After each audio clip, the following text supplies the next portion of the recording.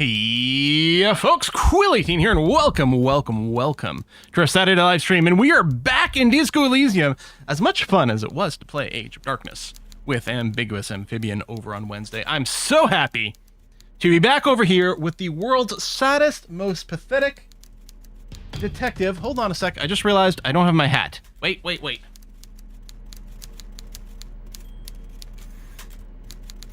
There we go. Now, I'm sure, and in fact, I'm looking forward to, on my future playthroughs of this game, which I'm definitely going to be doing on my own, of playing someone who's much more sure of themselves, much more competent, much more strong-willed, but that's not who we are in this game. We are the saddest sack of detective ever. Just pathetic. And I'm loving it. I'm having so much fun playing into that. I'm hoping that I'm not, like, making it impossible to beat the game or something like that with these bad decisions. But right now, it just keeps developing this wonderful story. I kind of feel like our detective is a little bit like this set of chain cutters, which I just happens to be the idle screen I'm sitting on over here for this. And I just noticed, like, the handles on these things, it's gotta be stupid, right? For all I know, this is actually based on something real. But there's no way that these aren't huge, massive failure points in these wire cutters, right? Am I crazy? Certainly feels like that. Try playing on your own as a superstar Hobocop. You'll enjoy it. Yeah. If you're enjoying the story, you're playing it right. I guess that's true. Top bar looks bent the wrong way for leverage too. Right? Like, I don't know, man. I don't know. Oh, it's great stuff. So last episode, we ended up by talking with, what's his name again? Everard over here. Everard the Big Fart is who we ended up talking to. And we didn't do a very good job of it. We sat down on a chair, we took the big check, but that's just the kind of thing we are. Anyway, I still would love to overthrow this guy and put, like, a proper man of the people in charge of things. I don't know, maybe Kim. Kim. We'll see. We're going to pop out of this room. I guess is this way. It doesn't really have a highlightable click spot.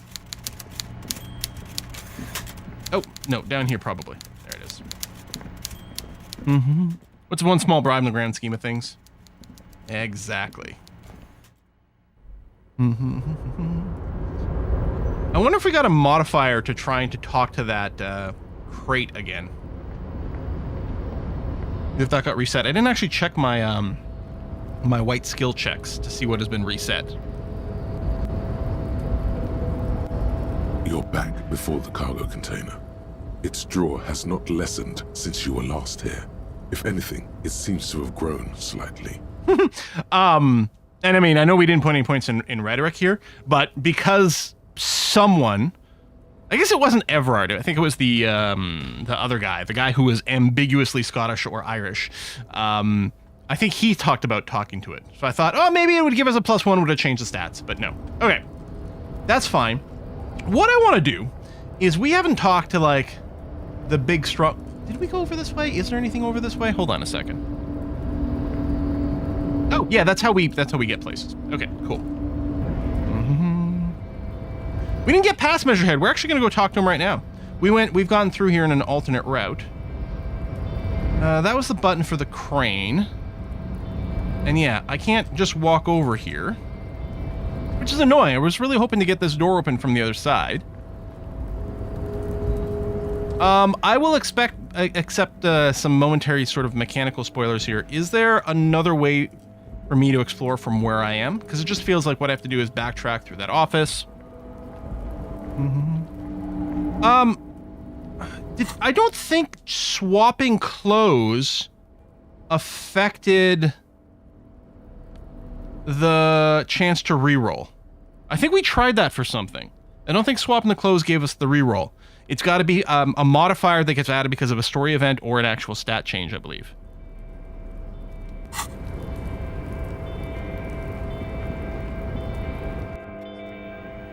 Yeah, closed and unlock rerolls. Yeah, that's what I thought. Did we check whatever's in here? On second glance, someone has forgotten to properly close one of the drawers. It's unfortunate for the Union to just leave their paperwork lying around like this. Let's see what's inside. he thinks. Yeah, absolutely. Let's open the drawer. The drawer opens smoothly. Inside is a well-organized We missed this. selection of brown folders. Hundreds of documents containing logistical data. Two kinds of transactions stand out. Materials coming into Revachol from the outside world, from Muindi, Grad, and even Ilmara, and the same materials being handed over to companies inside Revachol. Kuron, Coal City, La Delta, and Jamrock are listed among the many districts where the imports are being sold. Anything interesting? It's hard to make sense of this thicket of company names, dates, quantities, and percentages. You try to focus, but the lines are getting blurry. God damn it, Harry, I thought we had our shit together. Come on, force yourself to go through the folders. 72%. Whatever's hidden here is hidden well. It's going to be a totally new stream today. Well, I mean, it literally is. Only a trained accountant with a background in logistics would be able to really make sense of it. I need an accountant. This feels like I'm playing Locomotive again. There is a little handwritten note stuck on the side of the drawer. The last two streams, I think we failed so many dice rolls. This time, we're gonna make them all. You watch.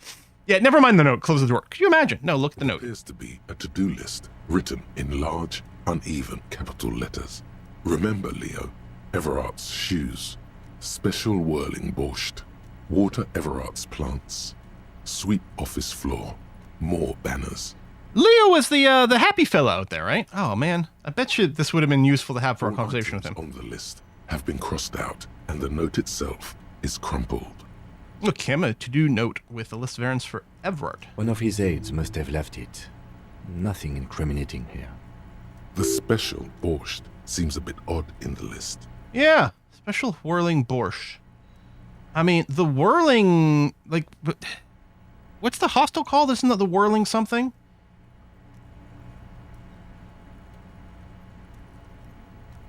I can't see an obvious code. Whirling in rags, yeah. Take another look at the note. Remember, Leo, Everart's shoes, special whirling borscht, water Everart's plants, ESSWB. sweep office floor, more banners. All items on the list have been crossed out, and the note itself is crumpled. I'll take a screenshot so we can keep it around. I don't know if we're keeping it with us. Oh, okay. The drawer slides shut. And yeah, so I can't go through this door. Or I can now. Okay, I did get the key card for it. Okay. Is that Everard? I think he gave the ski card. So now we can go through here, which is definitely going to save time. I mean, I can click on this, but I don't know if we need to. Yeah, okay. All right, I want to talk to Measurehead. Now, in this run, in this timeline, we haven't talked to him. Because as you recall, we went a long period. Actually, you know what? Well, obviously, we haven't done that much today. Where are you going? We haven't done that much today yet. But we're going to have to be a little bit more consistent with the quick save. Because apparently sometimes you can get reverted a lot. Nobody betrays your degeneracy. Yeah, you have no idea, buddy. Yeah, Measurehead. His body totally betrays his degeneracy. I can't remember what it said last time, and I might not even want to say the same thing anyway. You know, let's size him up first. We actually do have to talk to someone about tattoos. Maybe he's got some info. Are you admiring I think this is what I did last time, too. theology? Yeah. It must be frightening to stand in the shadow of this racial pinnacle. I think I did this whiny thing last time. Sandwich, you are not in danger because you are not a threat to me. I did 4. I'm gonna do 3. I'm gonna be real sad sack cop. My body does not betray my degeneracy, he said whiningly. You have succumbed to Al-Ghul. Yeah. You reek of it. An invisible sword. I mean, maybe we did more than one of these, because we definitely did this. You cannot see it, but Or he says a similar thing anyway.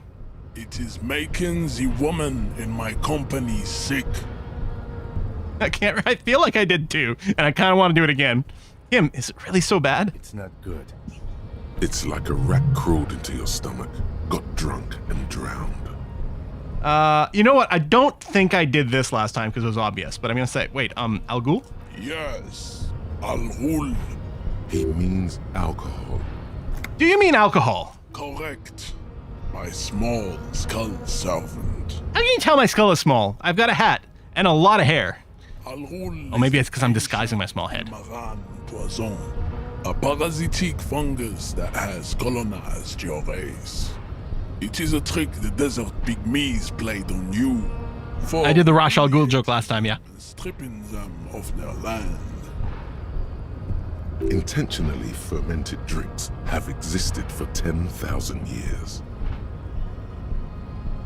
You know, fine. Let's do this knowledge bomb. You know, the Omaran people did not invent alcohol. Actually, it existed since the Neolithic. This is a fabrication the alchemists of Yizot and Bashir and the Rolam Al-Ghul have fed your people. Go on believing in it, race loser. I don't think that's how history works. Why don't you have another drink? Your features are not yet congenitally deformed enough.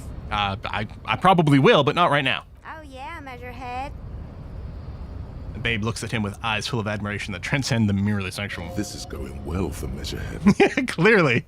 I mean, I don't think things can ever go badly for Measurehead. I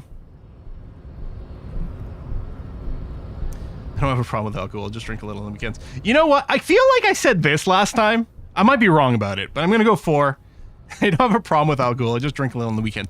It's a bald-faced lie, but let's go for it. Your mouth moves, but the one who speaks is Al-Ghul.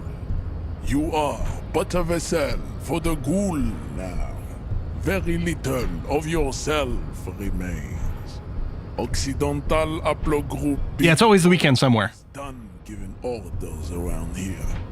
The influence of the ham sandwich race is waning. Every time he says that, I kind of get hungry for a ham sandwich. Does this remind you of someone? The guy down there? I think we did do this last time. I kind of want to keep being petulant about pretending I'm not a drunk. I'm not a drunk. I'm a cop. I just have a little drink every now and then. Everyone does. I'm gonna, yeah. The ethanol fungus is deep within your nervous system, pulling the strings. You are merely its pupa now. I see no hope for you or your kind.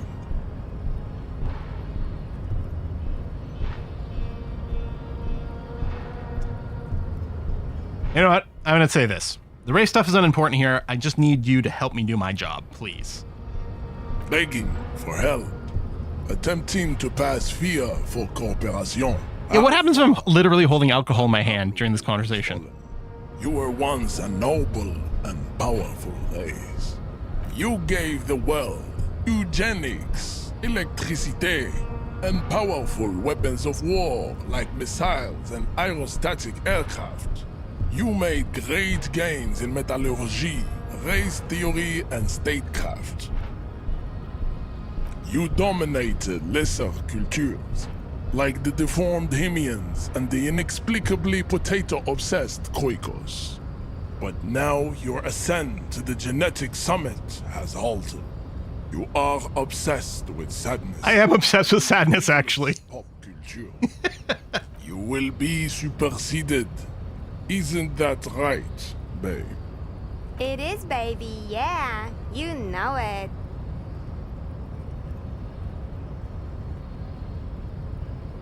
Fine, whatever. You know, I just need you to cooperate with me as a police. Enough with this begging. You should leave the stage of history with dignity by inviting the other races to a great world war. Sure. Bring your troops to the Seminine Islands and to Boogie Street, and we will pulverize you. When you are gone, we will build a museum for you. That's very thoughtful. Now, about this case. The walls will be lined with bottles of... It's like the one time in the game that I actually do want to do my job as a police. And this guy just like, hold on, I have a TED Talk to give you. You call art and your microcephalic skulls. You could internalize Measurehead's race theory. It would enrich you rhetorically. You know what? This time I just want to say, yeah, sure, that's a good idea. Let's do that. It is kind of the bad idea. I mean, last time I did this first, and then we're like, okay, let's do this first. Well, not as such. What you do with the mastery of advanced race theory is up to you. You could reject the findings, sure, or accept them and become an advanced racist. First of all, isn't that these are different options than last time? Isn't Everard the union boss white and a giant sack of shit? Don't be vulgar. White or not has got little to do with this. The race enigma runs much deeper than that. Turns his eyes towards the harbor, seemingly bored with you. Yeah, but you still serve him. How does that factor into your life? I want to turn people against Everard. So, I'm not saying this is going to be the way that it's going to succeed, but this is going to be sort of an attempt at that. Like poking at this guy. Mr. Clare is a man of vision and means. He has the will to confront International Capital, which is something your race naivistic communists never did. Also, to serve is noble. It takes discipline. Your petulant individualism has only contributed to your race failure. It is lax and moronic. I like my jam is a mysterious fourth thing. Individuals my jam. Oh, communism's pretty cool, man. I gotta say. This guy's an Olympic level mental gymnast. Yep. I kind of want to say this, though. Individualism's my jam. Jam. Individualism.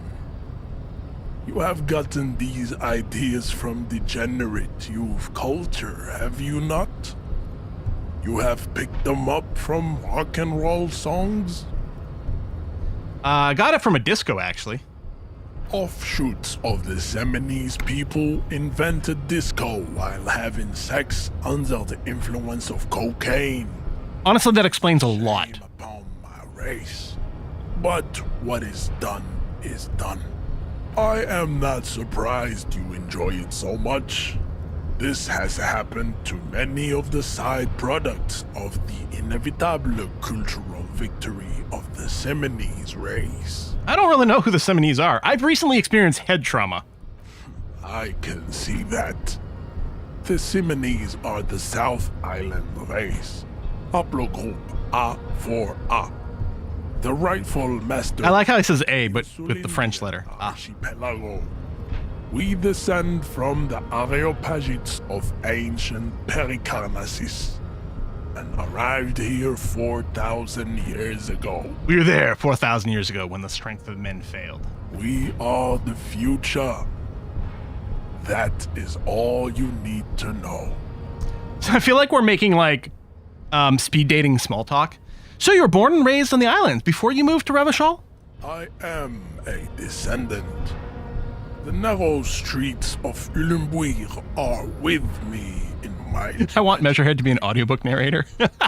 I see young Seminoles women walk into the grey mass on Ile de Fantôme, waiting on immaculate conception from the pale.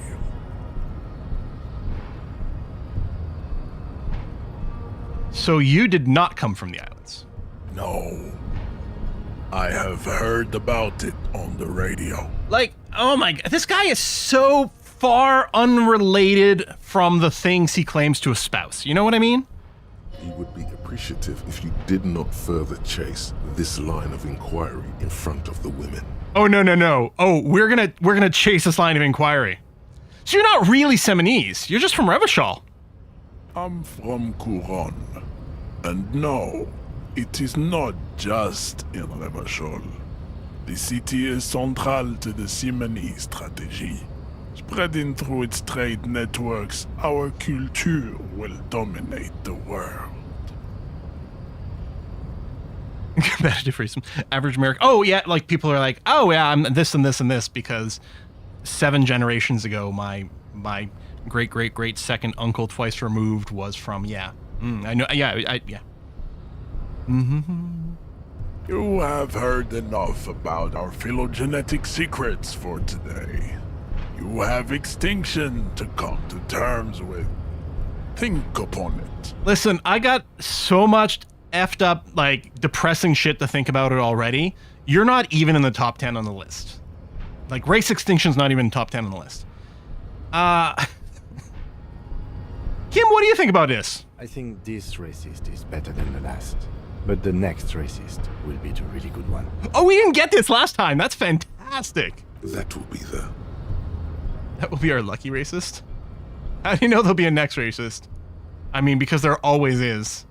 That would be our lucky racist. He will grant us 3 wishes.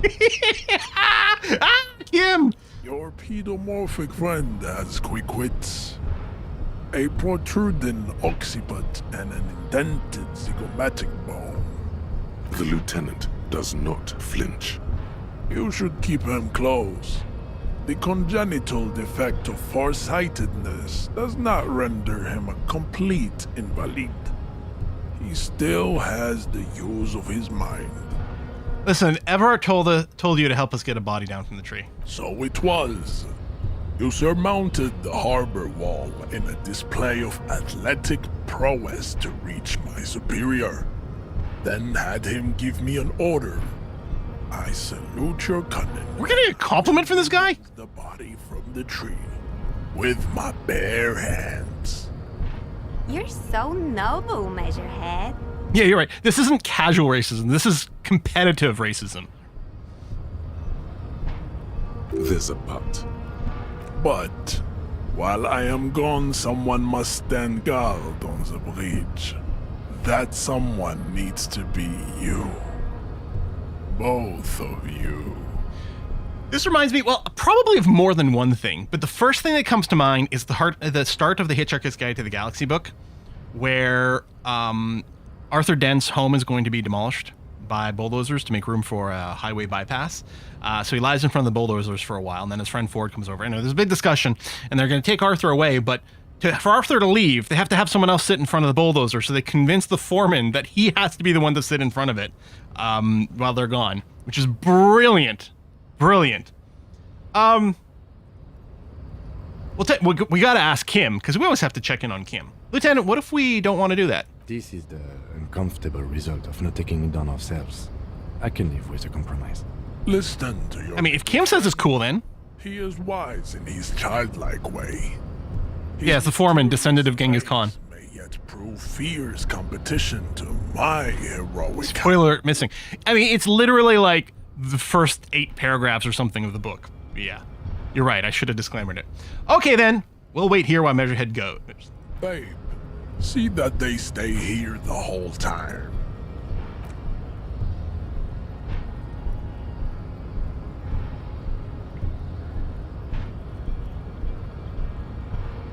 So I'm assuming someone else is going to come over here and try to get to the button now, and we're going to have to stop them.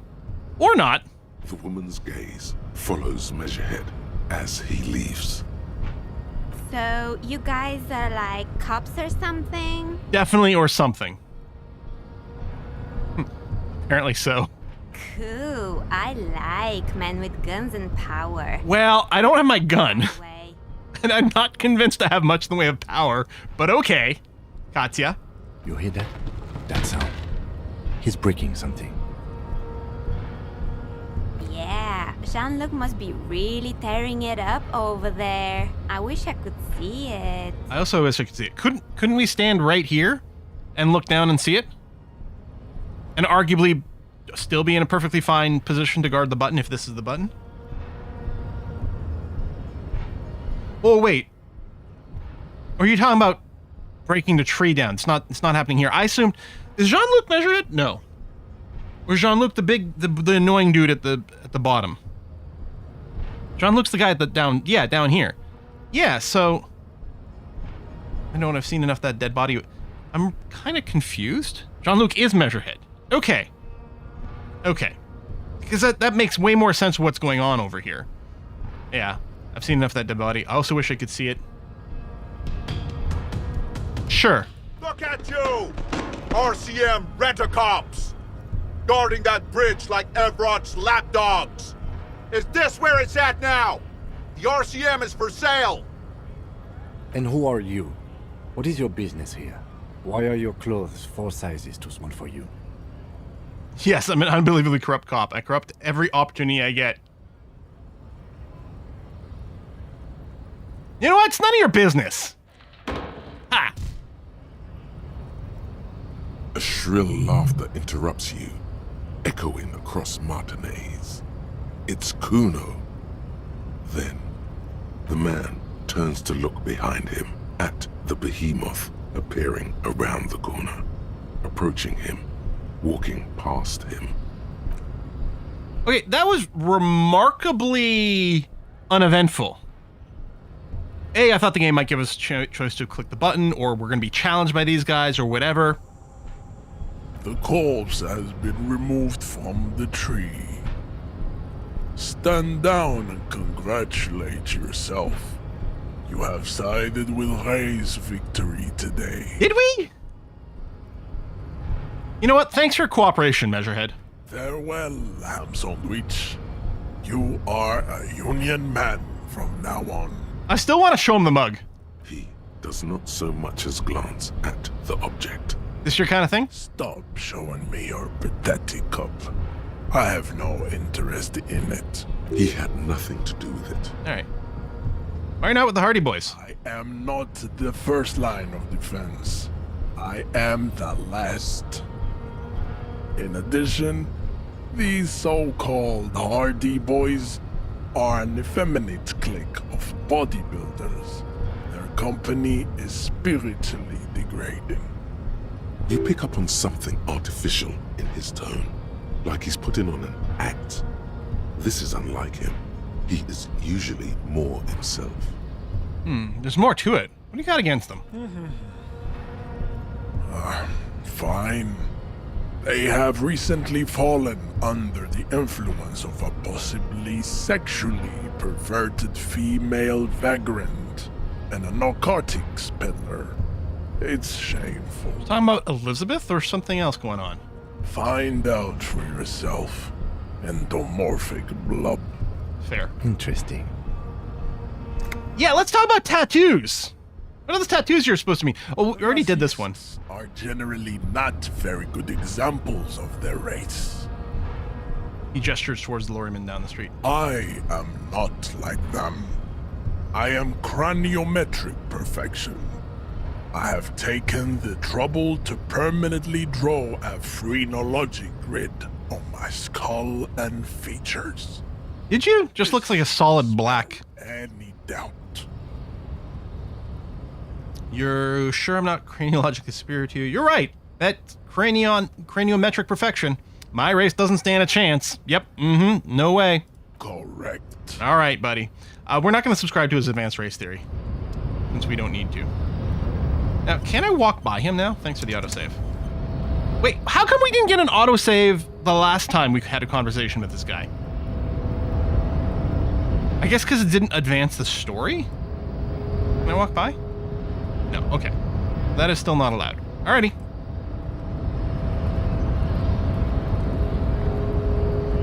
Yeah, we didn't win, but I just expected...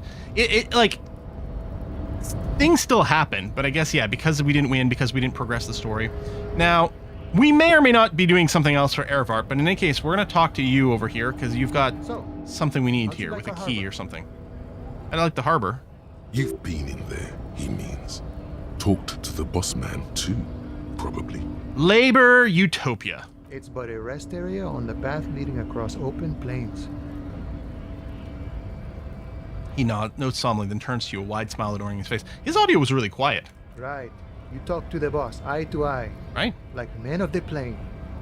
If you have any more questions, I'm set to talk.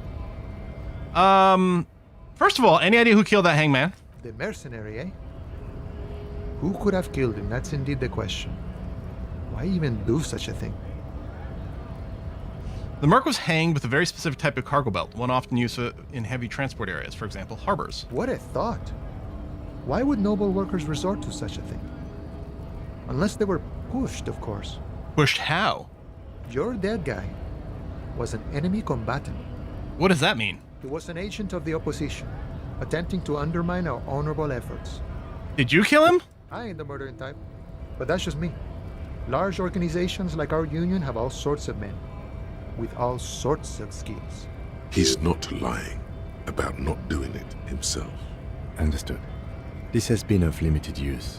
Still, thank you. No problem. I wish the best to you in your search. Sure, I'm glad it's not my search. Everett said you have a key to a door? A key, huh? What door is this key supposed to open? I was hoping you could tell me. Of course. I got you.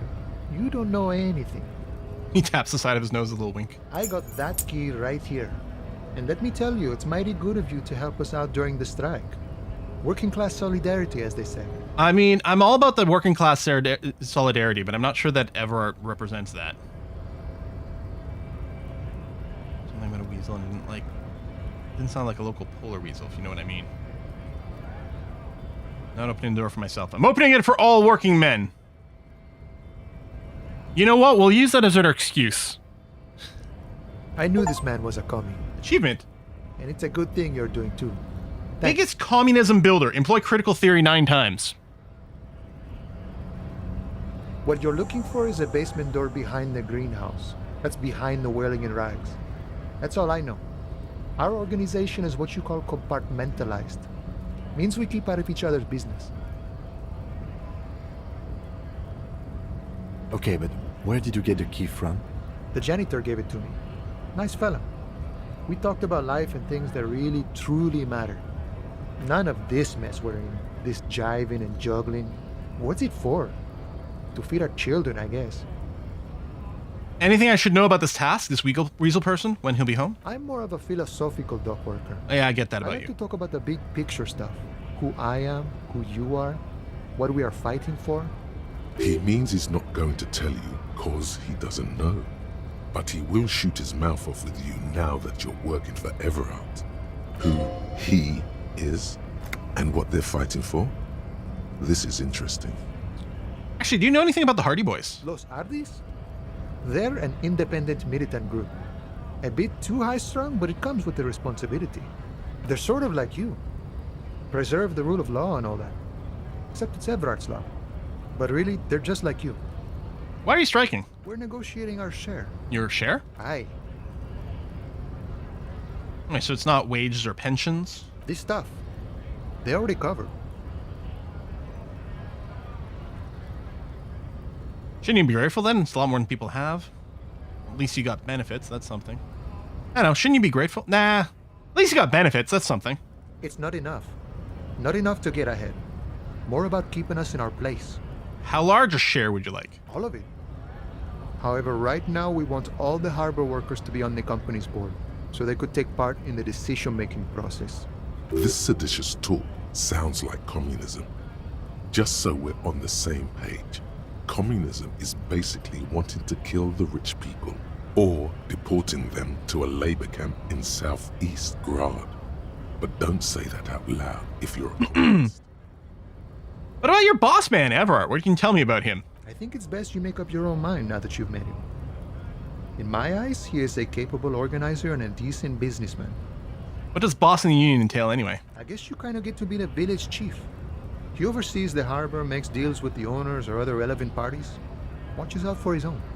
By that, you mean corruption?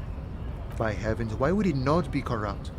We live in a harsh and disordered world, see? And in this world, the old man is corrupt for our benefit, and we know it. Appreciate it even. He is, personally, not too lavish. You're right, he's very ascetic. Again, I really would want an explicit, like, heavy sarcasm tag right there. I'll say this, the death seemed lavish to me. He is reasonably lavish, sure. That's his prerogative. It's not like you want a saintly demeanor on a corrupt motherfucker. That would be a manipulative illusion. I guess we have to be thankful that he's openly corrupt. Besides, there are no non-corrupt systems in the world anyway. And moralism is the most corrupt of them all. You know, Mañana may be the wisest of everyone we've met in this game. This man has political theory, and it has not failed him today. Are you a communist? No. I don't think I'm a communist. Seeing something of value and saying I want it all to myself is a much older and simpler notion. No science to it at all. Even a weak child can think it. The only things holding someone back are I can't and I shouldn't. But the stuff you do aligns admirably well with the world republic. Why not call yourself a communist? Right on, brother. Shouldn't be taking what's your... Yeah, why not call yourself a communist? I have nothing against communists. They are honorable boyaderos. And they have good analysis. But my own code serves me well. If my code starts failing, a code can fail a man as well as a man can fail a code, then I will have to submit to a new one, which may well be communism. Sounds like you're a communist who thinks he isn't doing enough to call himself one. See, I am primarily a lazy person. I get it. He looks very amused, as if thinking about some private joke or mystery. He seemed to have spent a lot of time thinking about the political situation. Sure, I've had the necessary free time. Fortunately, there's always time. The look in his brown eyes conjures up an understanding. For him, having command of his time is the most important thing. It all comes together now. The way he speaks about scabs, his general attitude. He's a follower of a 500-year-old Franco-Nigerian Boyadero code, itself an appropriation of Vespertine cool. That of a noble peasant or a traveling herdsman. True to yourself, independent in your actions, loyal to your friends. Doesn't sound cool, sounds antiquated, obsolete, passé, not disco. Maybe I'm a boyadero. If I could be like anyone, I want to be like Mañana. No. But... No. The man sits on the railing, his hands reaching far and wide. Oh, 10 out of Yet 10. It feels as if he could effortlessly go even wider, if need be, an endless torrent of time. Good talking to you. Gotta run.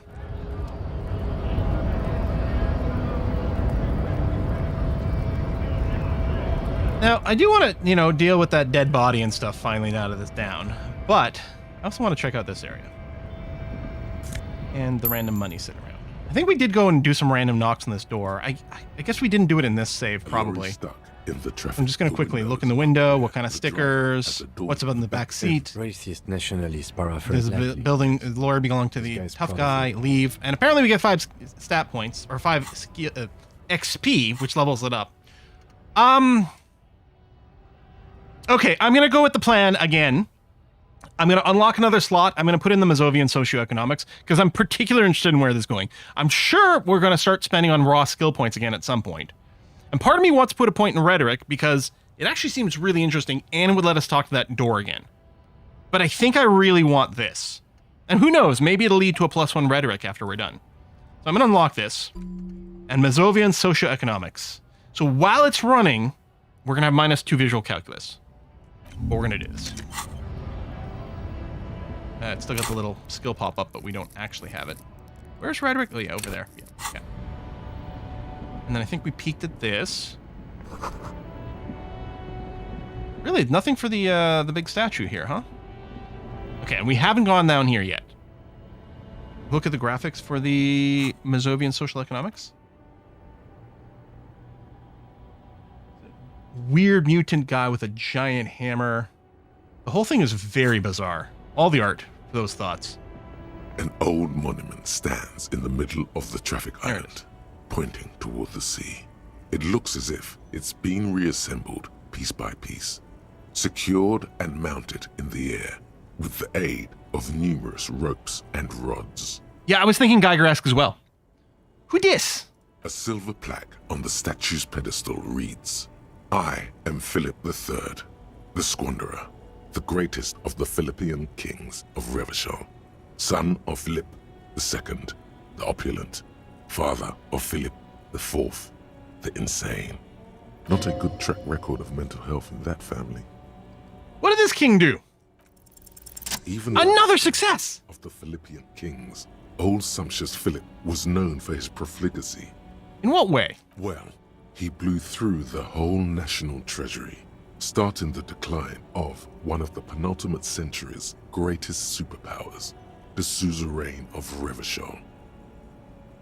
His own maladministration foreshadowed the fall of the monarchy during the anti-centennial revolution. an end to his family line and the monarchy on the Insulindian Isola. How did he manage to blow through the entire national treasury? Stories have it that he had his bedroom converted into a treasure chamber where he stored unfathomable wealth.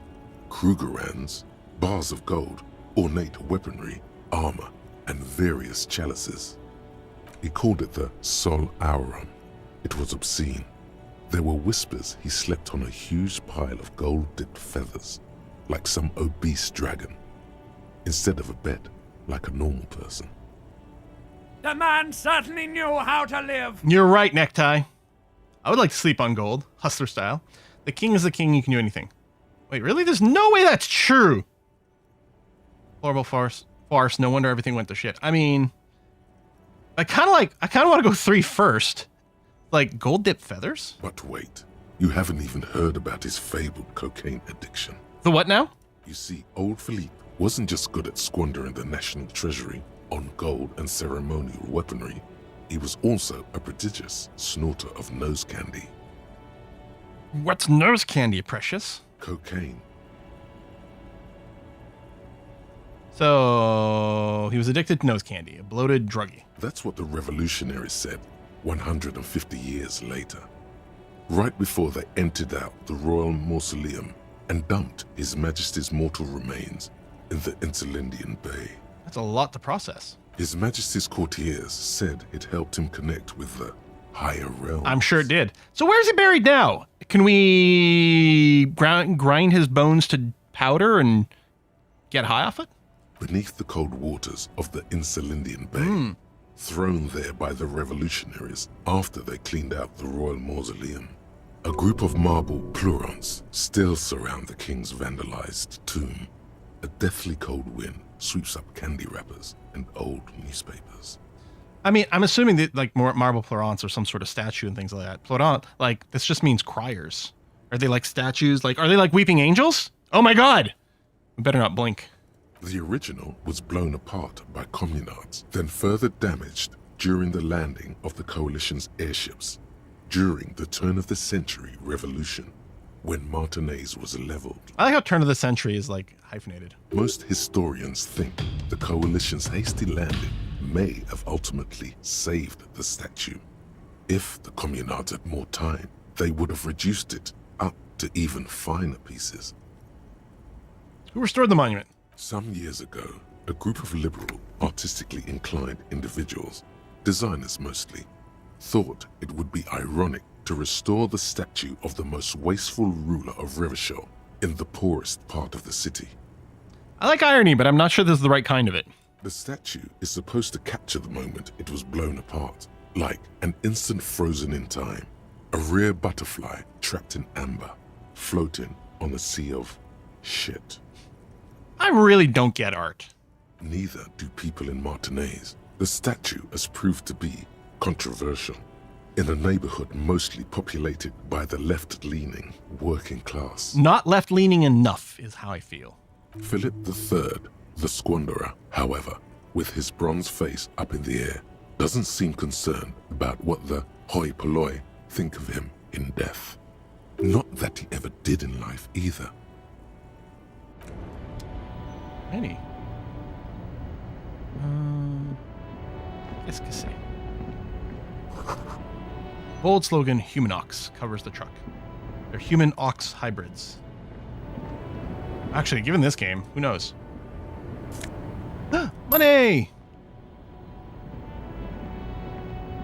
Confiscating it for an investigation. Small, wrinkled woman does not greet you. She nods along to something on her radio. A photograph. I think something just progressed. In her hands, and there is a warm smile on her face. Can I process this net? Whoa! Whoa! Wait! What is with all this electricity? Yeah, rigorous stealth critique is done, but I'm betting we have to be out of the conversation for it to trigger. Okay. The photo, an ambrotype from the turn of the century, as golden as her smile. It's the warmth of a winter night's fire. Maybe she could give you comfort and shelter, some cigarettes and food money. Maybe she's your... I like that. Like, I like the idea that I'm not trying to pull a scam here. My character is having a genuine moment of confusion as the thoughts in his head are filling something. Maybe she's your grandma? Nothing. Her smile just keeps widening. Her hair is gray like lead. Excuse me, ma'am. I'd like to ask you some questions. No response. Wherever this woman is, your words fail to reach her. Snap your fingers in front of her face. Which is rude, but at this point I'm worried about her. Wait, The lieutenant stops you before you can snap. she's just a distracted old woman. Better to leave her alone. Why? Why? I just told you why. Okay. You say so, Kim. Rigorous self-critique. Here we go. Here it is. Hard facts from the man you are. You once jerked off in the locker room and were caught. You held a young woman by the arm and kept her in your apartment for 20 minutes. The fuck? Against her will. That's right.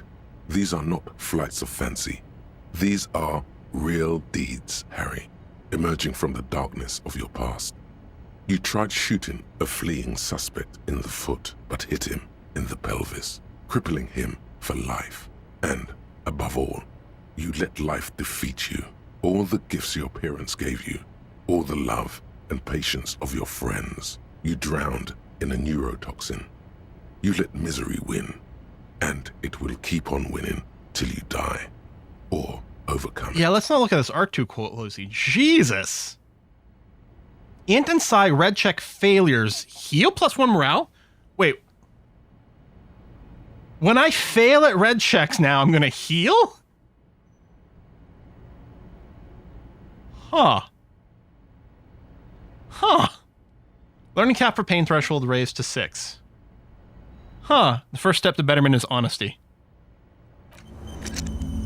White morning's gonna come soon.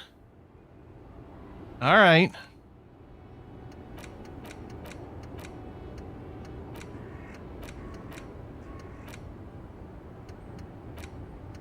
Oh, I guess it's just they're routing to me. I thought, are they connected in some sort of magic way? But no, they're just routing down to me. Okay.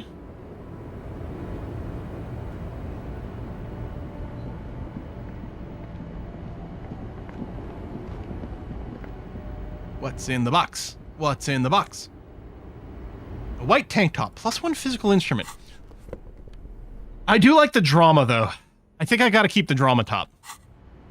The insane mesh top. Ruins full of snow. No one lives here anymore. Okay, so that is all for this area. Okay, so this area doesn't go on forever, which is good. Got some money. We got a little XP. I wonder if we can go back to that lady at some point. Now, the giant novelty check. Did I have to go and cash it in? Change at a Fritz store. But I thought I was supposed to give it to Gart. Let me just check with Gart for a second.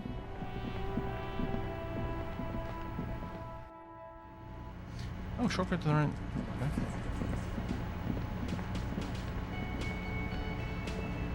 Can I help you? What, my bill? 20 real.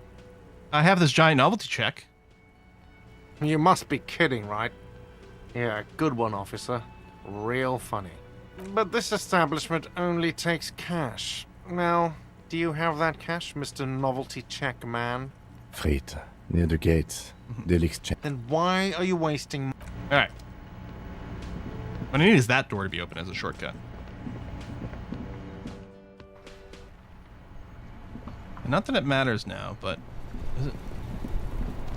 Through here? Oh, over that little thing! Okay, so there's a route. Alright, cool.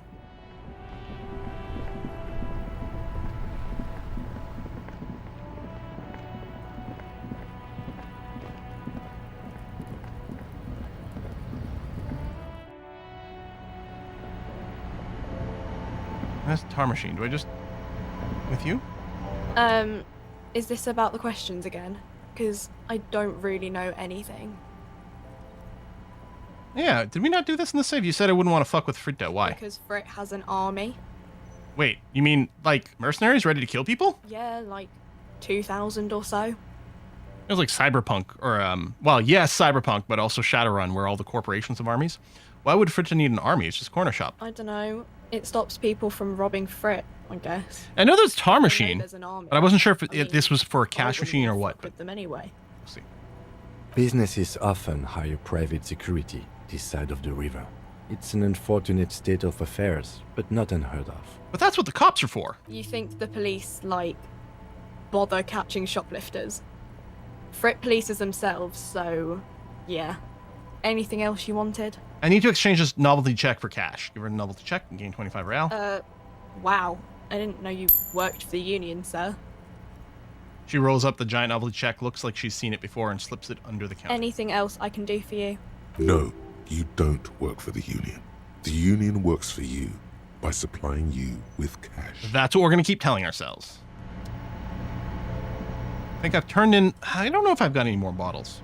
I don't know if I need the bag in hand. The tear machine stab. Your bottles clunk into the machine. Cool. I don't need the bag in hand. That's good. I think I need it in hand to pick up the bottles, though.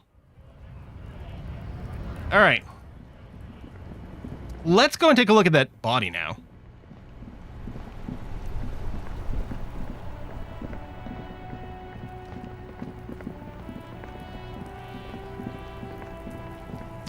Yep, there he is.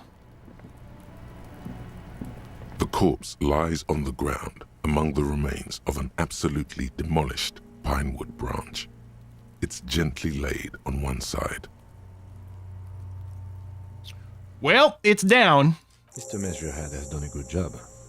Nothing is too broken or compromised. The victim is ready for a field autopsy.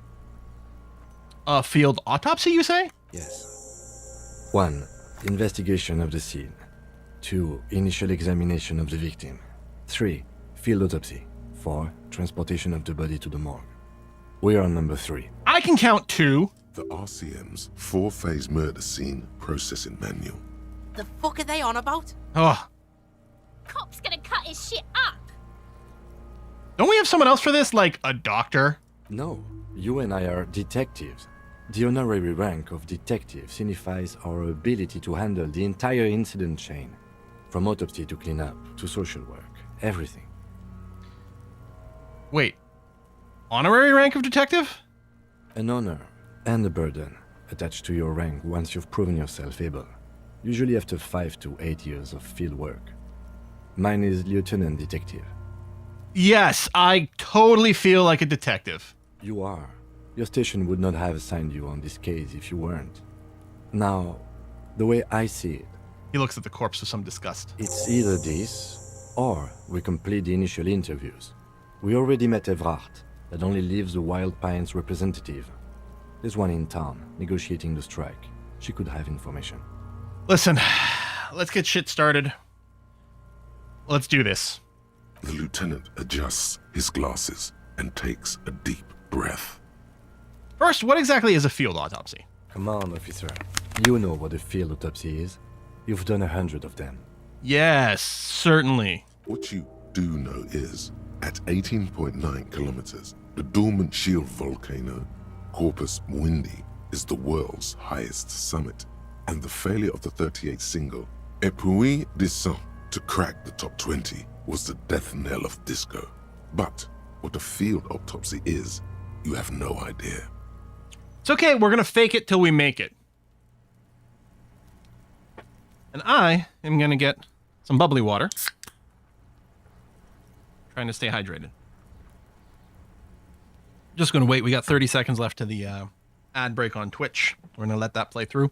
My apologies that I don't get any notification whatsoever about ads on YouTube. In fact, I strongly suspect that ad breaks on YouTube are not synchronized in any way, so people get them at random times. But as a reminder, you can have both the Twitch stream and the YouTube stream open, maybe. I mean, I guess not on a phone, but you could alternate back and forth so you don't miss anything. So that'll be part of it. Okay, so I'm not saying this out loud, which is good. It's like, why don't you know? What use are you? Like, why don't I know what a field autopsy is? You must have me confused with the Copperpedia. Who's the Copopedia? I think I need to talk to him. You, sir. You are the Copperpedia. Do you have another pair of gloves? Unfortunately, no. I have gloves on, although they're fingerless gloves. All right. I'll do it. It's fine. It's fine. It's fine. And hygienically? All right, I need a pair. Can we do this shortly? Let's not go glove hunting, please. Let's use division of labor.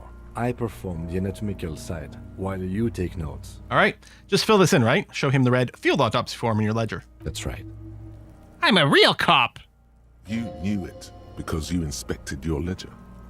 The lieutenant is relieved you know the protocol. Look at me. I should probably go through and read more of the things in the ledger. All right. Open your ledger at the field autopsy form. The dead man stares in silence as you crack open the ledger. The bright red paper is covered in boxes and lists describing the condition of his skin and organs. Even if they weren't fingerless gloves, they're not latex or anything, so, like, the seepage, ugh! Above those, an 11-field info form needs filling out first. It begins with... Let's skip it. No, we're gonna pretend we're a real cop for a little bit. Step 1, assistant. That's you. Write the initials. Ooh, but I know my name! I can write my actual name!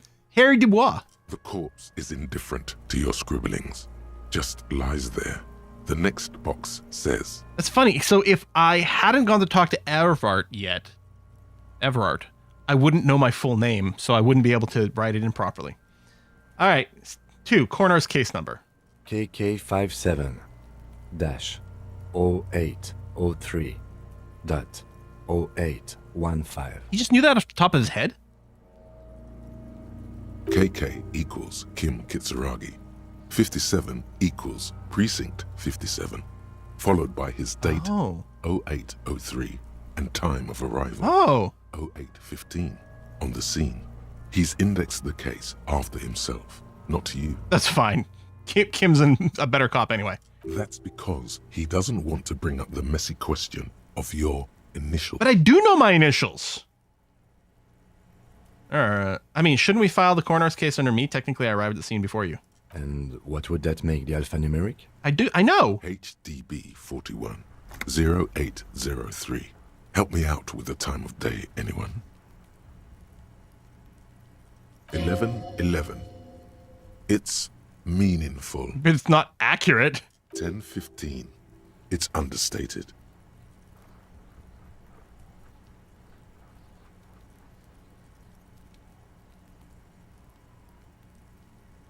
But we're using the same date. Shouldn't I have used the date where I saw the corpse? Well, it's the same day. No, we saw the body at the same time. Whatever. When in doubt, go with drama. I love drama. And that's after Kim's time.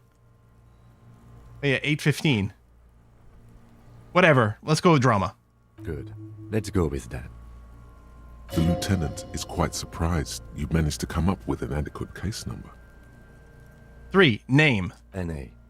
Next. Date of birth. NA. Age. Roughly 50. Right, about 50. The corpse looks ageless, like meat on a hook. Race. Mondial. Fair to olive-skinned, from the Isola of Mwindi. This is as vague as it gets. You might as well say whitish. Write it down. The pudgy mess of curdled meat looks neither mondial nor anything other. Sex. Fucky! The little monster exclaims energetically. Male. Pigs can have sex? Right, fucky. Right, pig's gonna have sex. On another run, maybe. No. We're gonna, right this moment, and we keep flipping back and forth. In this moment, we're pretending to be a cop. We're gonna write male. Nor does he look male, with his pregnant belly and indistinguishable face. Date of death? We're still going with March 4th. 51. March 4th. What else? 9. Body identified by is non-applicable. 10. Case number is the same as the coroner's case. HDB 41 0803.1015. Listens, motionless, with the cargo belt still around his neck. Hey, Quill, pay attention. There's Only music one driver. box Hey, listen. remains. Evidence of treatment. None. At least not after the initial examination. A strange word. Treatment. What exactly is treatment anyway? Interfering with the body's position or wounds post-mortem. Ah, Don't overdo it. It's okay to be unsure. I agree. Lividity pointed to a lynching. Then again, the right lividity is easy to produce if you know what you're doing. He places his hand on the dead man's chest as if in preparation. Your central nervous system recognizes this gesture. It's the stations of the breath. Ecclesiastic, religious in nature, a holdout from pre-DeLorean burial rites. It takes him 2 Yeah, I've been mostly avoiding chat. Then, somewhere in Jamrock North, a small wood shed behind Rosencrantz Row, Lieutenant Nick Feuerbach puts his hand to the chest of a small corpse, no larger than a monkey. It's raining outside, light drizzle. There is darkness in the shed. Elsewhere yet, an obese female sits in a wicker chair, her silhouette bull-like against the window. Outside, Grand Coudon. The day is turning dim for Sergeant Mac Dawson. Hand extended, he approaches to make sure she is dead more than anything. It's like all the cops dealing with various dead bodies simultaneously. The building is tall, 7 stories, wind-wrapped in solitude. Most of the apartments are unoccupied. This was a suicide. The other, an accident. The small one. And so, all across Jamrock, Coal City, GRIH, 42 deceased persons found today. 42 stations of breath. We should start the post-mortem. Turn the page. The corpse cannot feel Kim's hand on his chest. It no longer meaningfully interacts with its surroundings. A thicket of boxes and lists on red copier paper tries to answer why. Before we do this, I'm going to do the tell me something, dead man, which has been there for a little while. Shoot, Looney Rooney. Oh, no, okay. I've done this. Come back later, Corpo. I do want to try to remove the dead man's boots, but we're going to wait a little longer. Manners and my memento mori features. Actually, Possible. Also, see me in your dream. if we're going to do an external examination, we need his boots off before we do that, in my opinion. So I'm going to try to remove his boots now that we're not going to rip his head off. I thought we decided to leave it to processing. Let's not turn this into some kind of circus. Okay, so you can sneak out of your room maybe, after he's gone to sleep. Can I? All right, fine. External examination summary. Clothes. The deceased wears armored boots and white briefs. The make of the briefs is Babrodine, I think. Let's see. He turns the body onto its side to check the underwear label. See, it's happening. Babrodine, yes. Inexpensive. Size M. Color white. The disappointment is palpable. The red-haired thing was expecting something more lurid. Kids are fucked up. The rest of the clothes have been removed post-mortem by scavengers in order to get to the victim's ceramic armor. Officers are in search of the missing pieces. Removal of the boots is left for processing. Is it though? It would be clever of you to omit the boots altogether, sire. If you are to keep them for yourself, as you ought to, you have deserved them more than anyone else. I do love drama. When am I gonna get them? Patience. After the autopsy, before the body is taken away, there will be a window of opportunity. After the lieutenant has gone to sleep. I hope this has helped you, my liege. But Kim will know. He will know. I don't want to disappoint Kim. I don't want to it's weird because all this is setting itself up as I'm doing this to steal the boots. Which, okay, maybe, sure, but mostly it's, well, I mean, shouldn't we do a full examination? Although admittedly, maybe his feet aren't that important, but maybe that's where the clue. That's where the clue. I'll wear dead man's feet. Imagine how sorry you'll feel afterwards. Maybe I should do it and do the bad thing just so I can feel more sorry and become more sorry cop. I'm gonna admit the boots. The boot has a serial number. It's E50.100.100. The lines between the plates are in the shape of the alphanumerical. The number is purposefully concealed by the design. Apparently I'm going to write this part down, though? Tattoos. All right. The upper torso is covered in a single, continuous tattoo, resembling a national pattern. It reaches from the right shoulder to the heart. The ink is blue and white. The assistant has a color photograph of the markings, to be added to the case files as document A1.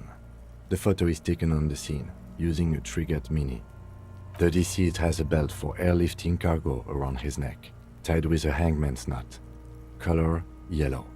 Length, 3 meters. There is a buckle on the other end. Well-nourished, athletically built, measuring 1.8 meters. Generally consistent. About 5'11"? About 50. Preservation is good. Ambient temperature, below freezing. Maybe 6 feet? Actually, about 6 feet. Body hair is light brown. Distribution is consistent with the age. The deceased had male pattern baldness. Hair is combed back, short. Touch the corpse's hair before moving on? Ew. Fuck it. Touch the corpse's hair with my no gloves. His hair feels wet, soaked with rain, cold to touch. Not that different from a living person. I'm going to stroke his hair gently. The stench is suffocating. Strands of dark brown hair start sticking to your hand, like thread off a ragdoll's head. Harry trying to be a proper cop lasted about 5 minutes. Now he's having another one of his moments. I'm going to keep petting him. More hair sticks to your hand. Hair off the rain-soaked head of a dead man. There are bumps and dips on the skull below.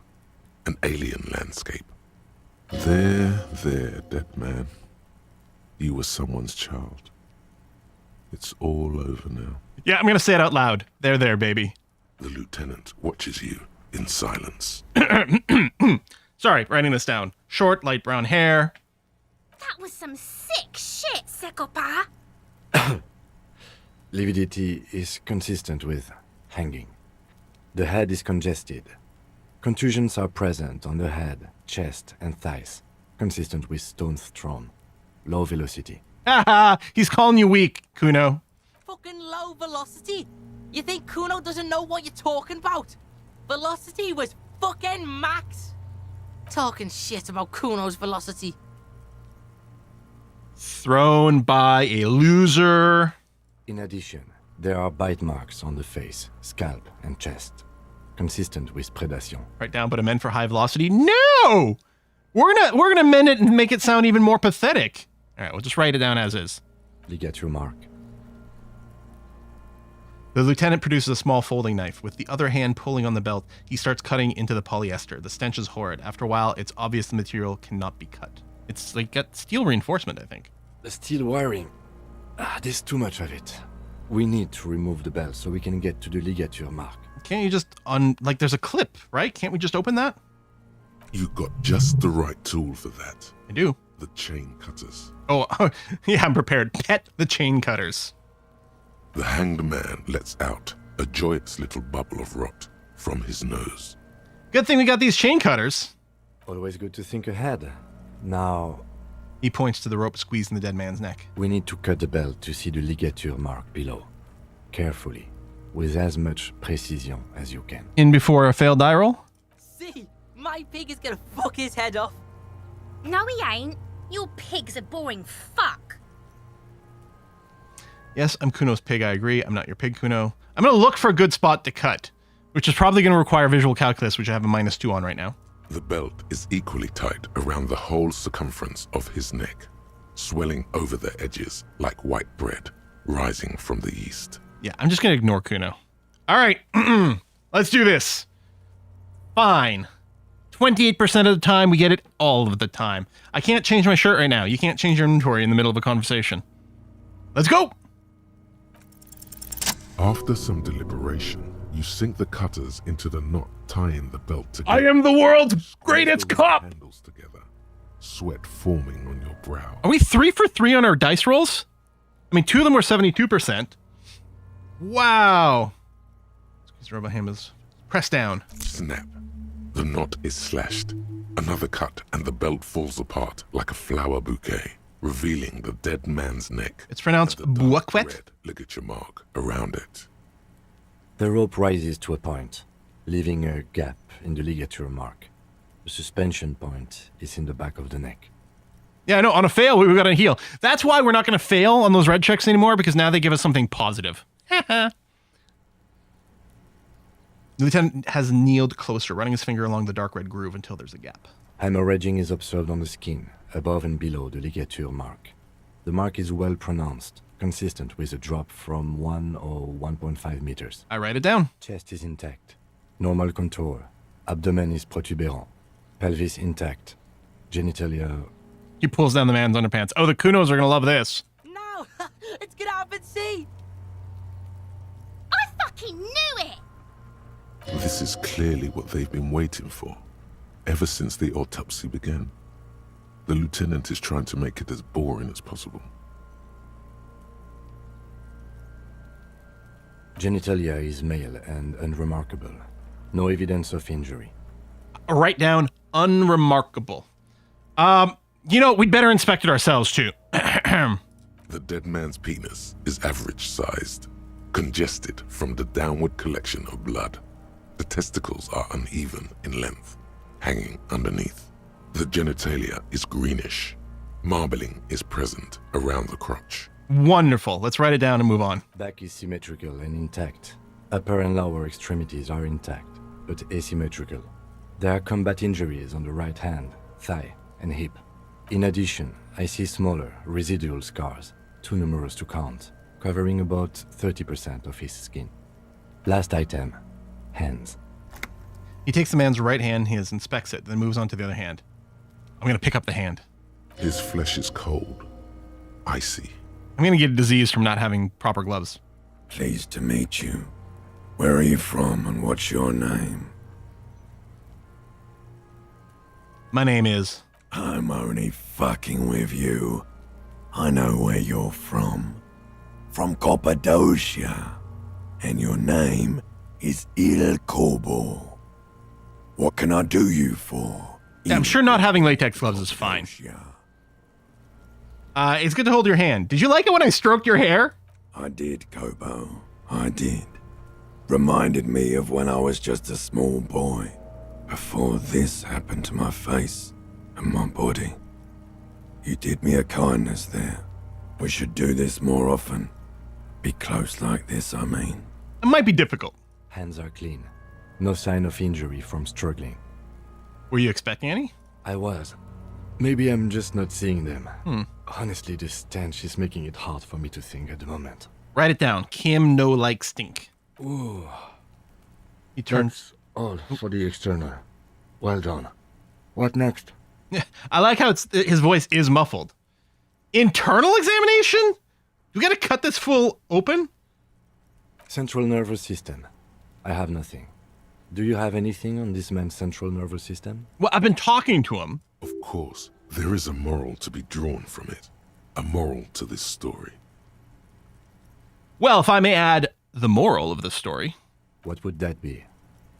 The dead man looks, too, with barely contained excitement to hear the moral of his story. The brain is very vulnerable to compromise in its blood supply. I think that may well be the moral of every story, officer. Yeah, I'll just write NA. Good. Musculoskeletal. Purge fluid is coming from the mouth. Not injury related. Eyes and tongue protuberant. Hyoid bone. Let's see. With his eyes almost closed, hyoid the there. lieutenant puts his hand on the dead man's occipital. throat and Hyoid. begins to massage it, gently. A rotting smell erupts from the mouth. Purge fluid runs down his lips, black and viscous. Ugh. Yeah, jack that fucker off! The hyoid bone is fractured. The rest of the musculoskeletal system is intact. Unremarkable. Unremarkable muscles. Respiratory system. Back hunched as if in prayer, he begins to pry open the dead man's jaw. He stops to exert more force. Both hands are used. Oral cavity shows no lesions. The victim has received dental implants, possibly after a combat wound. Mouth swollen. Hemorrhaging present in mucosa of the lips and mouth. From here, it looks as though the clown-faced man is screaming. The tendons of his jaw are torn apart. Hyoid, ripped from the force of the lieutenant's hands. I'm totally gonna look inside the dead man's mouth. No scream, no sigh of relief rises from the darkness inside. It's humid there. Sickly sweet air, unlike anything living. You feel like you're about to throw up again, straight in that mouth of his. Look deeper inside. Could possibly go wrong. It's hard. Once more, you taste stomach acid in the back of your throat. A contraction. Your throat pumps a little something from your stomach and into your mouth. You're forced to swallow, just to keep looking. Okay. I'm gonna use a health charge. I'm gonna keep this blank one for hopefully a freebie from time to time. We'll have to go and get some more meds. Inside, you see darkness. Just a mess of meat and darkness. There are ancient mysteries down there, Kobo. Ask me later. Okay. Hemorrhaging present in mucus. Lieutenant repeats impatiently. He lets go of the jaw. The mouth snaps shut before you. Write it down. Hepatobiliary. NA. Why? Don't we have anything? Are you a hepatobiliary expert? Looks at the corpse's stomach with mixture of tiredness and disgust. I don't think so. Neither am I. And that's it? That's it. All right, NA. Same for toxicology and serology. I mean, we literally can't do, like, blood analysis here in the field. Unless you have untapped reservoirs of knowledge there? Reservoirs?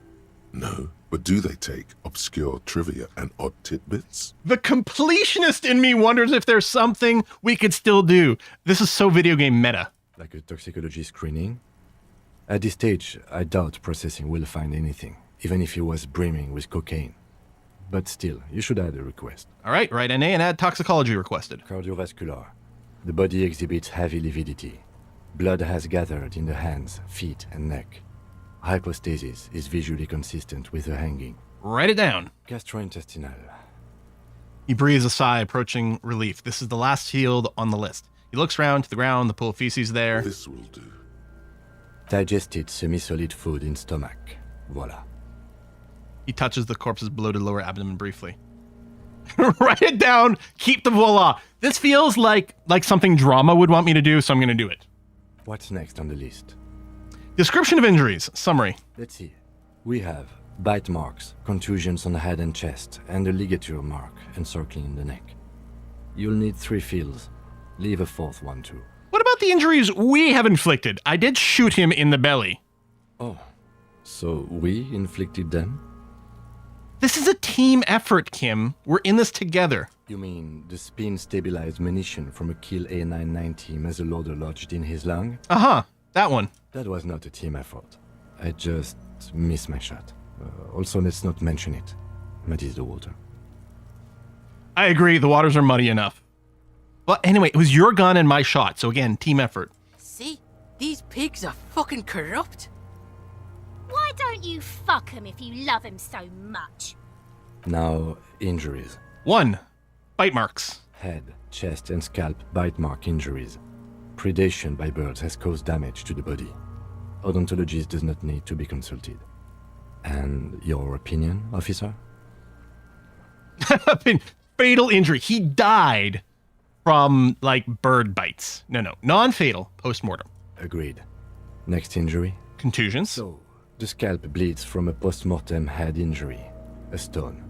The injury does not have the rim of an early inflammatory response. The perpetrator on the scene has confessed to causing it post-mortem. Punk-ass bitch threw rocks with minimal strength. At maximum velocity, fucko! Has confessed to causing it at maximum velocity. Write it down. Coagulated blood sticks to his scalp and chest, where the countless stones have hit the dead man. Beneath, the description of injury. 2 boxes. Non-fatal, post-mortem. Right. Next. Ligature mark. A dark red abraded ligature mark encircling the neck, with a gap on the nape measuring, let's say, 7 centimeters. The hyoid bone is fractured, the cervical column intact. I see hemorrhaging on the skin, above and below the ligature mark. Depth of the mark, 1 centimeter. No signs of clawing on the neck. That's very interesting. So, okay, what I read from this, right, if the cervical column had been snapped, it would probably be in a drop from a much higher height. Like, he estimated 1 to 1.5 meters. But so enough to break the hyoid bone, but not enough to break the cervical column. So he was dropped, but not from a tremendous height. But between looking at his hands and now the neck thing, it feels like he might have been dead beforehand, or like unconscious. Like maybe he was drugged or passed out from his own, you know, some of us have some experience with passing out from consuming too much stuff, too much electrochemistry. So I'll write it down. Below the note, 2 customary boxes wait to be ticked. The man's head jerks to the side. The ring around his neck is visible. Like, part of me does wonder if something else killed him. The other part of me just wants to, like, resolve the case. And it could still be that this killed him. It seems consistent with everything we're seeing about the hemorrhaging and the lividity and all that. But there's something else. Like, I feel like he wasn't conscious when he put up. He may not have been dead, but I feel like he wasn't conscious. I will say opinion, fatal injury. That's it. We have established cause of death. It's not much, and it leaves much to be questioned. But it's a start. Let's wrap this up. I pronounce this field autopsy over.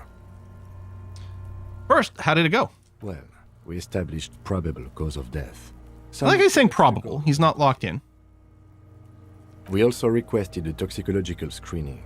That was thorough. The results should arrive in a couple of weeks. I have a feeling the game's not going to last that long. I will not hold my breath. What else? We were thorough with the list of injuries, too. We described them all in detail. What is there to say? Given the circumstances, it was a professional field autopsy. I'm a real cop. I keep trying to tell you. All right, what now? I need a copy of that autopsy form. Then I will drive him to Faubourg. The autopsy form that doesn't mention his boots? All right, rip out a copy. For processing. Looks at the dead man one time, then at the slip of red paper in the hand, then the corpse again. He's thinking, did I miss something?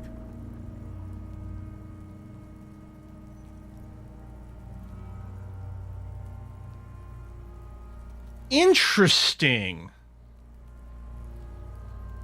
If I had waffled on the hanging, I probably wouldn't have the -1. That being said, I have such shit perception that since we need a 14 and I have a 2, even without the -1, I'd need to double 6. Although I think I succeeded in 11 and above because of one of the things I did. So I don't think our odds change, unless I would have gotten a +1, in which case, no, it still would have been the same, 11 over, which should be the same. All right, let's give it a go. What could possibly go wrong?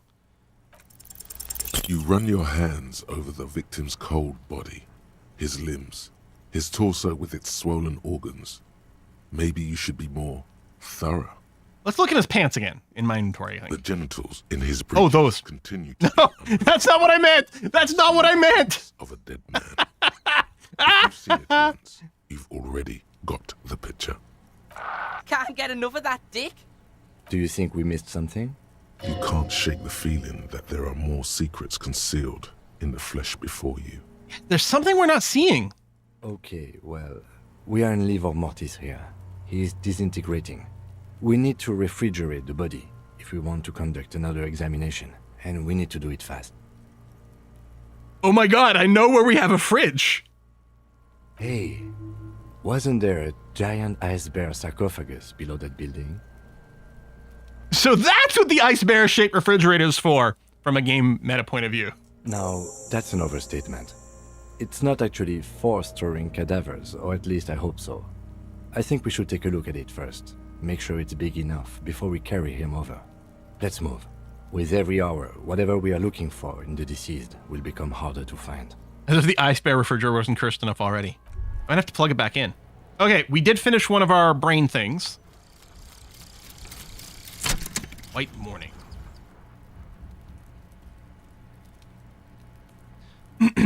And the little guy gets smaller and smaller as you rise above the dollhouse world. You see him out in the snow, on the streets, in the shop on the corner, and finally in a matchbox house, sitting by the window, white flowers on the windowsill. You can smell them from up here. It's awful. A white morning, a modern death, divorce, or something similar. All you can do is put more distance between you and him, make him smaller, make him less you. Plus 20% zoom out distance. All motorworks learning caps increased by 1. So no actual static bonuses. More zoom out distance. Don't know that that was worth a slot. I can't unslot. Oh, I can't forget you. Oh!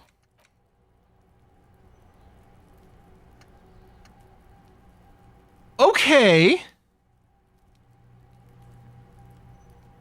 Okay, when we get another one of these thoughts that we want to slot in, we could consider forgetting White Morning. Forgetting costs a skill point? Oh, well, never mind. I guess when all this is completely maxed out. All right, well, for now, speaking of skill points, we have one. I don't know if... Is this showing that we have one skill point here? Maybe that's what that's showing. Let's say, I don't know how we can tell what we've got. War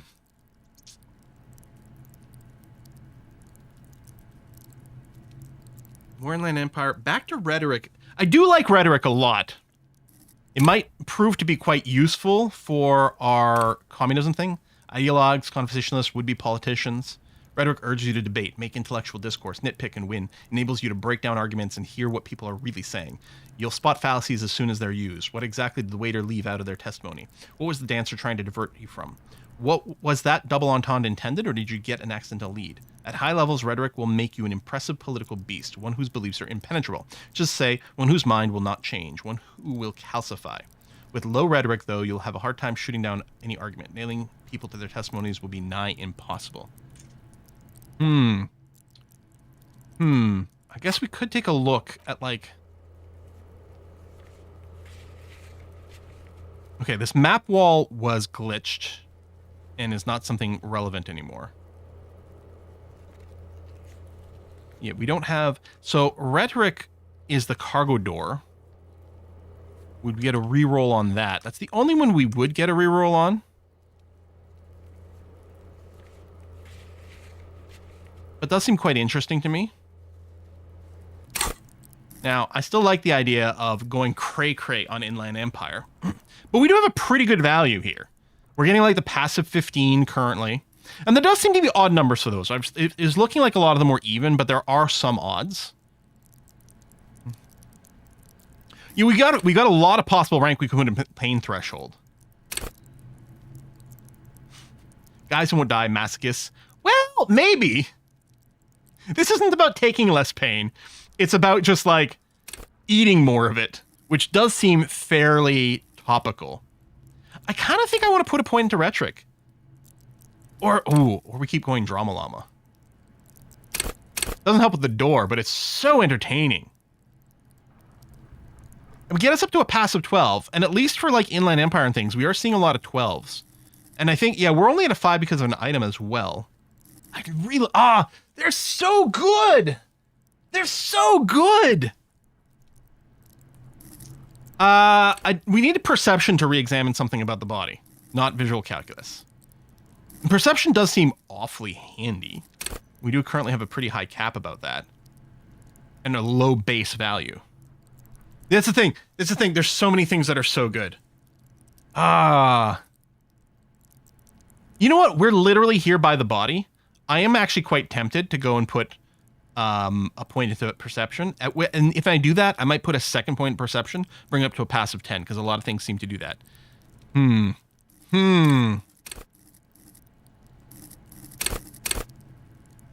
mean, it was a legendary check. Even putting a point into perception, I think we'd still only be at 3%, actually.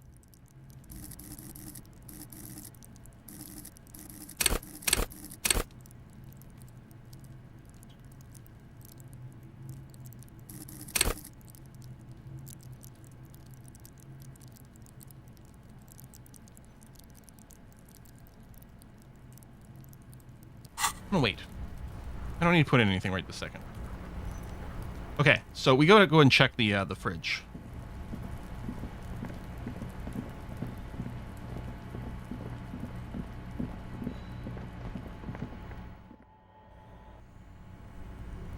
Now, I've got the fridge powered off here. Oh, the ice cream maker. Hold on. This is probably completely thawed. This orange machine is dead still. It has a hand-cranked ice cream churner and an electric freezer. The ice around it slowly melting.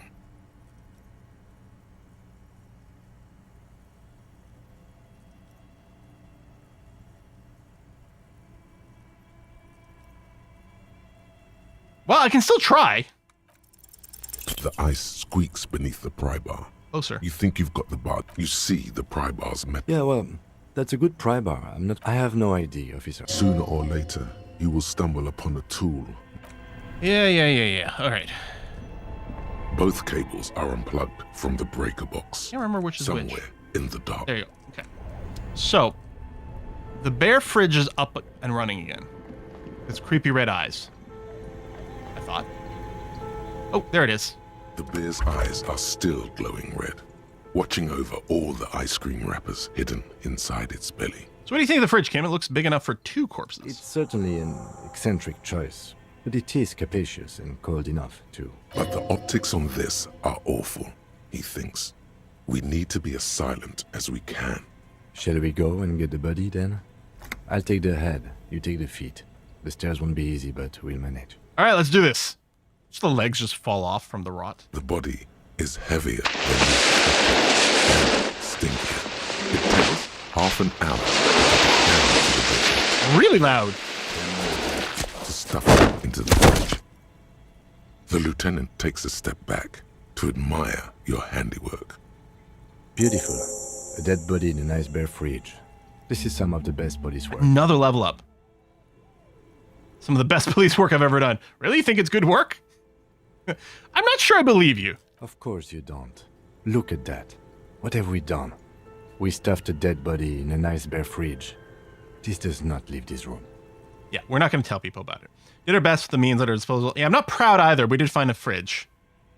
It isn't police work, Kim. It's art. We're artists, and this was our vision. You know, I'm not proud either, but we did find a fridge. As impressive as the fridge is, this is a small victory, among numerous defeats. At least we've stopped the body from decomposing further. Now you can conduct another inspection, under controlled circumstances. Inside the icy realm of the ice bear fridge, the corpse stands slumped, waiting. Okay. These are white checks. We can recheck them. Let's go. You touch the dead man's body. His skin is cold, light blue and silvery in the light of the fridge. Took damage You now? still have no idea where to begin, or what to even do with him. Maybe... Is it like to give you damage when you repeat white checks and fail? It'll come to you sooner or later. At least he's safe here until then. Alright. Perception. Done. 1 tick. Retry. 17. Hang on, close the door.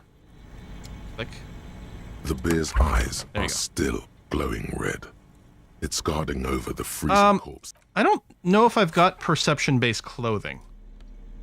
So first of all, do I have anything that boosts perception? No. And do I have anything that's reducing perception? I mean, I suppose it's possible we could be ending up as 0, but no, I don't think we've got anything that is modifying perception. Yeah. We don't have any clothes for stuff. I have a glasses slot, yeah, but it's the neat office shades, which is +1 visual calculus. We could conceivably drug it up.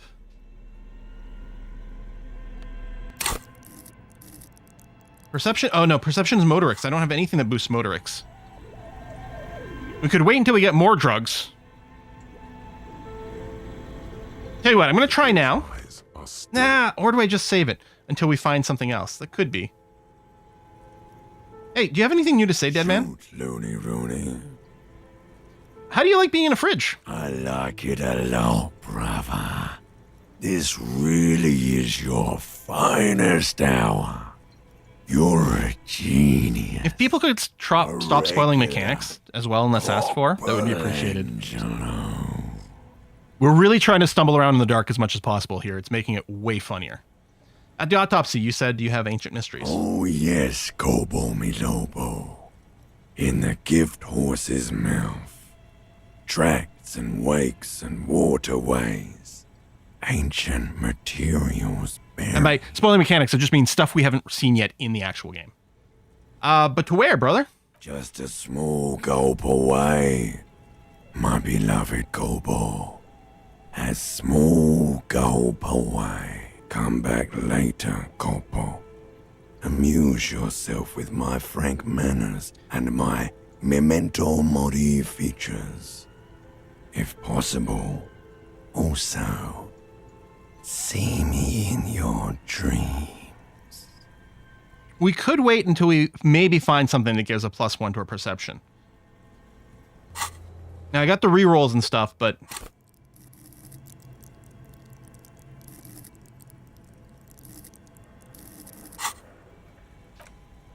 and come back. I'm going to go and buy some medicine before we do anything new or crazy. Because I ain't got none. Yeah, I know I still have 1 point that's at least 2 tries. I know that. But it's still pretty bad odds. And if we get a +1 passively from something else, then I could get 2 tries at much better odds.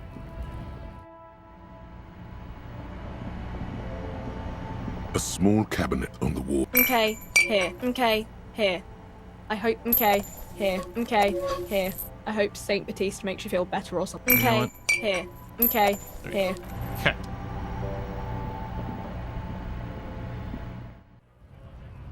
Okay. Now, interview the Wild Pines rep. Find a representative logistics company who owns the harbor. Ask her about the murder. She should be around here somewhere. Could you be more specific? All right, let's take a wander. Let's see what else exists somewhere else.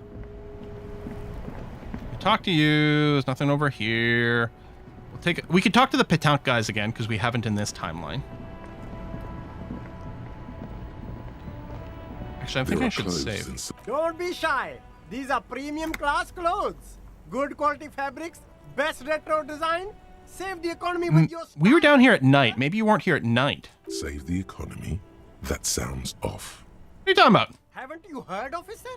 We've got to be economically conscious. Recycle your cash, keep it in circulation.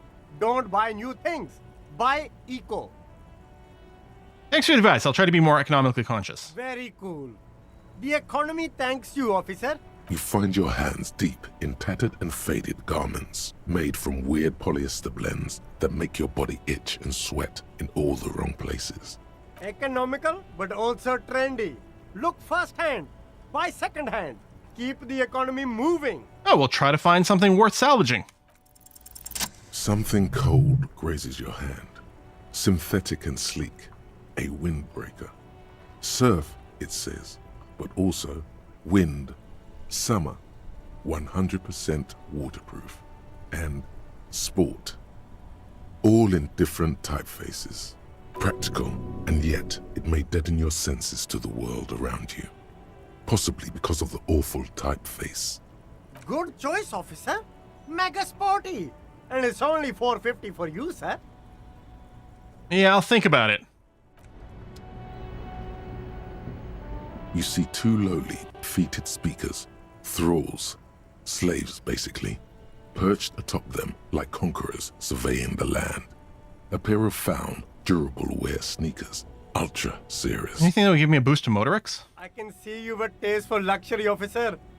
Can't keep your eyes off those sneakers? Let's inspect the sneakers. A pair of found ultras.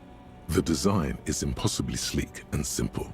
A futuristic silhouette with a sleek monochrome colorway, a jet black upper, and a silver-lined midsole. Those sneakers, mister. Those sneakers are the latest found sneakers. Super air. $50? Super fine, super cool. Only 50 real. Only? That's madness. Let's inspect the speakers. These once respectable speakers have been conquered, reduced to a mere prop Yeah. by the indomitable found ultras atop them. No, don't look at the speakers, officer. Look at the sneakers. The sneakers are the stars here. But I already looked at the sneakers. Then look at them again. These are the premium lifestyle sneakers, officer. Can't I just buy the sad, conquered Sumerian speakers? No way, officer. These aren't for sale. They're bad speakers. Lo-fi socialist junk. But I need speakers. Do I? But I like this. That's why I want them. I think I might be lo-fi socialist junk myself. No, officer. You're a high-class policeman who accepts nothing less than the best. Lucky for you, I've got the best on sale. You don't know what I am. I don't even know it myself. I want the speakers. Now, why? Maybe just because? Well, If you want them, but see, they are the pedestal for my sneakers. If I let go of the speakers, where will the sneakers go? Can't argue with that These logic. Premium lifestyle sneakers on the ground. If, on the other hand, you wanted to buy the sneakers too, I could maybe throw in the speakers for little extra. 50 cents? Damn. So you have to buy the sneakers first. All right. We got found pants from Kuno. We got found sneakers over here. I got to talk to this guy directly. There's a pile of cheap sunglasses in a small box. A variety of shapes and colors. Cheap sunglasses. Sort of thing you could write a song about. You like sunglasses, officer? I've got the latest styles right here. Vendor takes a pair of sunglasses, sticks them on your nose. All right, we'll try them on. Abort. These are hideous. What's more, they don't even fit your face. You can feel them pinching your nose and chafing against your brow. Damn, officer! You look like a mega secret spy. Very secret. They're practically made for you. I'll let you have them for... I like this guy. 2 real and 50 cents. No, you are definitely not buying those. You're right. I'm too sensible for... Don't tell me what do, Cam. I like those. No. Are you sure? But they look so good on you. You should think this through, officer. +1 electrochemistry, -1 logic. Love those plastic frames. All right, let's rummage through the box. These are all boring. Boring third-rate ho-hum sunglasses made of cheap Syrahese plastic. The kind of plastic that melts in the sun. Those UV stickers are almost certainly just there for the show. If anything, these lenses probably direct more UV light into your pupils. A UV magnifier. These are all first-rate sunglasses. Premium design, superb material, very cool, UV resistant. These will definitely keep your eyes safe and cool while doing your dangerous police work. Try again. Maybe you can find some interesting sunglasses in the box. No luck. All you find is this lime-colored cellophane visor produced by a bargain sportswear brand called Amphibian. Is it an ambiguous amphibian? There's a malformed green frog on its bent cap. Oh, that visor is perfect for you, officer. It'll definitely keep the sun out of your eyes while you're shooting criminals. Bang, bang! And all for a mere 6 real. Kim, are firefights something we should be prepared for? I hope not. You don't like it? Sure, Square Joe. No problem.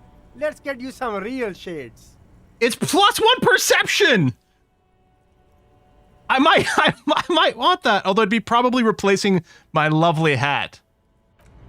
I really wish you could check inventory in conversations. I recognize that you can't, maybe you shouldn't be able to swap your clothes in conversation, but checking it would be very helpful. +1 perception instead of +1 encyclopedia is actually pretty good. Do you think that visor goes in your glasses slot? That would be sick. I could buy it and still have enough to pay my rent. The shine on these sunglasses lasts a lifetime, officer. No, I want the sports visor. I totally do. Let's do it. Sporty and practical, officer.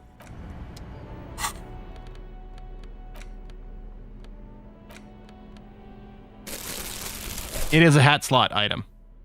Hey? We probably no.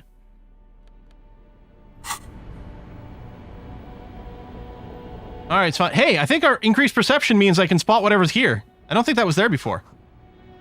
Plastic wrap macaroni stamped with humanitarian aid. Humanitarian aid tuna fish, not for resale.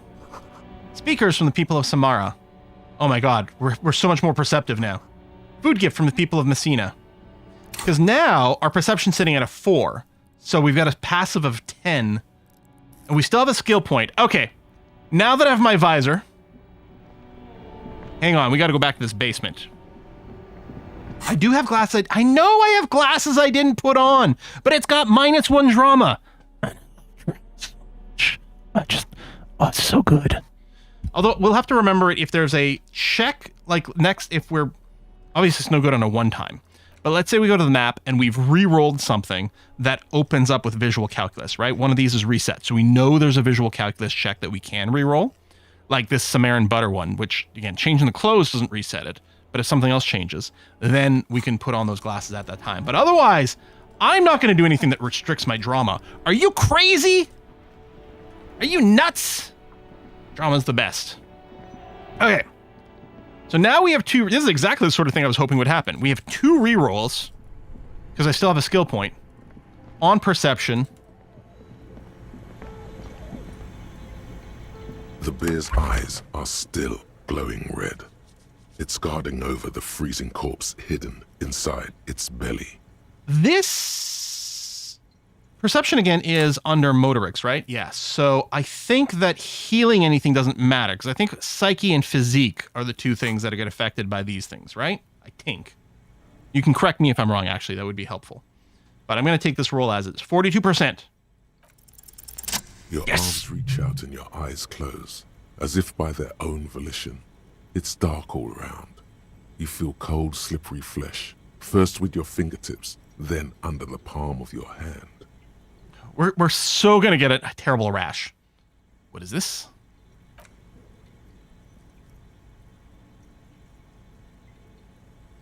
Oh, volition and endurance are the only checks actually affected by damage. Slowly, Oh! His fat, swollen lips. Like a spider, your hand crawls over his features. Everything is silent. Sure, let's crawl up his nostrils. They are swollen shut.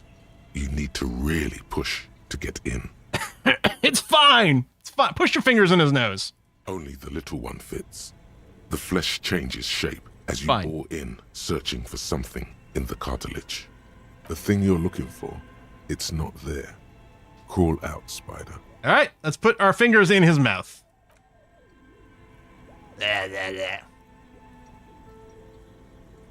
The oral cavity is cold and moist. A ball-like tongue attaches itself to the base of the mouth, lolling around like a scallop. No, don't do that. I like scallops. Now I'm not going to be able to... Oh, no. No. One of my favorite foods ruined. You're on the right track. Play with it. This feels right. The tongue moves freely in the cavity. The mucus of the mouth is slippery, delicate to touch. From the soft meat, teeth are budding. Hard pearls of bone in the gums and in the back of the mouth. I'm going to find like a piece of paper that says, I so-and-so did this because of these reasons on this date and in this way. Can you feel it? You're so close. Rip his jaws open now. Look in. Open your eyes and look. A vision of black and dark red death, pried open by your naked hands and studded with teeth. Looks like he's laughing. Death fumes rising from the throat, and there, in the back of his mouth, above the bell of the uvula, right in the soft palate, you see a hole, barely visible to the human eye. It is swollen shut, almost vanished. No larger than 0.4 centimeters in radius. Jesus Christ!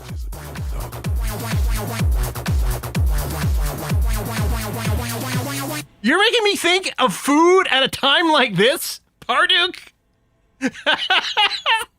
Not a tongue scallop, but it will do. God damn it, Parduk.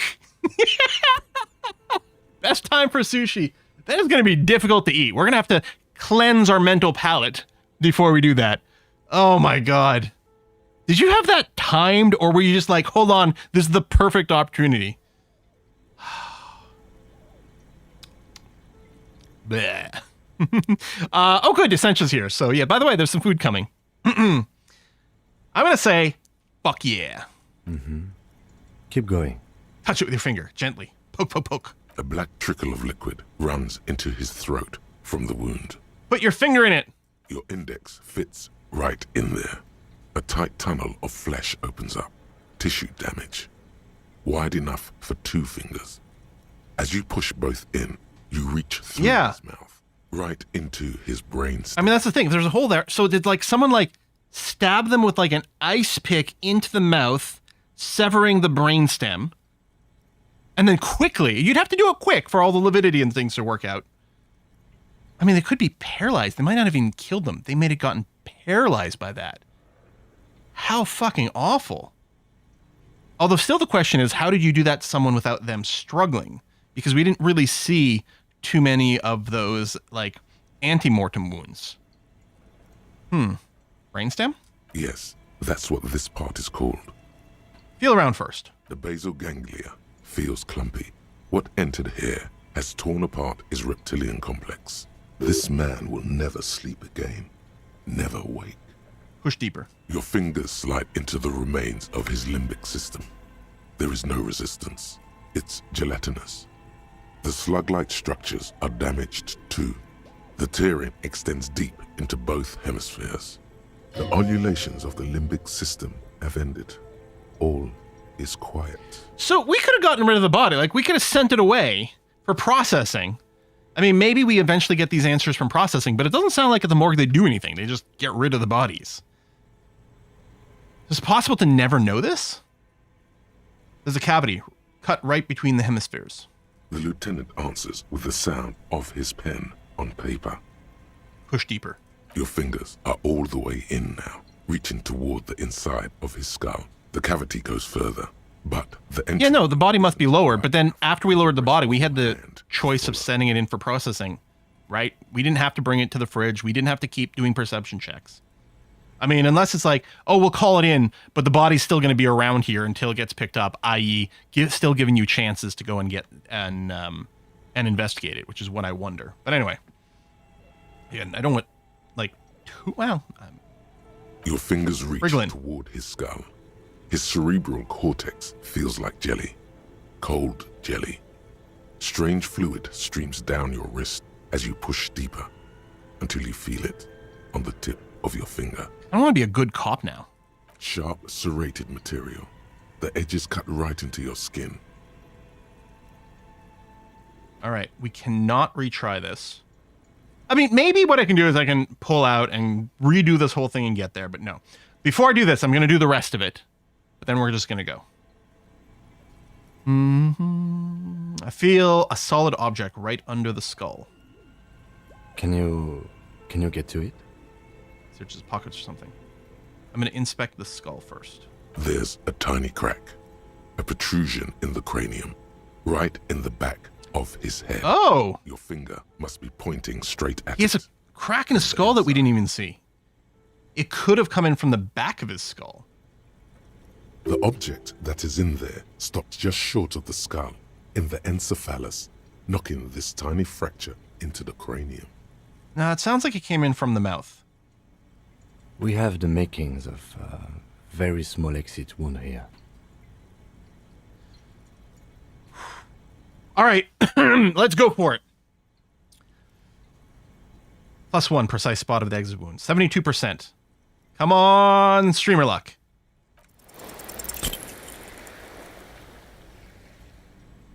Well, we healed. Because we failed. You push your hand further in. Whatever is in there keeps rolling between your fingers as you beckon it to come out. A little help, Lieutenant?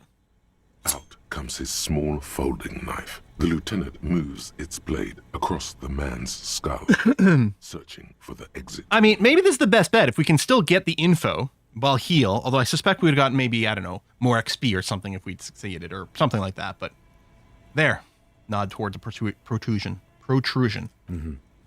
Withdraw your hand 4 centimeters, please. Pull your fingers back and nod. With a crack, he punches the knife in the skull. Then, one more time. I guess we could have done it without breaking the skull. Until the bone comes loose, like eggshell. Inside, you feel the jelly move from his poking. The object is still under your finger. Can you push it out? Push. A small flower of metal blossoms. Is he shot? Head. Or is it the tip of a knife or something that broke off? A bullet. Ah. A non-calibre. Rifled. You may remove your hand from the victim's head now, officer. Well done. Man, I really wish I had some latex gloves. Here is your prize. He drops the bullet in an evidence bag and puts it in your hand. Your other hand, the one not covered in blood and cerebral cortex. We need to add an item to the injury list. Injury number 4. Oval entry wound with an abrasion. It'd say, leave a line. Soft palate, back of mouth. High velocity. Temporary cavity in brain tissue. Small exit wound on the occiput. How does that sound? Sounds like heaven. Opinion, fatal injury. Goddamn right. Wasn't that what we thought last time? Although it seems much more certain this time. Goddamn right. And one last thing. We should amend injury number 3. Yep. Ligament mark. Uh-huh. New opinion? Non-fatal. Post-mortem. Treatment. He's proposing the bullet was the real cause of death, and the hanging an attempt to conceal. We already got, we already asked about treatment before, that it's, about manipulating the body after death. The ligament mark, the fractured hyoid bone, it was all treatment. Yes, and the belt around his neck. The hanging. Even dragging him to the yard. All of it was done after this man was already dead. Dead dabba doop doop? Think so? Agreed. Aren't we jumping to conclusions? Fuck it. I agree. I have had my doubts for a while now. Since I saw there were Dabba no doop signs doop? of struggle on his hands. And Yeah. no claw marks on his neck. Exactly. Me too. I should have never clicked the, fatal cause. I should have been like, no, this is non-fatal. And we might have gotten this check sooner, but oh well. There have been other signs too. Small details. Everything is too neatly designed for us to assign probable cause here. As we did, full-heartedly. Secret Well, no more. Secret task complete. Find the bullet before you get fooled. Huh. We almost fell for it, he thinks. Almost. Yeah, but almost is not true. There is, of course, the very real possibility he was both shot and hanged. All right, let's bring that up. Maybe they just shot him while they hanged him? Seems unlikely still.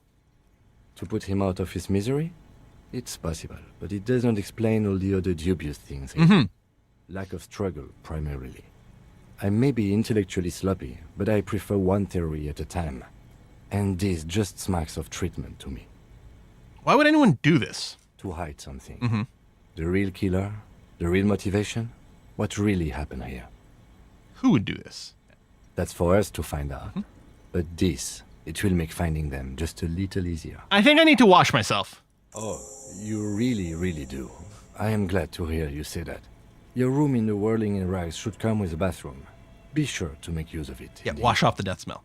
Maybe the bullet holds more answers? Yes, we should take a closer look at it. I am certain it has more to tell us. This little thing could reveal much about the weapon that shot it. What happens next? We bag the corpse and carry him to the holding pen of my kinema. I can transport him to processing myself, but I will be gone for the rest of the day. You'll be gone?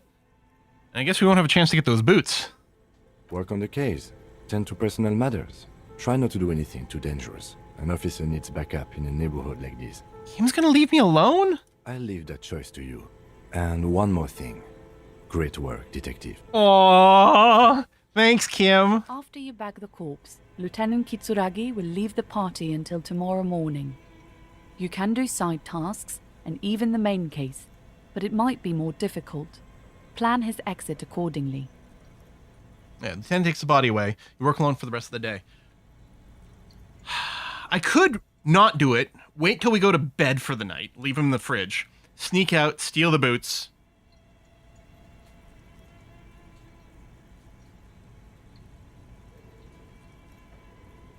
Fuck it. In this moment, I'm pretending to be a good cop.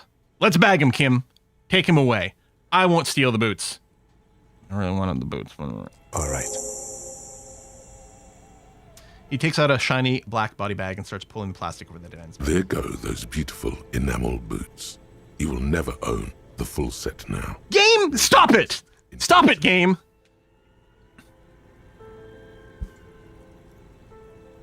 If only I hadn't found the visor right away, we would have gone the night without me observing the body, and then would have stolen those boots overnight. Damn it! Why'd it have to be so good? I will need a little help carrying him. You take the hands, I'll take the legs. Bag the corpse and drag it to the motor carriage. Damn it.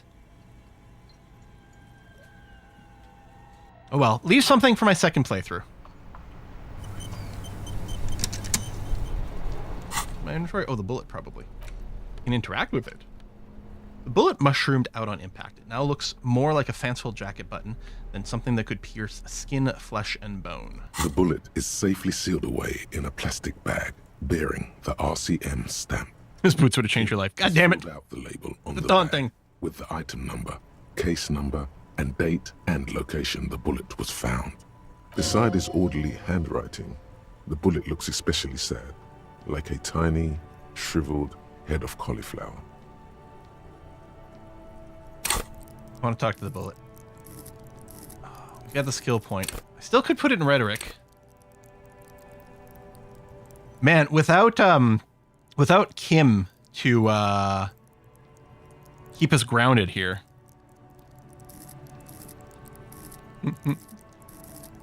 Could still put it in rhetoric so that we can go and check the container. That's probably something fine to do without Kim. Fuck it. Kim's not here. That's why Inland Empire is going up. We gotta talk to something. It may as well be the inanimate objects around us. I have no idea if there's gonna be another check here, but it feels just so appropriate. What do I do with you, Bullet? The squished little thing has no idea. I know. You should find the gun that shot this bullet. Eat it? What? What? My friend, I'm gonna start talking to it. It will keep me company. Yes, precious. But bullets don't talk. Well, neither do ties, but... Yeah, what are you, crazy? Bullets can't talk. They don't have emotions. A bullet can't keep you company. Oh my god, we're really gonna go off the deep end without Kim here. Yeah, I'll eat the bullet. Then I'm gonna have to poop it out.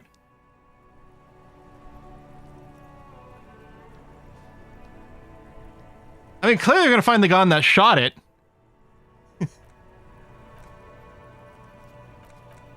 So, oh yeah, no, none of that. But the bullet is not. Ah, I tried. All right, we're gonna find the gun that shot it. That sounds like something a police detective would do. I'm assuming with the sell it for profit, they'd be like, no one want to buy this little guy. Fired bullet. Then find the gun that shot it and the person that gun belongs to. He used it to kill your victim. Neato. Neato. Feel the bullet through the bag. The squashed bullet has some sharp edges where the jacket has split open. It feels cold, even through the bag. You wouldn't ordinarily have cause to handle jacketed bullets. The citizens' militia uses cast bullets only. Little pebbles of metal loaded from the muzzle, usually in a cartridge. Inspect the bullet closer. The jacket of the bullet is made of a yellowish metal. It has blossomed out to reveal a dark grey core. The base of the bullet is close to 5 millimeters in diameter. Look at the jacket. You can just about make out a few striations near the base of the bullet. Little hairlines, linear. It feels standard. And the core? It's quite destroyed. Some of the fragments are still lodged in the wound. Far away, Lieutenant Kitsuragi is flipping through stations in his Kanima. He is not here examining the bullet. No. He should be. He would find this very intriguing. Mention it to him later when he's here. Yeah, I don't think I want to do too much case stuff without Kim. You know what? Let's go and have a bath. Yeah, let's go have a bath. I wonder... Well, I can pay for my room now. First of all, it'll stop me from accidentally failing to pay. Can I help you? But Do I have a shake? No, that was a misclick. Am I wearing it? Am I? Because he's not a bot. Because I Play it calm. Oh my god! I had something else I needed. I just wanted to click here. The 20 real. Yeah, we're gonna get the room paid already. Good. You got the room for the night, but remember, you'll need another 20 real tomorrow. Yeah. It's like, keeps going with the quests. Alright, I'm gonna take a bath. It's gonna be nice. Press Kim by solving the case alone. I wonder if there were other things I want to not do while Kim was here. I must have clicked on that before.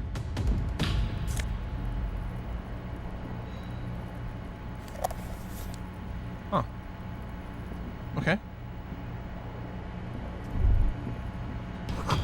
Words fail to describe how rank the smell in here. They should have sent a poet. So, yeah, this door that's not interactable. Used to be a tape in this case, but it was destroyed in a fit of rage. Something about the Athénien's single smallest church in St. Sans must have rubbed someone the wrong way. The label says the song was recorded in 43. Was that the sad song? I could maybe sell some of this trash, too. But, like... You know, sometimes something's lit up. Maybe if we had a key, the right key, then all of a sudden it would be lit up. Or something like that. I wouldn't mind reading my case notes too. But yeah, let's take a bath. Yeah, high perception means you find things you couldn't find before. Yeah. Bathtub in the world, but That's cool. it's cleaner than you are right now. Ah, that soap scum smell. It smells like life, at least compared to. Yeah, we're gonna get all this perception shit now. I want to live forever with the corpse smell, memento mori and stuff. No. We're gonna run ourselves a bath.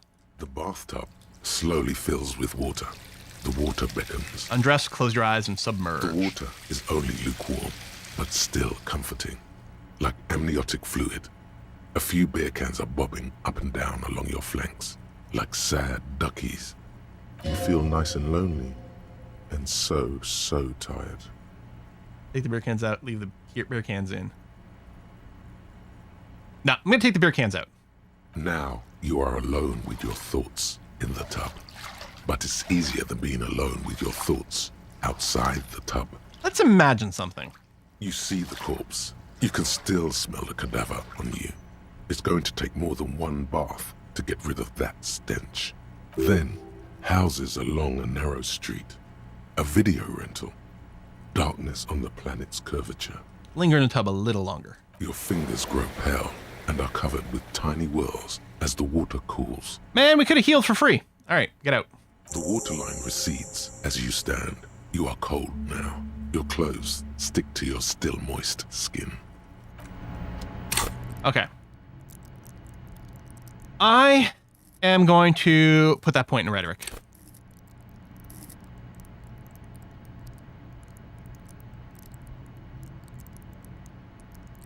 Do I want to check out that canister without Kim? What else might I want to do?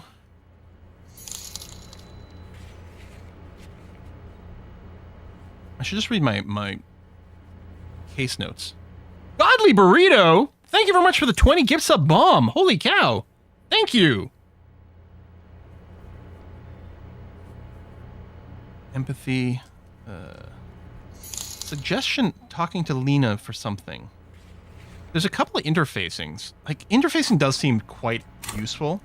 And ours is terrible. It comes up a lot. Machinists, tinkerers, instrument players. I mean, we can't do everything. An old woman Kim wouldn't let you annoy. That's... Oh my god, you're right. We could go and talk to her without Kim. Oh, that is good.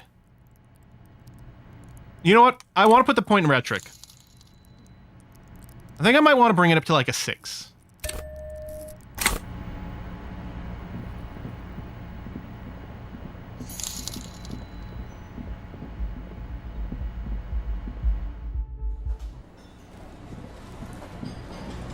Hey, Lena. I don't think there's anything new. Oh, hello, dear. There you are again. Yeah, suggest and learn about some cryptids. Okay. I don't think that's critical, but it is interesting. I think we gotta talk to these losers again, but not gonna do that right now.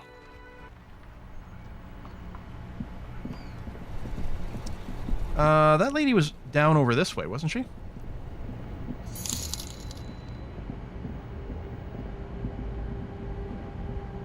By the way, everyone who just got that free sub, you can, if you link your Discord to Twitch, you can join our Discord channel. Hello! The woman still has her eyes fixed on the photograph. In her like no this. response. Nothing. Ah! Boo! Boo! I think I will read my case notes, but you know what? Here's the thing. I'm gonna go... It's such a long walk. Fuck it. I was gonna say, I don't want Kim to watch me, just talk to the inanimate object. So I do it now, but it's so far away. Oh. Hey. There's a new interaction. You see a set of tire tracks in the brown slush Quill, that pay covers attention, the there's a new plaza subscriber. mosaic. Hang on a second. Visual calculus. Hey, Bobble Drake. Oh, the visual calculus is a penalty because we're processing something. 36 minutes. You know what? Let's read our patch notes for a second. Our patch notes. Our case notes for a second. We'll get rid of that and we're going to visual calculus this thing. Yeah, I like that. Oh, there it is. It's the ledger you found in the trash. A cabbage of papers hanging from the board, with the permeables drawer inside. It's barely held together. Oh, the glasses, yeah, might have given us a +1. Yes, +1 and a -1 drama. That'll be another good one. Okay, let's read a case file. It takes about half an hour to piece one together, using the system you've devised. Which one do you want? Yeah, that's fine. We need to kill 36 minutes. The Next World mural. This one is relatively easy to reconstruct. Overnight on 1202, a graffito, nay, a mural, appears on an 8-story tenement overlooking central Jamrock. The building is a sparsely inhabited ghost tower, part of a failed real estate development called Grand Couronne. Cause of failure, rent too high. Goddamn landlords. The mural is enormous. 2 silhouettes, a man and a woman, are kissing. The text cut into their form reads, "True love is possible only in the next world. For new people, it is too late for us. Wreak havoc on the middle class." Yeah, down with the middle class. People call it that thing and that fucking thing. It's visible for miles. In 2 days, the station's complaints desk gets clogged with requests to remove the bummer. You and your partner are assigned to the case. I wonder who my partner was for that. The graffito crew is easy to track down. Only the bell lectures have the literage of industrial paint to cover the surface. One of the graffito artists is rumored to be rich. They take responsibility for the execution, but not the design. The ideologue of the Next World mural, as the crew calls it, remains an unknown. Wait, do I ever find out who came up with it? The case files do not show you finding the author of the design. The crew agrees to clean up after themselves.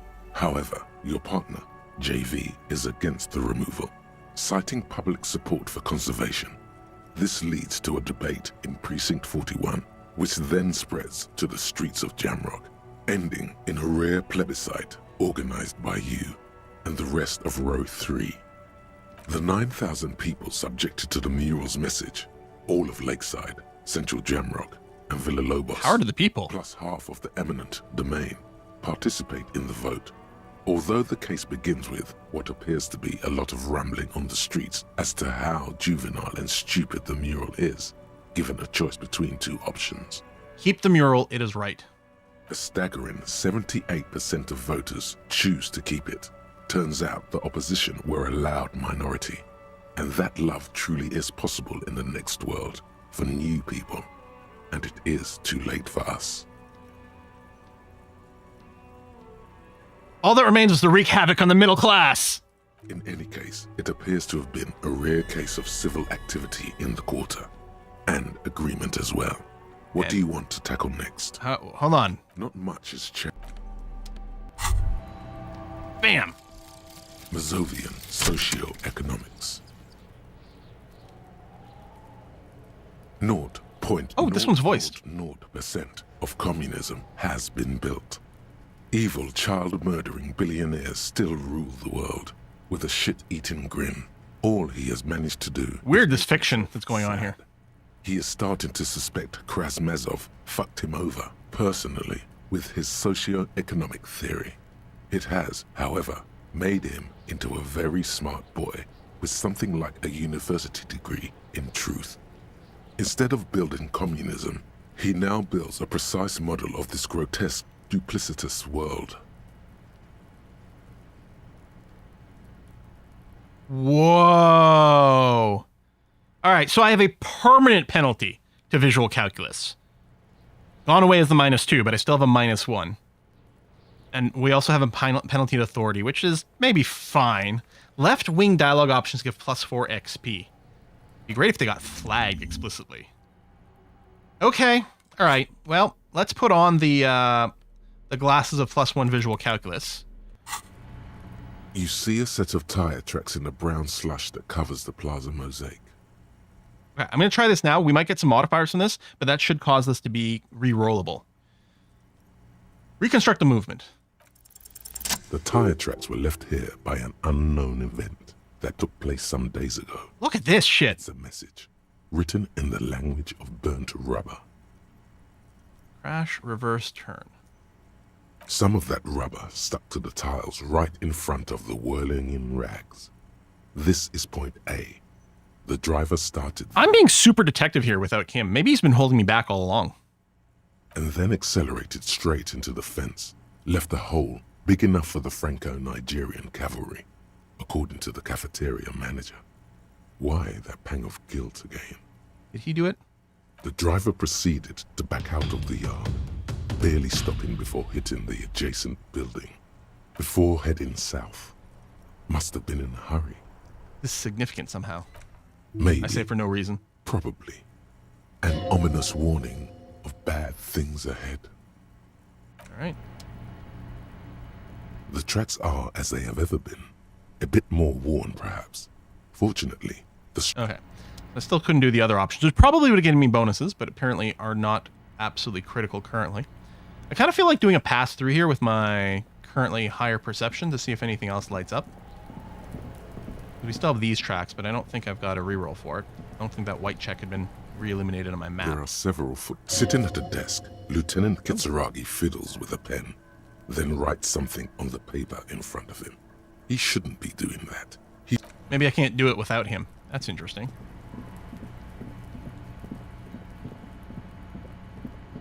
All right, I was going to go talk to the pétanque players. Oh, I don't think we talked to this lady after the having to restart the game. It's going to be weird with her. Oh, never mind. Maybe we did. Oh. Takes willpower to even read the offer's name. Jean Kaus from Begonia. I walk through over this way. Oh, what is that little swooshy? Someone told me what the swooshy was and I can't remember. Although, what I think I want to do is I want to put my bag here. What was this again? Or was this a glitch? Someone said something.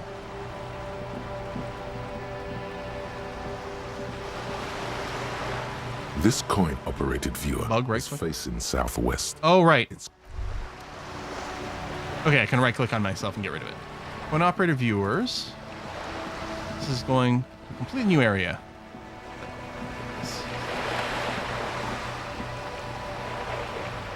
Bird. Lonely cormorant surveys the sea, indifferent to your approach. We still have to find our like spirit bird or whatever, right?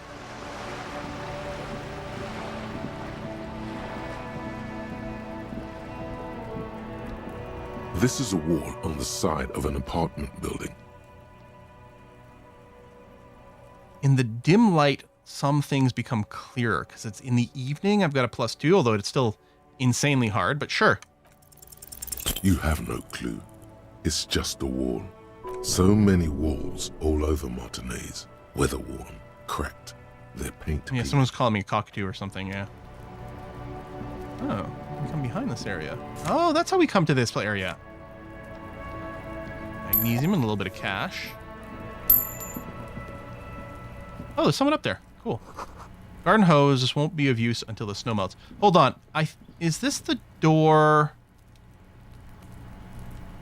One of these doors behind the greenhouse was the one with the weasel. I don't want to do that without Kim. Chairs and tables eaten by rain and rot. Another splattering of bullet holes in this wall. Orange bum hat. Interesting. Oh, maybe, or this one is. One or the other. I don't want to click on those without Kim being around. Can I click on that? No. Oh, balcony with a view to the yard and the hanging. I'm thinking this staircase might go up here. And yeah, maybe we can interview, but I'm gonna wait. So, I guess I have to. I don't think I want to keep the glasses on because I want the drama. So this hat +1 perception is still kind of nice. I might have to put a natural point in perception so I can take that off.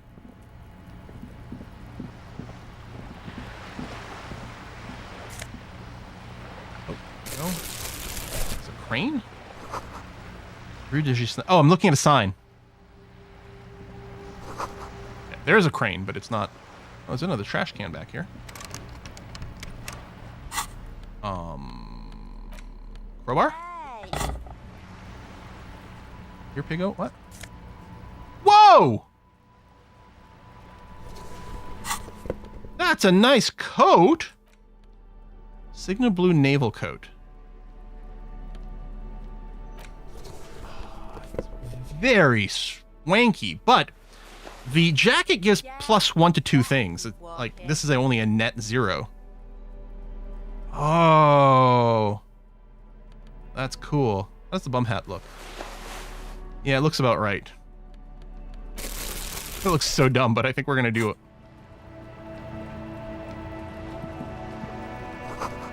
Out there. Did she spill the paint?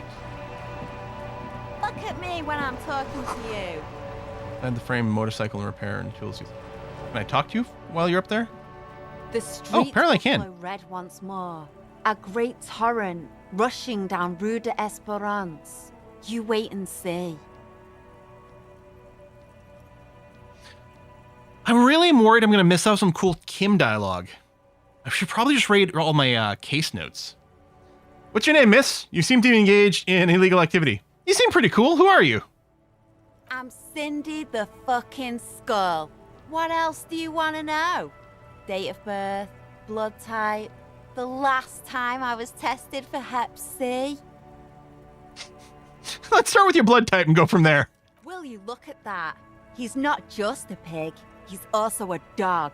Ain't got no bones for you, doggy. Are there any normal people around here, right? Keep looking off to the side. What are you looking at? The lieutenant furrows his brow at another one of your eccentricisms. The lieutenant's not here! No! I really need Kim. Damn it. All right. We'll finish this, and then all we're going to do is sit around and read. And then we're going to go to bed, and then Kim's going to be back.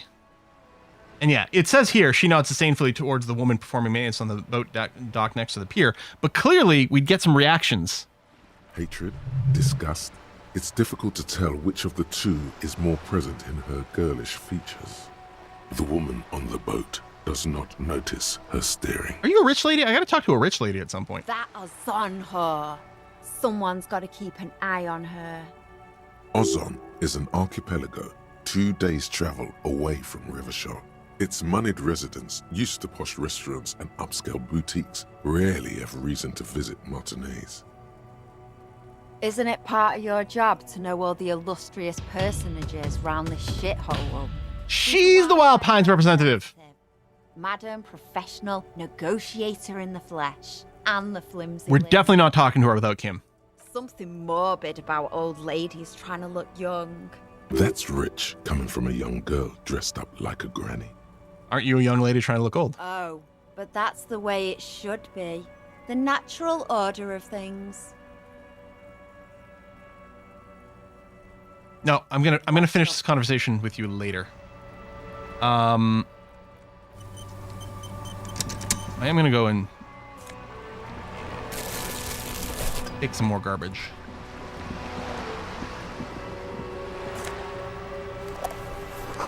Ellie, this boat shines like it was recently painted.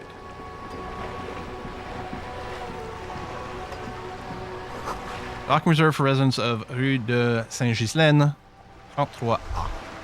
Your room in the Whirling isn't much bigger than the sloop. This is worth more than you'll ever earn in your life. Looks like there was more construction here once decades ago. Alright, not going up these stairs, not doing that. I could talk to the Petanque guys, because I know how that went, and I don't think there was much interaction with Kim there. So I think we'll do that. 7:30, right? Oh, hello.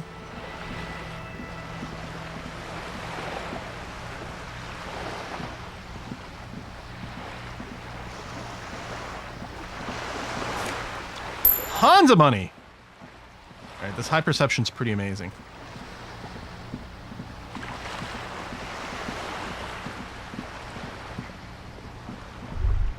There. Working class drunk. You know what this means, right? Case solved! Cracked it. All in a good day's work. Wait, what did I crack? What do you mean, what did I crack? Look at how working class that drunk is. Is it the husband? Yes, and you found him. Now go and tell the working class woman. Am I just having a crazy moment? Serve, recruit. Didn't she repeatedly tell you Her husband isn't missing though. But he is missing.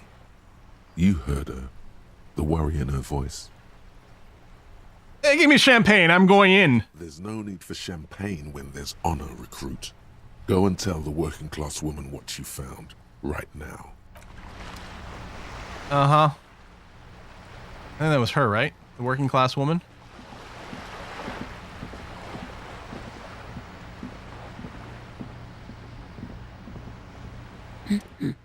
Checked and served, madam. I found your husband. God damn it, I already told you. My husband isn't missing. Well, I found him nevertheless. I'm that good. Very well then. Where is he? It's not going to be him. There! Point to the working class drunk near the sea. Excuse me? I don't follow. There's something else hiding in her voice, though. A trace of worry. I found a working class drunk and I thought he might be yours. Right, because working class women come with alcoholic husbands. I'm so happy Kim isn't here for this. You know what? Remember, about that what. Never ever say what. I'm going to say I'm not saying what. You were right. I do have an alcoholic husband. Although not that one. You told me your husband's all right. I did, and he is. He's also an alcoholic. So is he missing as well? No, he's not. Or maybe he is. Ooh. I don't know. He's probably in the park or in Shamrock somewhere, drinking with his friends. I haven't seen him for... Well, to hell Wait, so... Her husband kind of is missing? After all that bullshit? There. She's worried now. Don't take the case. After all that, well, if he's with a stranger, he's not really missing. No need to get the police involved. After all that, I just fuck off.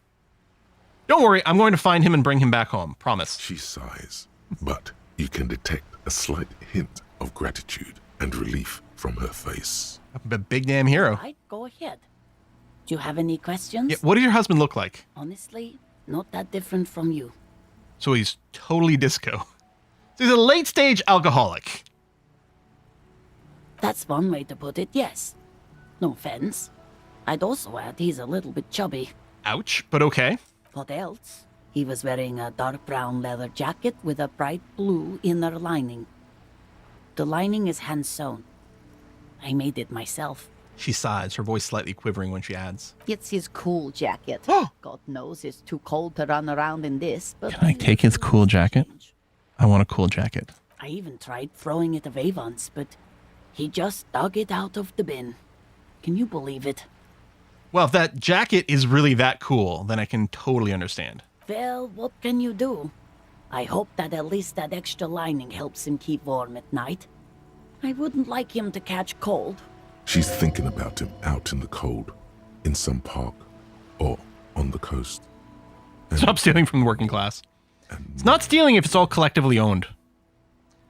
When did you last see him? Yesterday morning. He went to the library.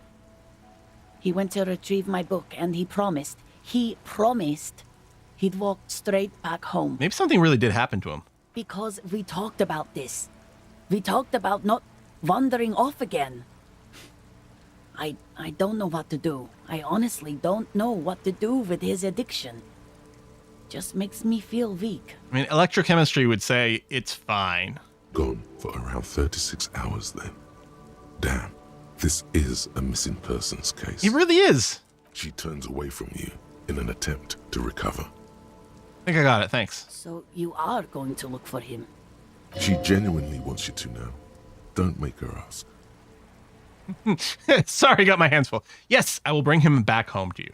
Thank you. Please do. Even though I'm sure he will return home by himself. I'm still sure of that.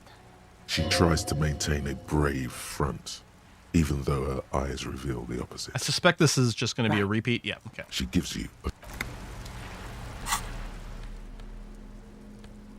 What's marked as like new in my inventory? Nothing. Just a glitchy thing. Class husband. Oh, my perception is higher. I can try the cafeteria window again. Right. Okay. That'd be worth giving it a try for.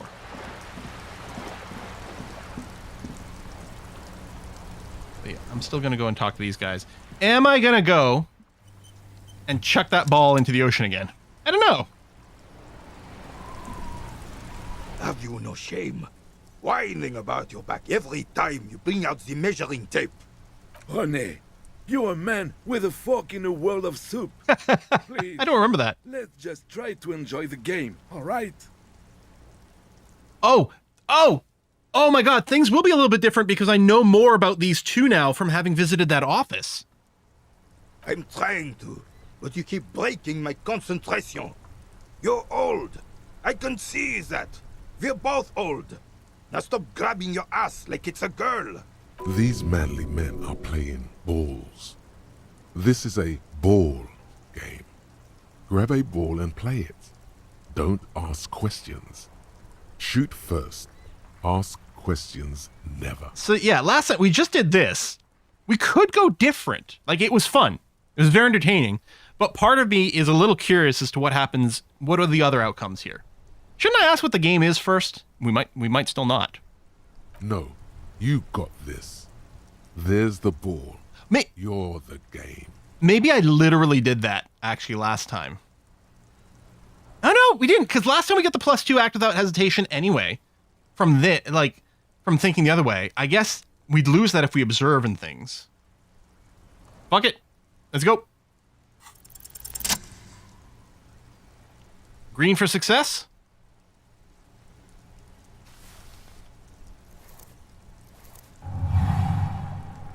You are immediately surprised by the ball's lack of weight.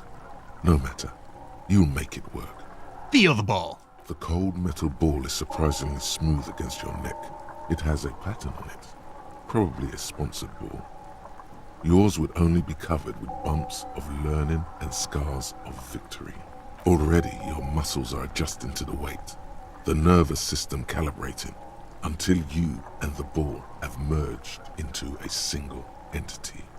The man ball is ready. Take in the surroundings. A chilly breeze ruffles your hair as you stand there, feet firmly planted.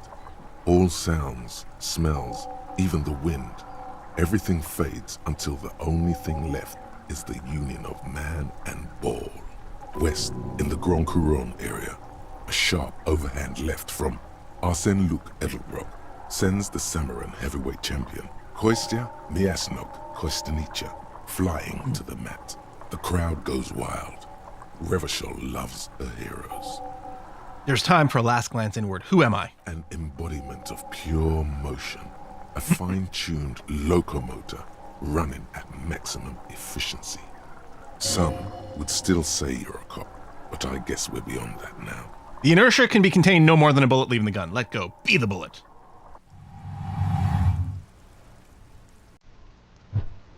Whoosh!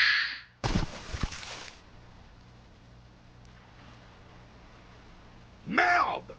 Bordel de merde! A whole house of shit? What the hell is your problem? That's so many. Not a week, right? Tricep, that's for sure. I don't care if you are a cop. My phone's ringing. That might be the delivery. Someone's game. It's so goddamn disrespectful.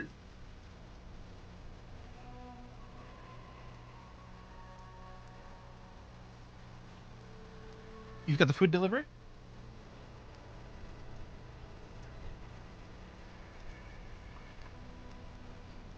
Food delivery. Be right back.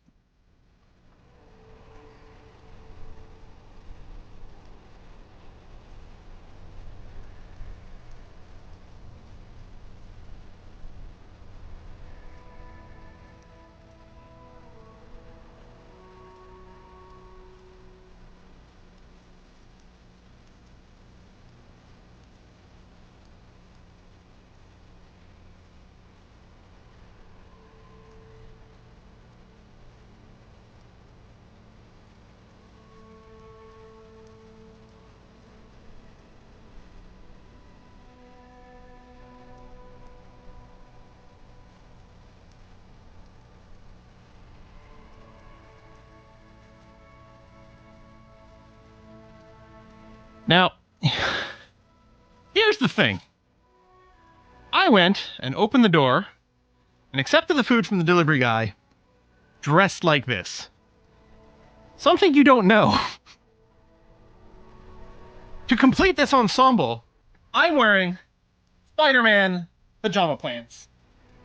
Bright red Spider-Man pajama pants. It's got good stats. What can I say? It's totally disco. I'm sensing anger and I don't understand why. Analyze our game, son. We can't prep a tonk with 5 bull. I thought it was shot put. Well, it damn well isn't. It's petanque. You ruined a petanque game. We want our bull back. Take it easy, René. This is just a misunderstanding, isn't it, officer? No harm done. Of course there's harm done, you orange slug. You owe us a goddamn bull. I don't have a bull, but will this do? Hold out the shot put ball. Will this... No, it will goddamn not. Thank you, officer. This is really something. Honestly, I think it's better than our old bull, even. Honestly, I would be so pissed. Mon Dieu. All right, fine. What do you want, officer? Yes, why did you come here? It's unlikely they know anything about the murder. So, I'm very excited for the sushi, but one of the things, I don't normally consume the soup on stream. Also don't normally drink on stream. That's my post-stream ritual. But, given that I've been doing some extra recordings and stuff this week with all the Civ 7 stuff, a nice, warm miso soup sounds lovely.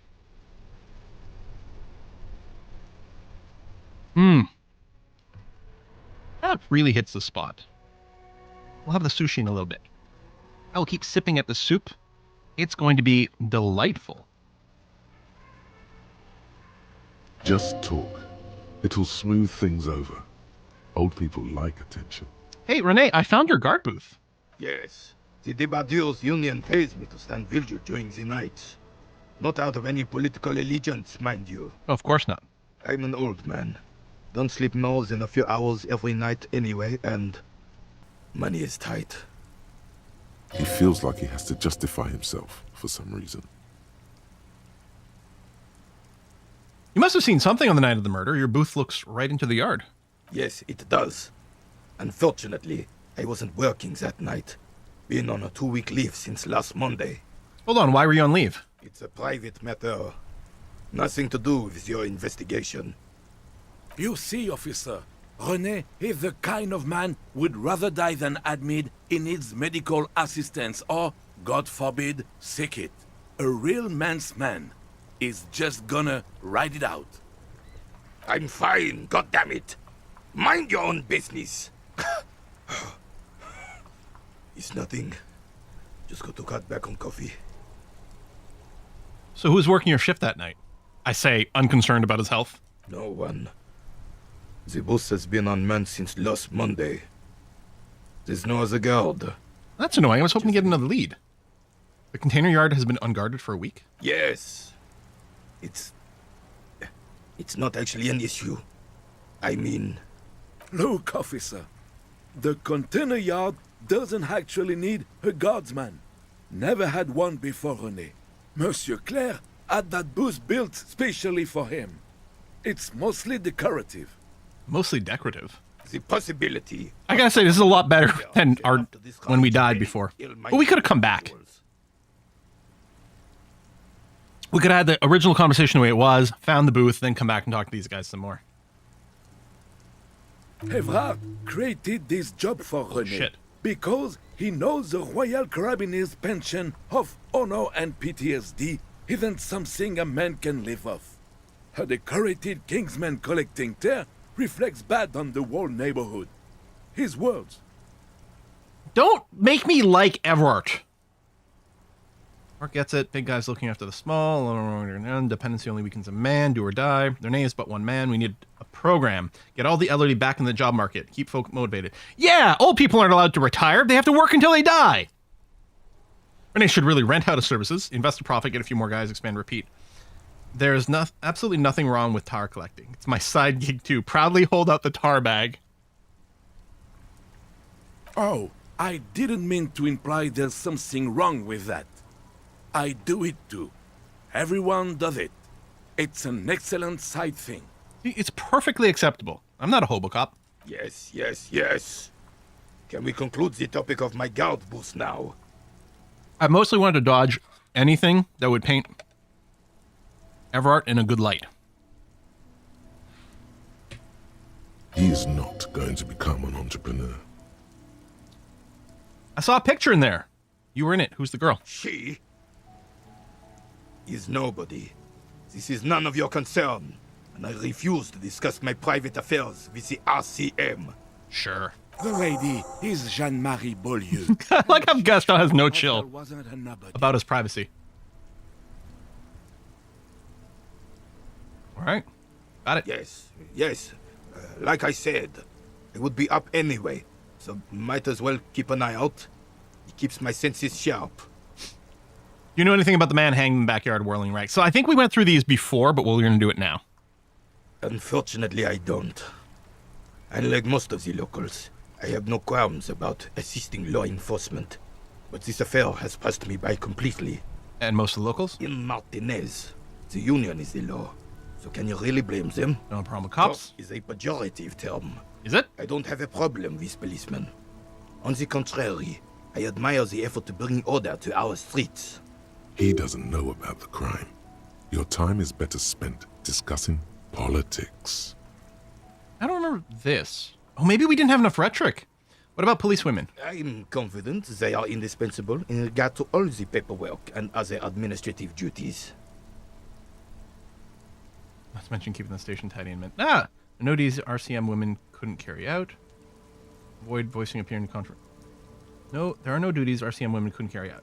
Okay, I'm just saying that, yeah, they can do everything. Yeah. But you must agree that nature, in her infinite wisdom, has made men more fit to perform certain, more challenging tasks.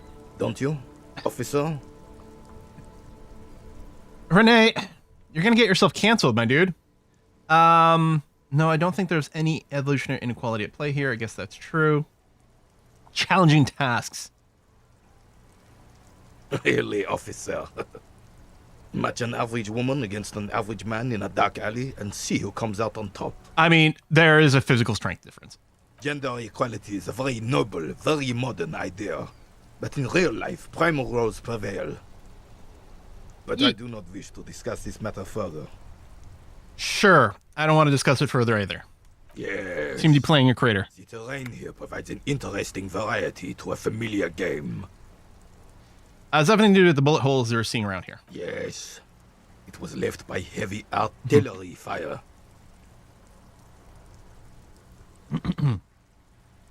Okay, it's crater left by artillery fire, but why? Why what? Why was heavy artillery used? Because that's what happens when communists hijack your country, execute your supreme leadership, and turn your capital into a slaughterhouse. You use heavy ordnance to clean up your home. Wait, who are the communards again? Commies, communists, socialists, anarchists, call them what you like. They just chose the name to feel special.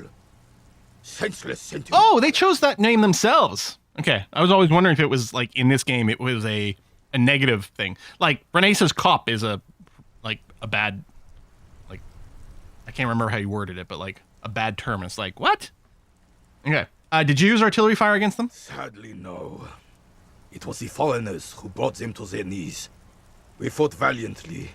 Too valiantly. So valiantly we got licked. Yeah, squeezing a bull in his fist. Should have fought dirty. Oh yeah, he said pejorative. That's what he said. Suicide, sex cult propaganda, and mad anarchist. Oh yeah, this is where I was like, hold on, I want to sign up for this. We didn't so, and we lacked caliber. God bless him, but the suzerain's cannons simply weren't big enough. It was probably a bit more complicated than that. Why shell them in Because this place is a damn beachhead. Maybe I should go through this fast, because we've seen this before. Martinez was used. Blow, sounds grim, we did that. The coalition. Is that why everything's bombed out? The rest of I mean, I like these guys a lot, but we have seen this before, and there's a lot of shit to do. These things. Present one. So it should be soft socialists paving the way for the hard-working class to take over. And I'm not sure how to, like, interpret that. Is that the super communist saying? Foreign powers cleaned up our mess. The coalition's quite capable. Communists don't understand. I feel like this is the super hardcore communist option. But I'm a little unsure about the tone exactly, but I'll go with that because I think I did that last time. Preposterous! Yeah. Surely you don't mean it. I'm just sorry it had to be them. After 8 years of fighting those commie hyenas, boiling cats for food and drinking my piss in the mountains. I mean, that's like your choice, my dude. I would have preferred if the Right Honorable King Guillaume would Right. this Yep. Royal failure. Instead, all that is just. Yep. This is just what Okay, comes so It we doesn't- find out about this person and Fricelle and Guillaume. Some manner of self. All right, what's a suzerain? Okay, tell me about the rifle. This one's inoperable. I found it in the basement. Okay, we're repeating what we did last I don't time. know what else to tell you. These BM-446s are an antique. No one uses them anymore. The ammunition is impossible to find. Ah, what is it about this old soldier that makes him stand so proud? As Rene turns from you to his partner and back, the medals on his chest rattle and glare. He keeps his spine straight and his ribcage lifted, displaying them proudly. 2. The larger one is shaped like a cross, while the smaller medal resembles the sun. Look at the cross. A crowned head in front of 2 crossed rifles. The medal hangs from a blue striped triangle. It's the Croix de Bravoure, Cross of Valor. The cross was the highest battlefield decoration in Suzerain's armed forces, awarded for exceptional bravery in the line of duty, in service of King Frissel I.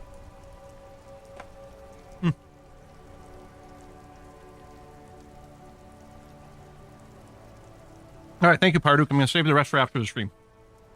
Or, you know, maybe every half hour when I get snacky. A small blue star inside an orange sun. It has the word Valiant written below.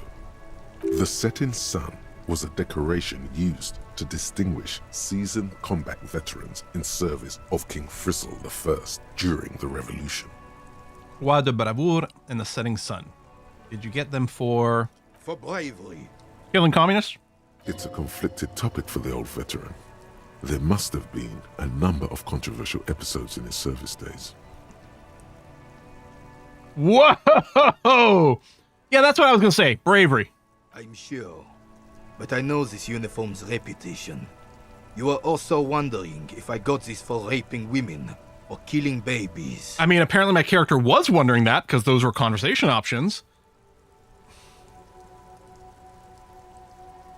I don't know the reputation of anything. Don't even recognize the war is actually probably true.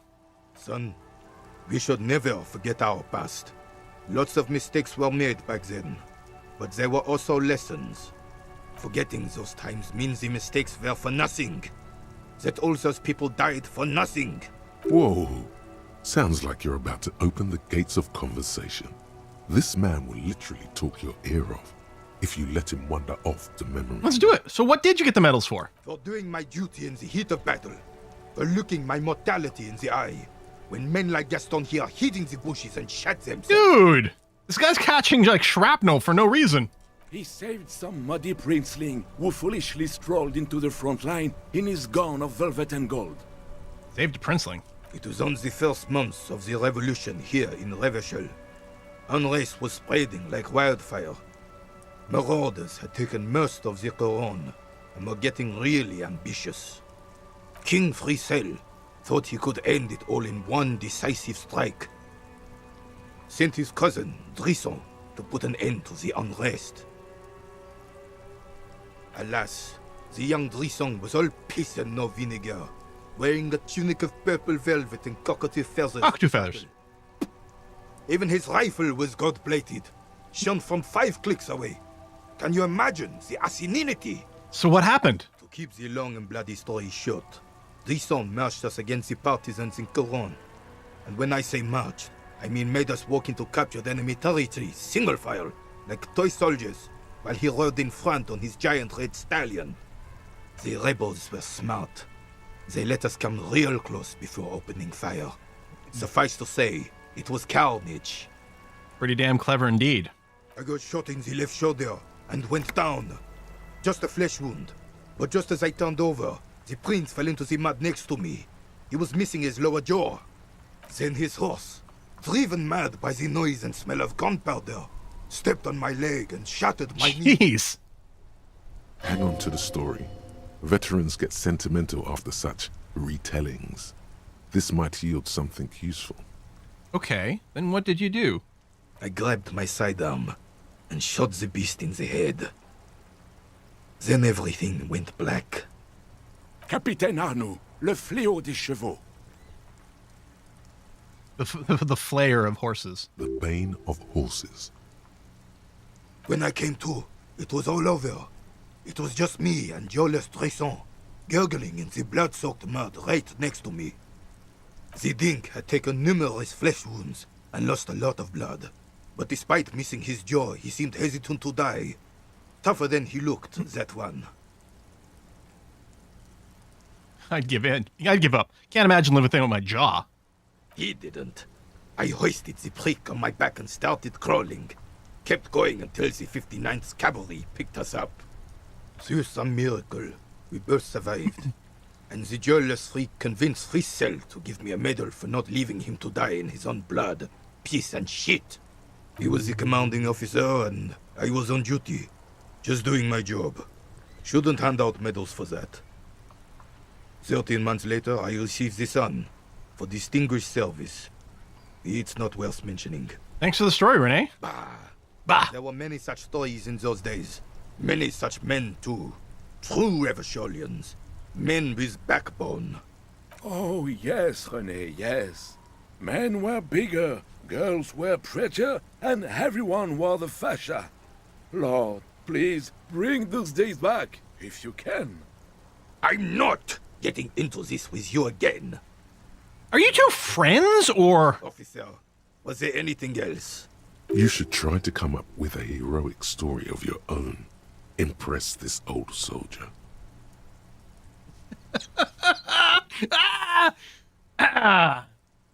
Let's do it. Let's do it. I love drama.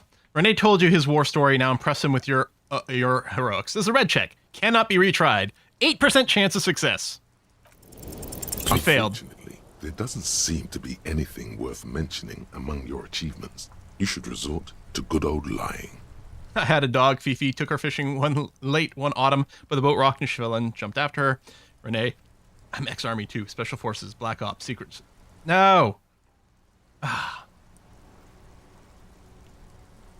No, I mean, no. Those are clearly going to be stupid. And not the kind of stupid that entertains me. I mean, a little, no. But of course, sire. Looks like they're waiting for you to speak. I saw the statue of Philippe III near the roundabout. Ah, yes. King Philip III, on his steed. A reminder of what Revachol once was. Oh, absolutely. At the mercy of a cocaine-snorting tyrant who emptied the treasury so he could sleep on a bed of gold. I don't remember, because Gaston Martin, did we see maybe him or his initials in like that communist magazine, right?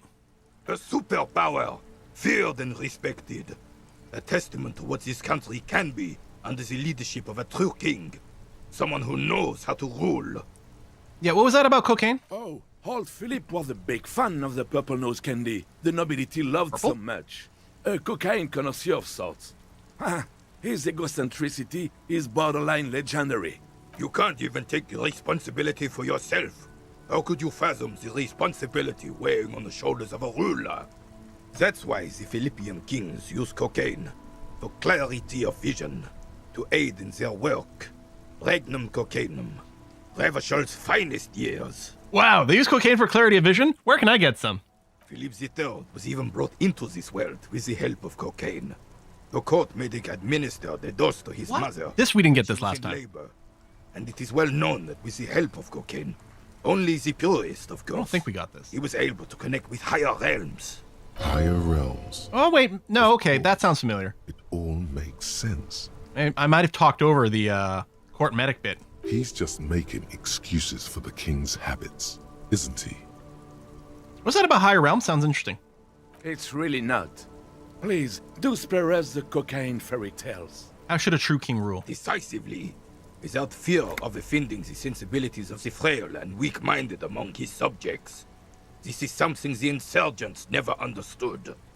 Yeah, it seems to me a leader should take care of his people before himself. A nation is only as strong as its leader. That's why it was such madness to try to... Don't get started on that again. What happened, happened. The carabiner doesn't reply, but his entire being communicates unbreakable resolve. No one and nothing can change this man's mind. He is as rigid as they come, still in that antique uniform. It's a symbol for him. Let's talk about something else. Right. Thanks for your time. All right. Now, there's a little interaction spot. I know I can spend time on the bench. I don't want to. I'm just going down here to see if my perception might perceive something new. Something thighs of page 3 girl. L'origine du disco. All right. I'm definitely seeing more than I have in the past. Yeah, we get the bigger zoom out. Oh, there's... no.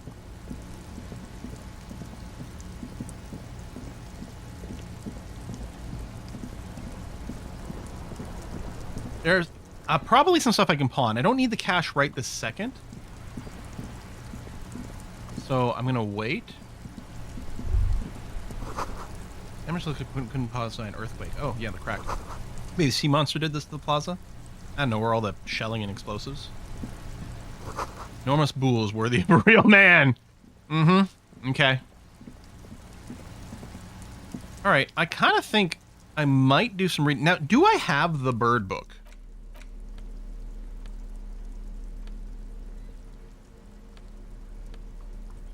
No. I'm gonna have to buy it and find out what kind of bird I am. But I kind of want to go through the rest of my cases.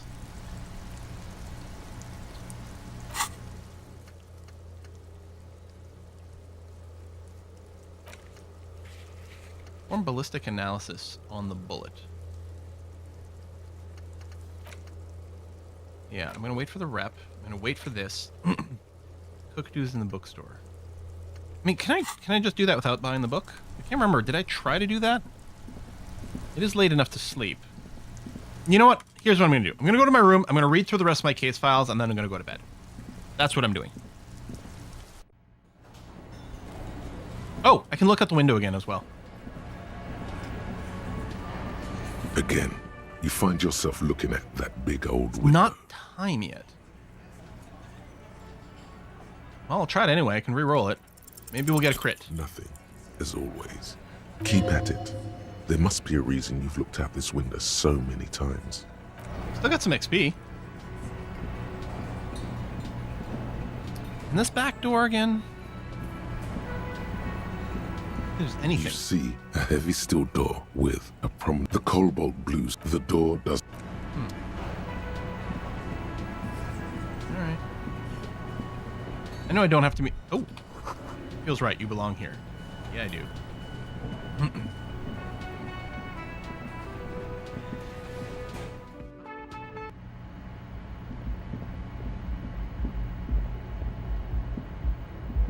Right. I'll still have to click on the bench. I'll go to sleep. Anything out the window with the perception? The window stands bright. You see some lights shimmering outside, but it's... Alright.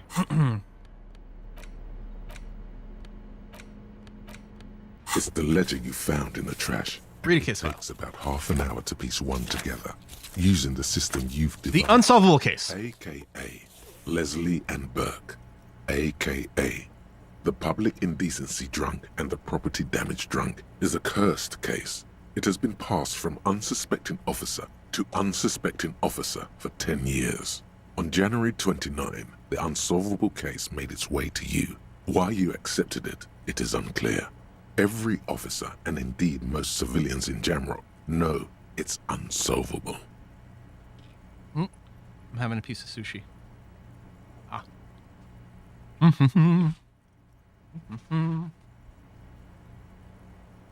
Leslie will always take his pants off when he's drunk. Burke will always trash everything. It's just what they do. It is their nature. You cannot change the nature of a man, and you can't lock them away because public indecency and small-scale property damage are not punishable by incarceration. The only way for Leslie to stop flashing his genitals to bypassers and for Burke to stop dismantling signage and rear-view mirrors would be for them to stop drinking alcohol, which, in their 40s or 50s, it's hard to tell because of their distorted features, is a medical improbability on par with you ceasing to produce the expression. You know, other than like 5 minutes in the game, I'm not sure we've ever really done anything with the expression. Couldn't we just keep them off the streets? You would think that, but you're wrong. Where's the fun in exposing your genitals or breaking stuff in your own home? No, Leslie and Burke are on the corner of Main Street and Perdition, because that's where the action is. Mm-hmm. Can you keep yourself off the streets? Apparently not. Threatening, fines, dragging them to the station, locking them up in the hellholes they live in, locking them up in the station, hypnotherapy, even trying to get the local gang of Zemyaki to take them out. The Zemyaki gave them ethanol, so Burke and Leslie would expose and rampage even harder. We tried it all, and still the complaints wouldn't stop, as they hadn't stopped for 10 years. It's plain to see from the files that you, Satellite Officer JV, and Special Consultant TH had more important cases to attend to. JV again. You uncover cross-reference to several ongoing investigations, each brought to a standstill every time you drive down Main Street.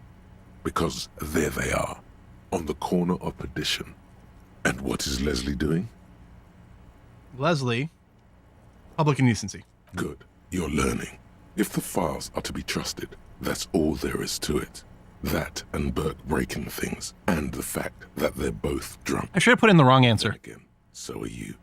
The case becomes considerably less comic one day when Burke takes a swing at your ledger.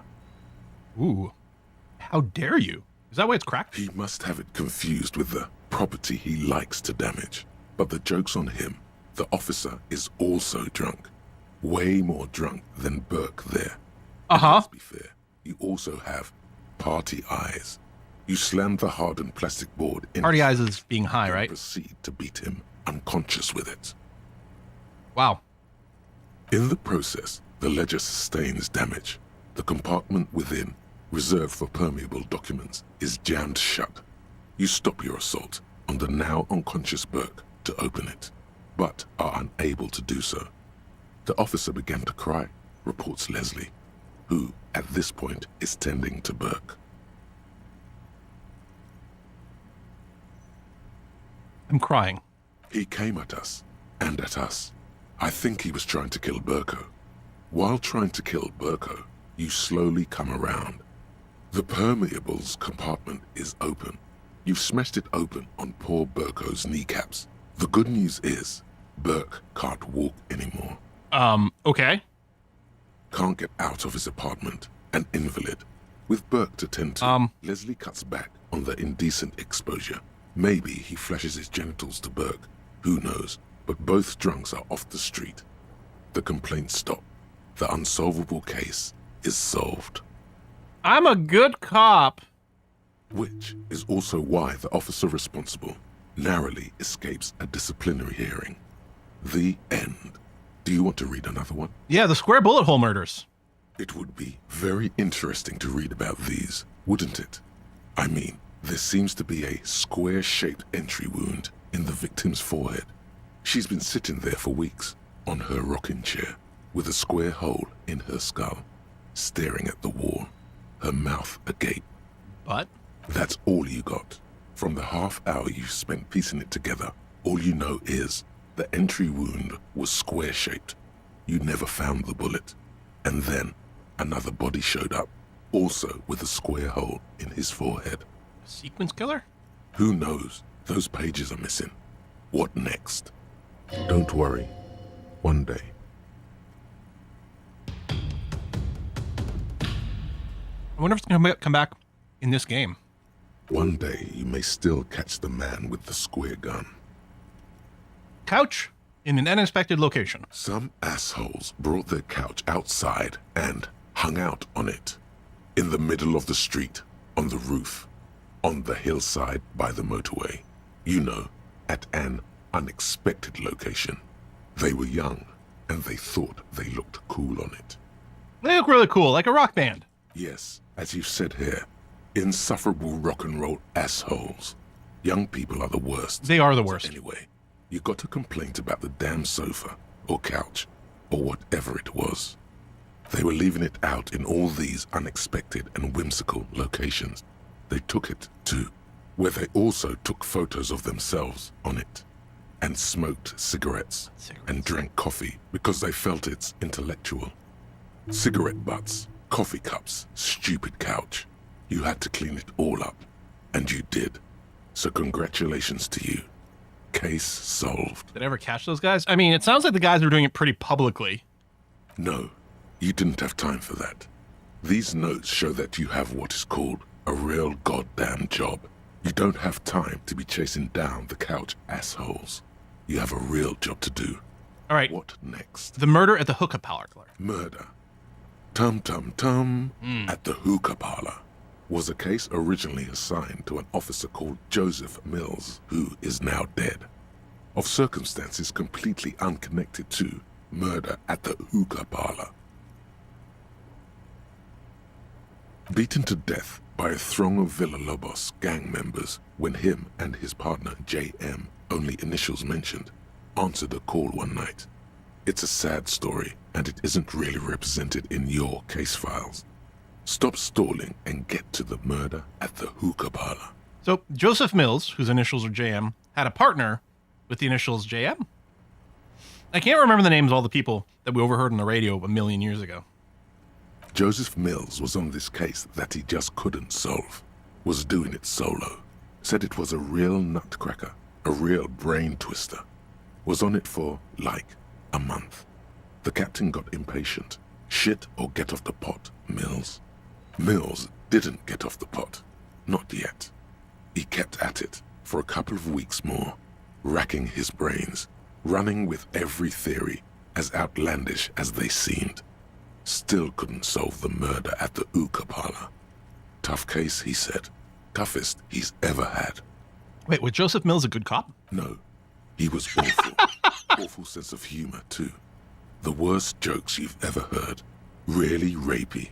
Still, he'd been on it for months now. Said it was the final case.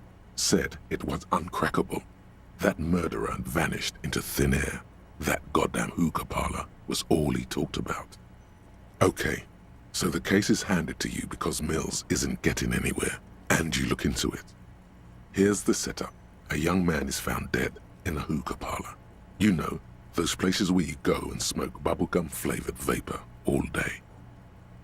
Can you get high off it? No, it's soot and water vapor. It doesn't do anything. Really stupid. Yeah. So anyway, young man in his 20s found with his skull busted open, right on the floor of the hookah parlor, in the middle of the day. No one else is in there. Only client that day. In perfect health, too. Some kind of movie producer. No one enters. No one exits. He's just sucking on his watermelon hookah all morning, all noon, like he usually does. He's a regular. No calls, nothing. Just sucking on the hookah until 15:45. Then bam, he's dead on the floor with his skull busted open, blood everywhere. What happened?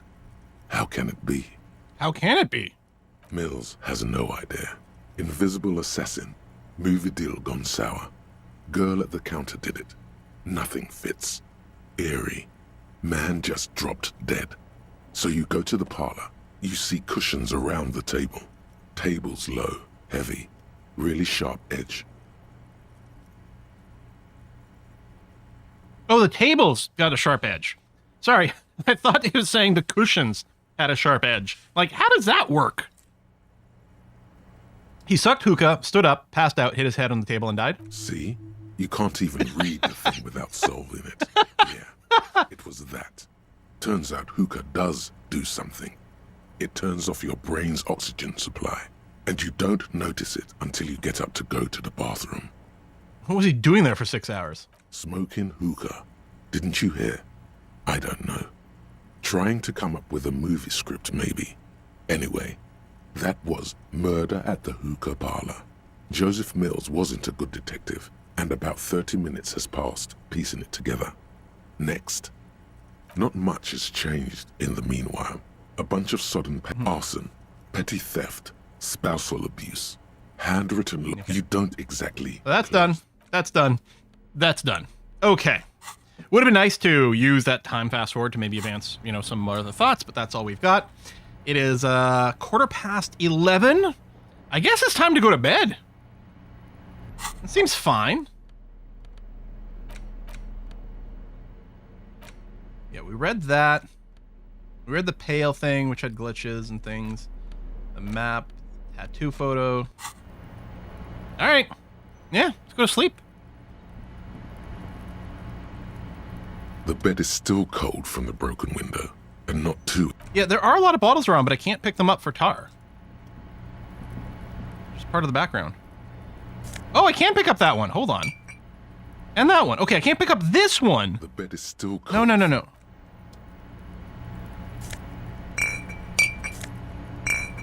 Yeah, I can't pick up that one. I can pick up this one. Oh, shit. I can't do these. I was gonna say, no, I can't. I tried. I can't pick up the bottles in this room, but that is not true.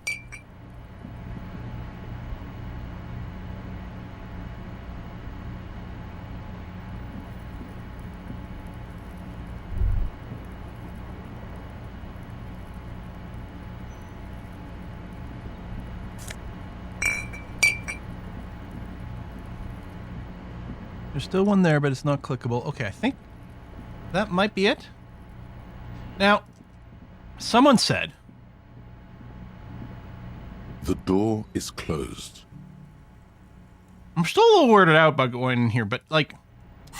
Okay, I don't want to go in with a crowbar, because it looks creepy. We haven't seen anyone come in and out of this place in a while. What if this is actually the stairs that go upstairs? To the roof? The door is closed. I don't... hang on. Worried it's going to be weird and something. Okay. The door, By the handle. door can only be opened with a key or from the inside. So yeah, that's... Still nothing. Okay, there's nothing to do there, as far as I can tell. Okay. Yeah. Kim's room. Don't know anything about that. All right, let's go to sleep. Well, yes, I think it is her on the roof, but I still don't know how to get there. The bed is still cold from the wind blowing in from the broken window. The mattress creaks as you close your eyes and try your hardest to fall asleep. I think Kim said he'd be back in the morning. Here we are again, my broken bird. The waves are coming, carrying you away. But you can't go. No, you have to stay. Always half aware of yourself. Scared the crap out of me. You're not cooperating, brother man. Why? It's your disgusting body. Okay. Even through your sleep, you feel a vague discomfort suffusing it. Your belly and your sides are unpleasantly tender. You wish you could curl up into a fetal ball of safety. But you cannot, because of the pain. That pain in your right side is your enlarged liver, by the way. As for your kidneys, you've really been compounding the damage lately. I mean, I haven't done as much as I could. Every cell in your body is moaning in agony, asking, what did we ever do to you? Oh, it's gonna be sorry, cop. I'm sorry, Cells. It's all me. It's all my fault. Now, you're finally thinking about something. Hi, it's me. Yourself. I'm the problem. It's me. Let's see how far that'll get you. My just desserts will endure the pain and dignity. Wait, wasn't this the express to fuck all borough? An artist and liver damage is my art. I think I need medical attention. I I think I do. Honestly, I think I just want to say that. I think I need medical attention. Oh, yes. That'll check you out. Give you some pills. Oh, I get pills that way. Okay. I'm a fan of anything that gets me The pills. Wonder Makers. Don't be stupid, Harry. It's not happening. They don't make new kidneys and livers in hospital. I'm happy I chose this option. All you've got to do is pray to God it passes and stare at the flickering darkness. You're just stuck here in the half world. Could try looking at other people. Really looking. But why would you want to start doing that? I will. I'm looking at people all the time. I like them. Well, human beings will always betray you. Get me out of here then. Back to the other place.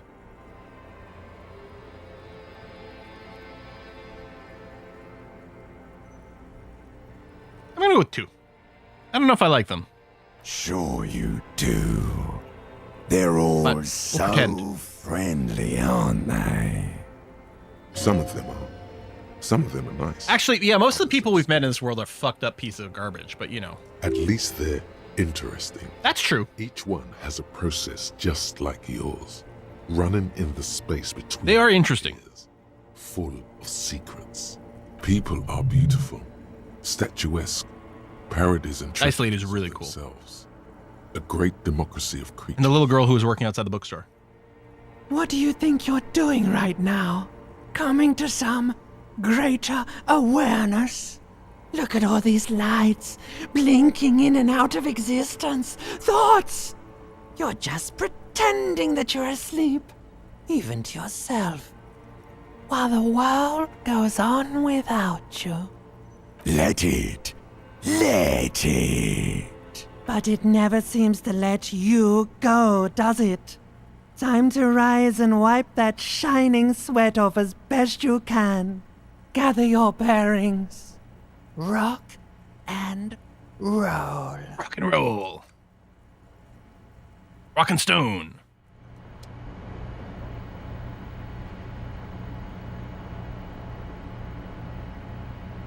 Get up. Get up, Harry. You can do it. Come on. I have faith in you. Well.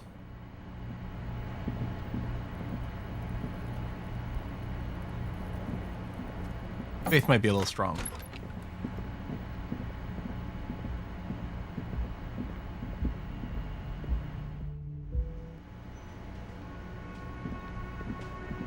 Oh, you've joined my party immediately. Listen, I got things to talk about. I did work. You know what? I think you should know I can't remember anything. We're gonna open up a little bit more. No response. He just arches his brow. He's having trouble processing it, believing it even. I mean, it's a little late for this, but I feel like I must repeat this. I don't remember anything that was heavy drinking involved. Have you tried concentrating on something other than your personal affairs? And we're working on this There case. is a sudden, harsh edge to his voice, like he's tired of hearing about your personal affairs. What's wrong with personal affairs? Not a fan. It's just the nature of lieutenancy.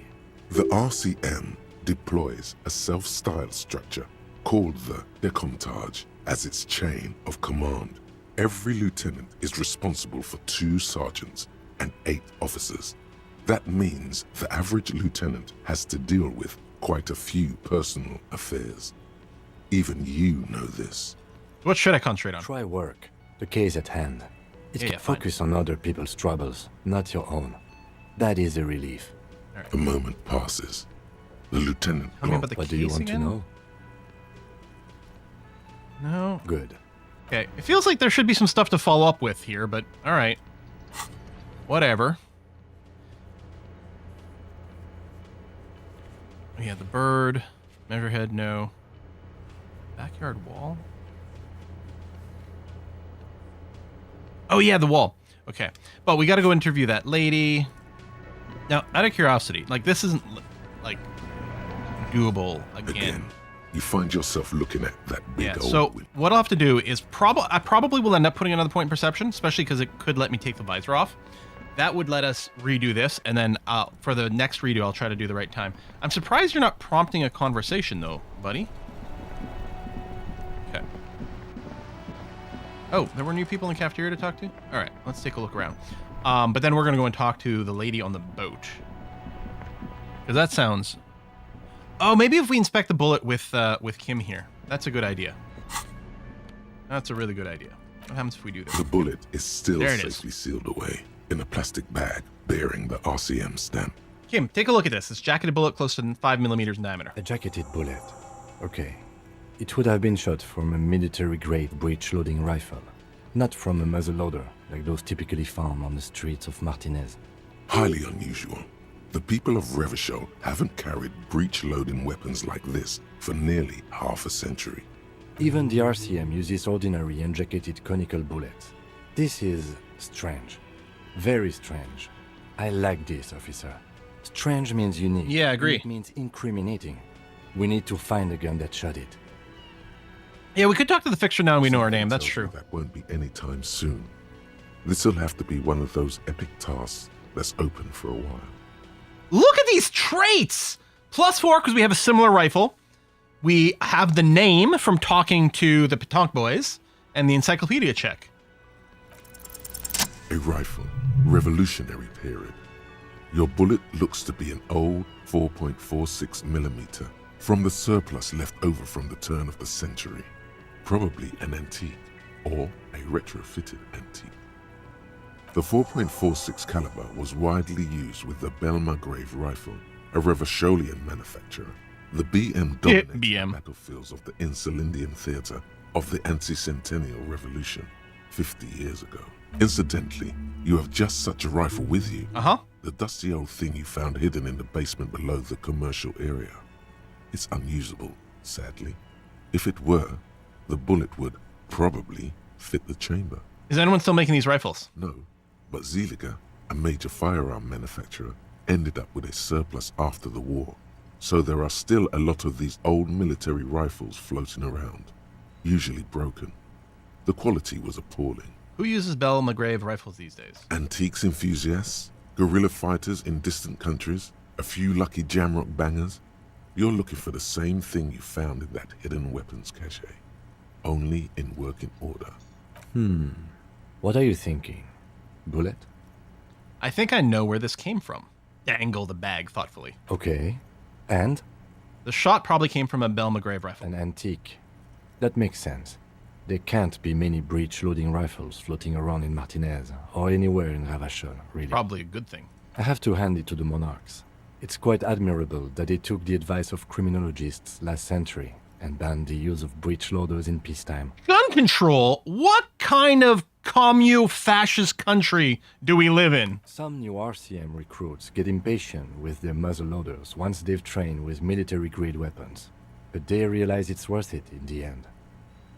Prohibiting peacetime law enforcement to front-loaded rifles is a policy enforced by the Moralist International in all the nations of the Real Belt. Makes you consider every shot. I like it. Imagine if everyone, cops, citizens, had access to firearms that could shoot multiple rounds without pausing to reload. Kim. After the first shot, the second, third, and so on come much easier. We're not going to go there, Kim. But back to the investigation. Yeah, imagine that. Seems like we're looking for an antique enthusiast. Doesn't seem that likely. But we'll check out all possible leads. Next step, finding the gun itself. All right. Cool. We do have a skill point. Might just wait a tick. Yeah, might just wait a tick here. I can check that backyard wall again. Why is it... Oh, because different time of day. Honestly, it's probably less good, but still possible. All right, Kim, I found someone we need to talk to. And I waited for you, buddy.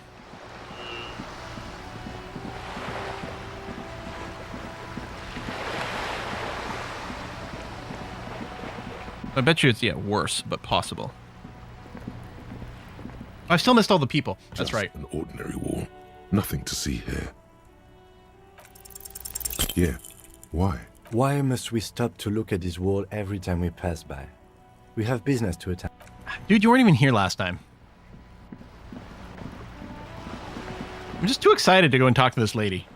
Seems important. We'll try to remember the cafeteria. I gotta go back in there to check that window at some point anyway. Shadows on the water. Green plants under the calm surface. Hello! A striking woman leans against the cabin top of her sailing boat, smiling as you approach.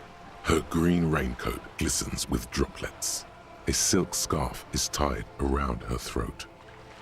Good morning, officers. I'm Joyce. Joyce L. Messier. I represent the board of Wild Pines, the owners of the harbor. You gentlemen must be from the RCM. Ooh, so smart. Is it the uniforms that gave it away? Joyce L. What does the L stand for? Dayton, my maiden name. What gave us away? Okay. Nothing, honestly. I've said it to every drunk in town, and you're the first one who's responded. Relax. She meant it in jest. I'm gonna shake her hand. And it's gonna be like the uncomfortable chair. I'm gonna take -2 health damage because I shook her hand. And I'm gonna get penalties to every roll. I'm glad to see you here. I was dispatched to handle a strike, not a lynching. Anything I can do to assist the RCM in this matter, I will. Gladly. That is good to hear, madame. My colleague will take the lead on this interview. I should let you know that he is recovering from an unusual medical episode. Very unusual. But I can assure you of his ultimate competency. I'm fine. I'm fine. Everything's fine. There's a trace of irony in his voice. Mischief, even. The lieutenant is hatching some scheme. How interesting. I wish you a swift recovery. In the meanwhile, you have my full cooperation, and the full cooperation of the Wild Pines group. It's hard to get a read on her precise disposition, but she appears helpful. Okay, I'm gonna show her how good of a detective I am. How perceptive I am. You're on a boat! Why, yes I am. She looks at the deck on her feet. Green and white sails flit overhead. Not a lot of people on boats, are there? Of course there are. We're on an archipelago. How else are you supposed to get around? Wait, we're on an archipelago? Yes, we are. We are on Le Caillou. Caillou? I thought we were in Revachol. We are. And the city of Revachol is on the island of Le Caillou. Still, I haven't seen anyone else sail a boat around here. I haven't seen anyone else drive a souped-up Capri Kenema motor carriage either. Actually, that motor carriage has been specially issued to serve as a patrol and pursuit vehicle. It's for crossing long distances in the greater Revachol industrial harbor. It's not a toy. Neither is this. A toy, I mean. It's a machine for crossing long distances in the Bay of Revachol, between the city and the islands. You need to make this lady admit she's only riding around on this boat because she's rich. Yes, I do. Although, I do want to... Why? Do I need to do this? Why what? Stop thinking. Take her down. All right. It'll come off like I'm envious and I'm not. Why am I even thinking about this? I have police work to do. Actually, yes. I need to nail her for this. Freaking bourgeoisie. 1%er. Something. I don't know. I don't know exactly where she falls under. Before you do, it might be pertinent to ask a few more questions. Learn whatever you can about this boat of hers. Fine. Okay. Does she have a name? The boat? No. It is called Cordelati 19 because that's the type of sloop it is. What kind of psychopath doesn't name their boat? It's just like, all of you have named your computers, right? Your computer has a name, right? It's very important. The word "it" feels strange. Such a beautiful boat. Gloomy moron? Oh, you haven't? You gotta fix that immediately. Such a beautiful boat deserves a proper name. Yeah, Boaty McBoatface. A breeze ripples through the sails and tugs at your hair. Below, the sleek, fish-like shape of the hull parts. Your Naz is called Ferratu. That's good. A resounding darkness. You're reminded of something. Or someone. Cool, but your boat really needs a name. Okay. How about Cordelati 19? Because it was manufactured in Revachol East by a company called Cordelechi, and its hull is 19 paces long. How about Dolores? Why Dolores? I just like the name for some reason. Well, it means nothing to me. I think I'll stick with the Wasn't my factory ex's name, was it? But thank you for the suggestion. Okay, but what kind of boat is it? It's a pleasure craft, a 19-pacer. It also happens to be rated for Category 1 racing. Though these days I mainly use it for business. How do you like it? My sloop? I like it a lot. It's the eel's hips, baby. Okay, I like that expression. I want to use that. That's way better than bee's knees. The eel's hips, baby. I'm enjoying this part of the interview. It has so little to do with the murder we're investigating. Kim! The sarcasm! The snark! I really do, the lieutenant thinks. Is she thrown off yet? Oh, he does He's looking at the woman, assessing her. Do you have a license for this boat? Officer, I assure you I'm a highly qualified pleasure craft operator. The crowns of her teeth are porcelain, white as the boat's hull as she smiles. Qualified pleasure craft operator. So charming. Where's the damn license? Can I see your license? I just renewed its safety inspection last month, officers. It is completely seaworthy. In fact, it's taken part in not one, but 2 insulindic regattas. Even finished once. Didn't you say you mostly use the boat for business, not racing? What happened to the other? The other time, I would have finished the race were it not for an urgent work matter, much like the one I'm on now. Still need to see the license, ma'am. Actually, you don't. I'm pretty sure I do. I police. It is a little known fact among those who police that the Wayfarer Act specifically denies the RCM the authority to demand anyone's operator license. Wait, exactly how little known is this fact? I was just being polite. Even school children know the Wayfarer Act.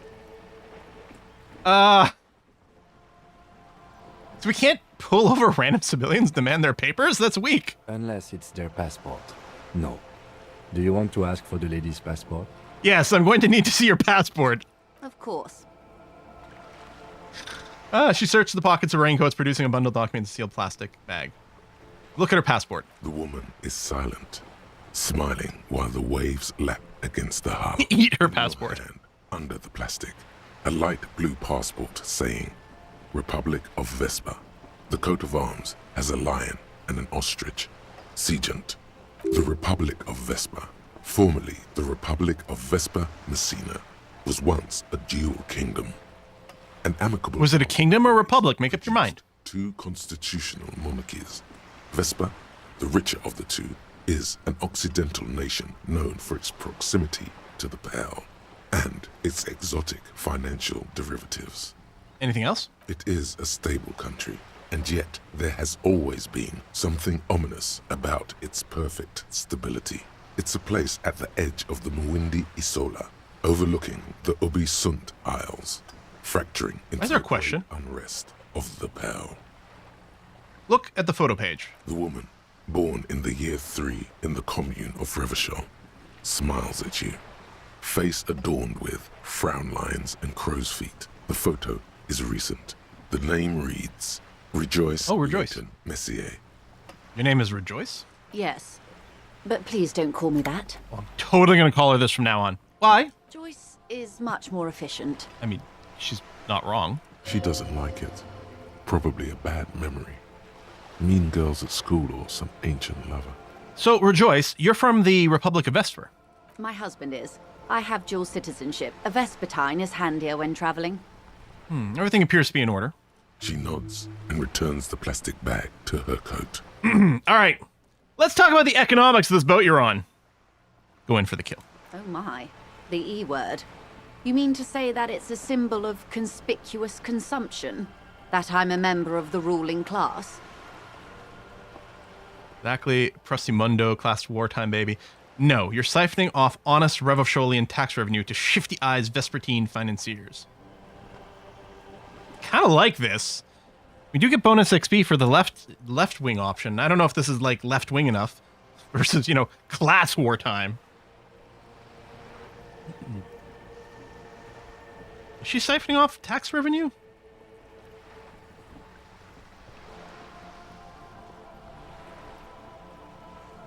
I think I'm going 2. 3 sounds nationalistic, or libertarian. Yeah, Precisum Mundo. Class war time, baby. Detective, may I remind you that Mrs. Messier is a professional negotiator. He doesn't look, he thinks you can best her in single Then combat. what does that say? Does it say docking reserved for residents of Rue de Saint-Ghislain, 33A? I did read that. 33A? This old proletarian haunt here. As I said, plenty of people drive boats, of all social strata. Fire back, quick! Ah! She takes a sip. It's gonna happen. Okay, Something is about to happen. In here. of course. Nothing happens for quite a while. They will come from my head, the arguments. As they do. The thoughts happen inside his brain. Wave your hand next to your head, it will help. It doesn't. Keep waving your hand slowly. My, it's as if there's a tiny spinner on the side of his head and he's reeling thoughts out. Except he isn't. The lieutenant is satisfied with where this is going. A thought is going to come out of my head and into my mouth, and I will say it. Of course. Keep doing it. Lieutenant, I truly don't understand what is happening here. Ah! I told you his methods are unconventional. I swear to God, I'm usually sharp. I don't know what's happened. Why am I not killing it? Your marbles on glass, dear. Don't worry. What were we talking about anyway? It was quite a while ago, but I think, yes, we were discussing my fast, large, ineluctably middle-class boat. I think I have a handle on the boat thing. Good. Tell me about Wild Pines. What do you do? What we do. I'm afraid I don't speak for Wild Pines as a whole. It's a giant undertaking. There was a touch of discomfort there. She wants to merely represent. So what do they do? The Pines' core competency is logistics. Container shipping, freight, that sort of thing. See those airships there, blinking? Those are the shipping side of things. And that is the terminal. Another subdivision deals with energy, oil and gas exploration, offshore platforms. The Wild Pines Group is one of the original Revacholian Indo tribes. Companies awarded royal monopolies by the king, the suzerain himself, centuries ago. The king is long gone, but several of the Indo tribes remain. Who are the other Indo tribes? Son Baptiste, LUM, an unknown entity known as Brightest Star. You're in good company, it seems. Why, thank you. She does not register the real meaning of that remark. How much money does Wild Pines have? I'm not at liberty to discuss the company balance sheet, but I can tell you that last year, the company booked more than 20 billion real in revenue. Yeah, there's some confusion, I guess, about the middle class thing. I think because of this time setting, a middle class was quite a bit, like, richer in this scenario, or like early 1900s, yeah, England and those sorts of things, those terms and stuff like that. Middle class was relatively posh, not like rich, not nobility, not any of those things, but closer, well, rich enough, right, as opposed to working class. The term middle class has really shifted its meaning, especially in North America, from kind of where it came from. A billion? Failure? What exactly is a billion? I'm not familiar with this word billion. It's a number, officer. A big one. What is it made of? It's made of 1,000 millions. A million is made of 1,000 thousand. It's actually good clarification because in some places and sometimes a billion wasn't 1,000 million. It was a million million, what we now call a trillion. Took a little while to standardize, and even in other languages, it's still different. Like in French, it goes. Again, I think there may be some shift there because of like, sort of. There's a word I'm looking for, but sort of like the influence of English and especially like American media and stuff like that. But like in French, I learned un million, un milliard, un billion, like in that order, right? Spanish doesn't have millions. There you go. Same in Germany. Yeah. In Germany, it's you say 1,000 millions. And then, so then a billion would be a million millions. Would that be it? Same in Polish. Yeah. Same in Denmark. Doesn't Denmark have some other weird thing going on with numbers? Maybe not that. I guess maybe it's just the way that the higher numbers count. Although I say that as someone who would refer to like the number 99 as, yeah, very different, right? 80 is 420, 90 is 420, 10, and 99 is 420, 10, 9.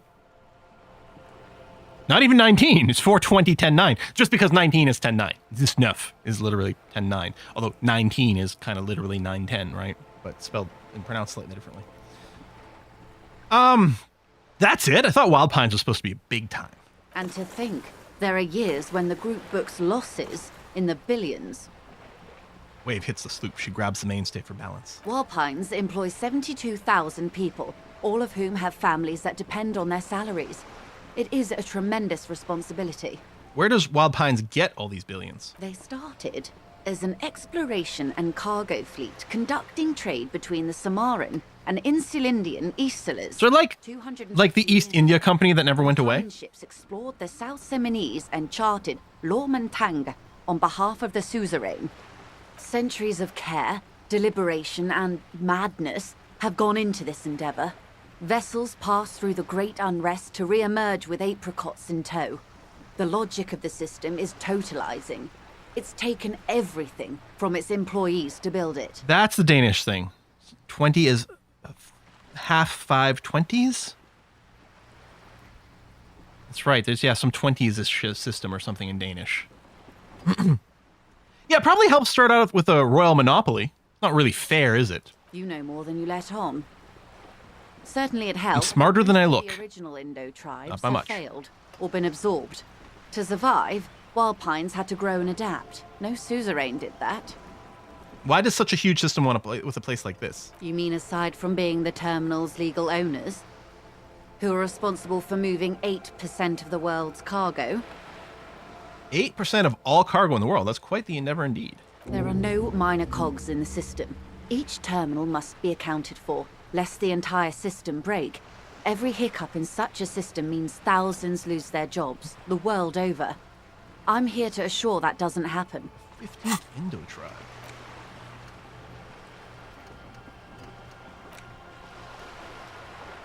No penalties. Wild Pines, Feld, Couperies, Tricentennial, Villiers, La Salle, names of the Revacholian Indo tribes spring into your head. Set loose the mention of Wild Pines. Royal monopolies, octopuses, and swordfish. Most of them now gone. But isn't there one missing? Wait, no, there were only 14. Then why do you feel like there's a 15th Indo tribe? I don't know if I'll internalize that thought, but it's interesting. With your help, hopefully, says her warm tone. When tell me about the strike. Everything. Right up to, but not including, trade secrets. Or doesn't what other language uses something strange like 12? Well, in French, you'd say douzaine. Right? Which makes sense because douze is the French word for 12. Douzaine, dozen, is probably comes from the French. Which I never thought about until now. Huh. What if I want to hear about trade secrets? First, you'd have to repeal the Emergencies Act of Trade and Aliments. That gives me the right to silence. It's quite the octopus. Octopus. I will slay it! Good luck. We're going to keep up maximum weirdness in this By convo. the vested interests of half the civilized world, including your own. What the ma'am means is that the Emergencies Act and the RCM both get their authority from the coalition government. It's starting to snow.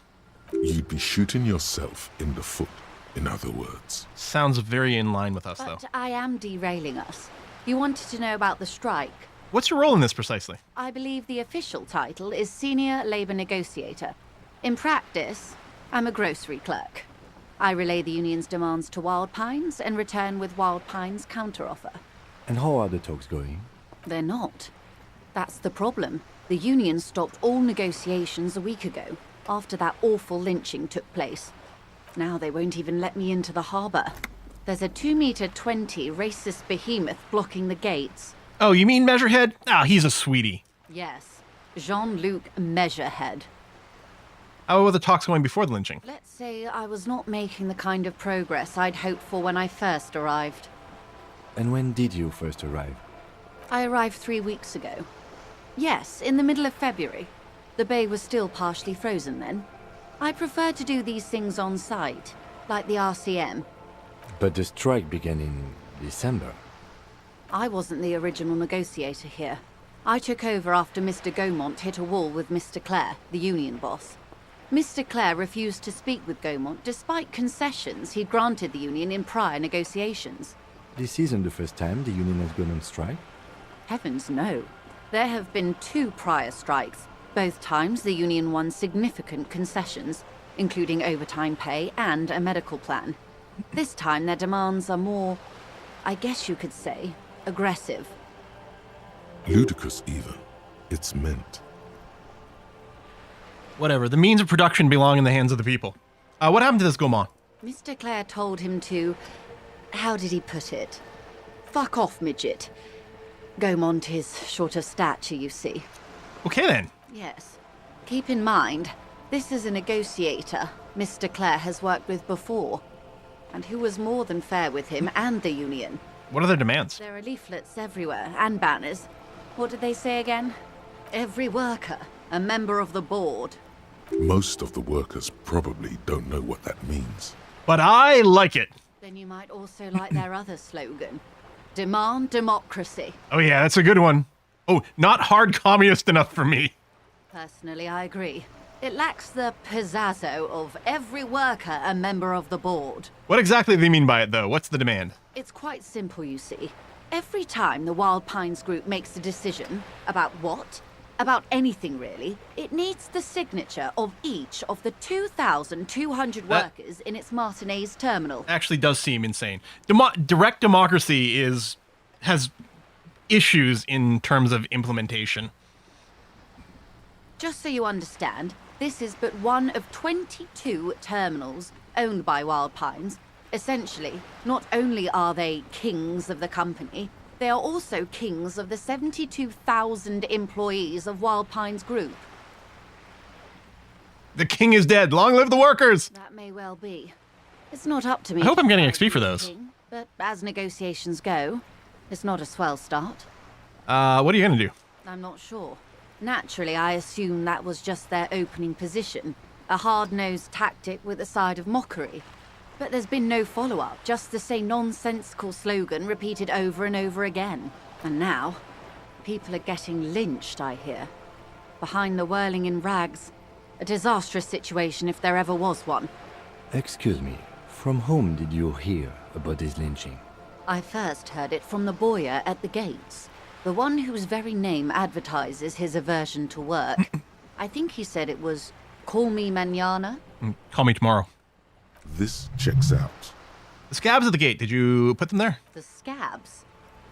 You mean the huddled masses of Jamrock, come to plead for We've been work? talking to her when for the over an union hour. Refuses to. If they were organized by Wild Pines or its affiliates, then it would be a company secret. I could not share it with you. Not right now, at least. It's implied. She's open to discussing this matter with you at a later occasion. What do you think about Evfart? Everard Clare is a man of the utmost integrity. If you can say one thing about him, it's that he always puts the interests of the workers first. Really? Of course not. Everard is fantastically corrupt. Uh-huh. I imagine he has a thick, viscous goo where you and I have blood. That's Evard, all right. He is the most corrupt individual I have ever seen, and I deal with men like him for a living. If there is anyone more venal, more irredeemably nepotistic, then it's his twin brother, Edgar. I remember hearing something about this Edgar. Have you seen him? No, not yet. Edgar looks exactly like his brother, except for that lazy eye. He also talks exactly like Everard does, and when one's term as foreman is up, the other takes over. It's how they circumvent the term limits, you see, with a funny little switcheroo.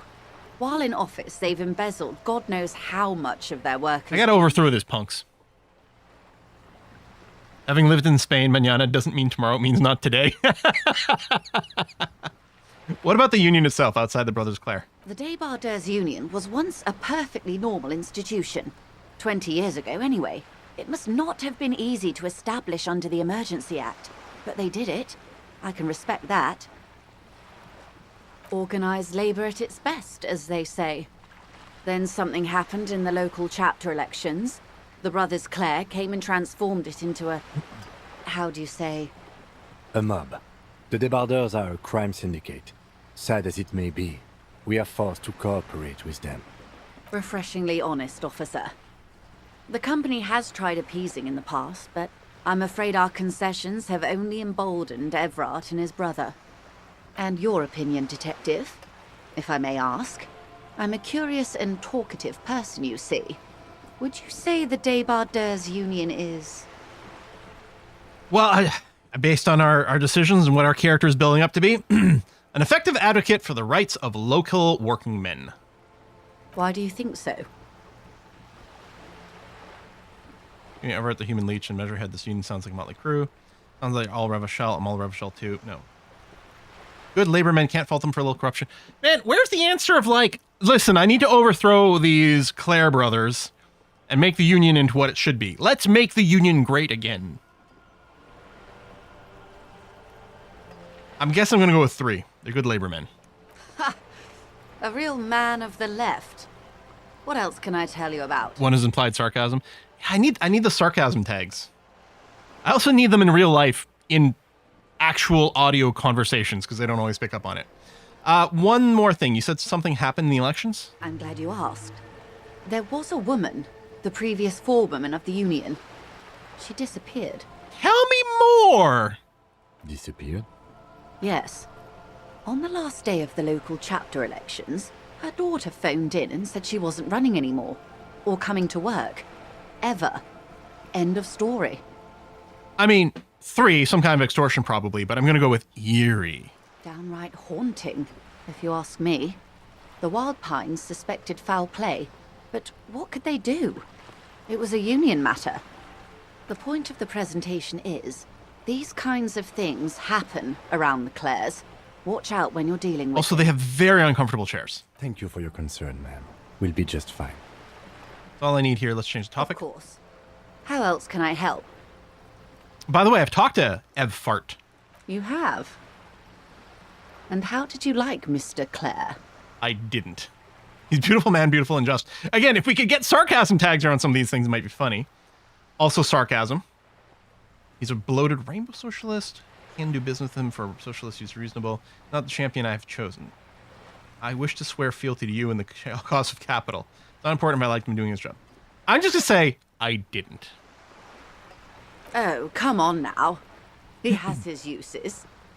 How else would he have stayed in power all these years? Or wait, actually, corruption. That's how he's done it. Fantastic, Worm-like corruption. Worm? Reaching into the bowels of the earth. The position of my unusual colleague does not reflect official policy. I hope you understand. The RCM does not pick sides. But I do. Of course. And I don't expect you to share anything he told you with me. I'm not a corrupt Worm myself.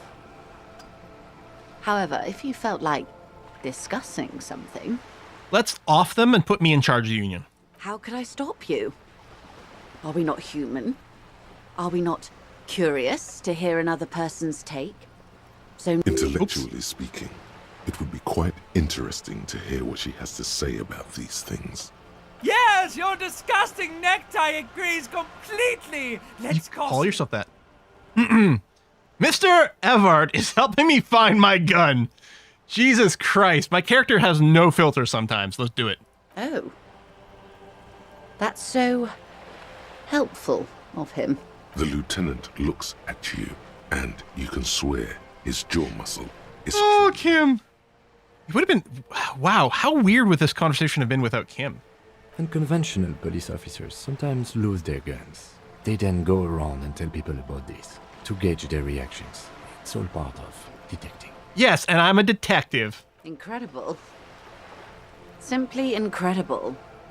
And how is it going? Has this detecting produced a gun? I like how I can just say it again. Mr. Everard is helping me find my gun.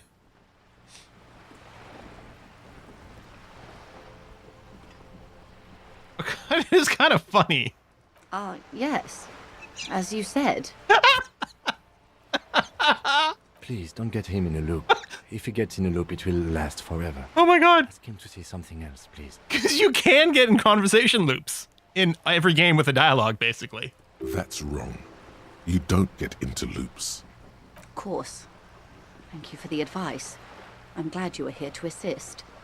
So Your meta. other dealings with Everard are still of considerable interest to me.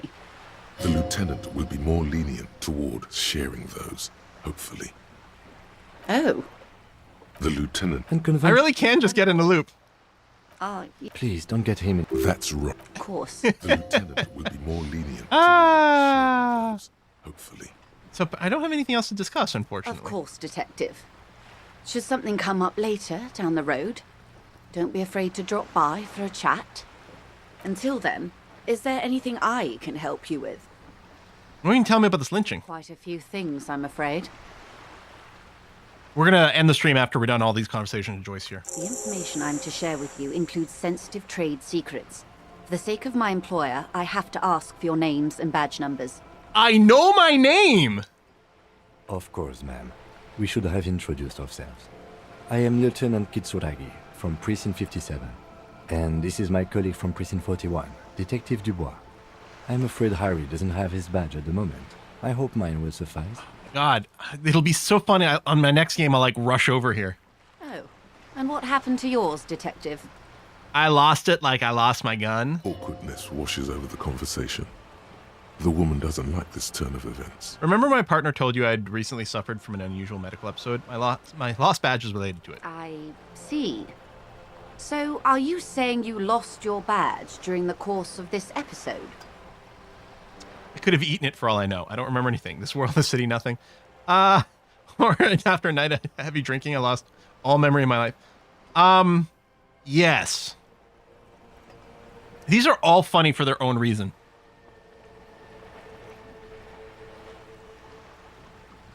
You know what? I could have eaten it for all I know. I tried to eat a bullet. Oh dear.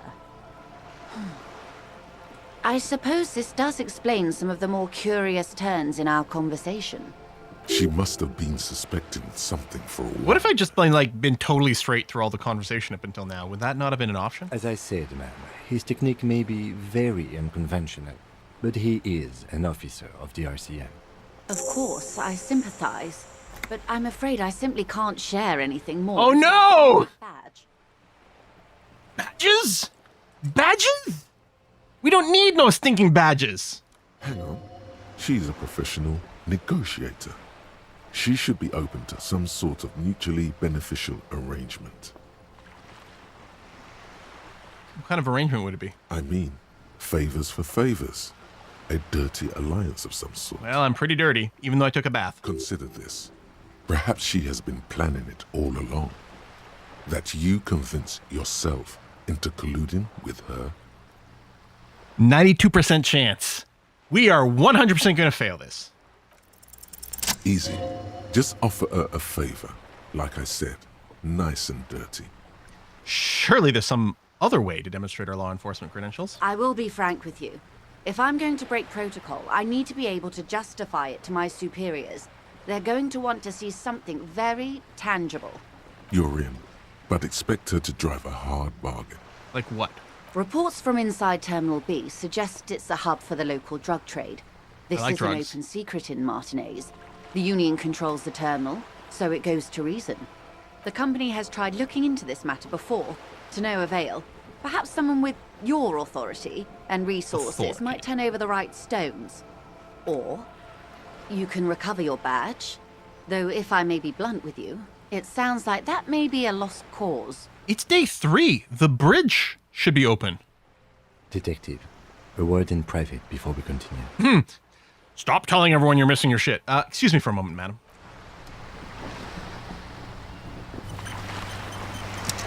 This is not going quite as I hoped it would, Detective. He's very quiet.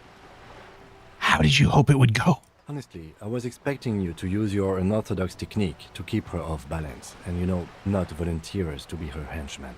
Well, I thought it was going so well. This woman is running circles around us.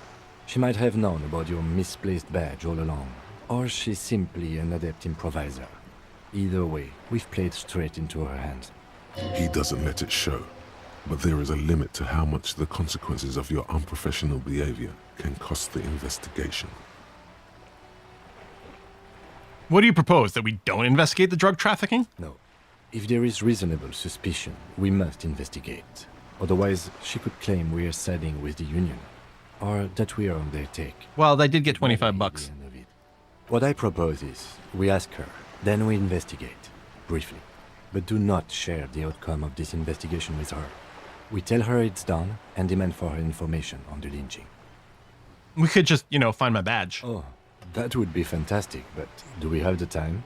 The world is large, and your badge is 8 by 6 centimeters. The situation might have changed drastically by the time you locate it.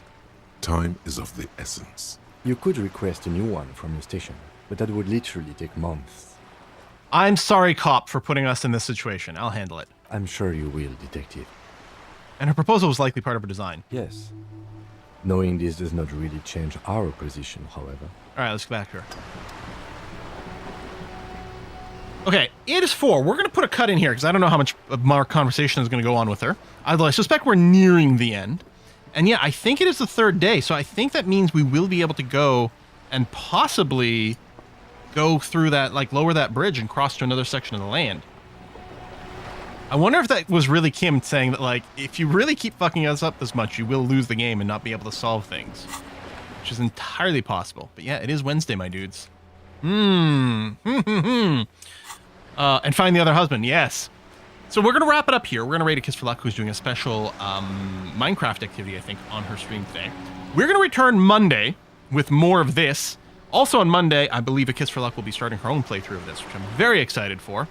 Over on the YubTubs, I am going to try to get some Stellaris up on there real soon. This week has been crazy busy. There's a lot of pre-recording work going on for certain games, for contents that I can't necessarily show yet, but is going to be coming in the future that I'm very hyped about. So, yeah. Oh, can I tell you something about the loop that you missed because of your stats? You know what, Striker? Yeah, go ahead. Go for it.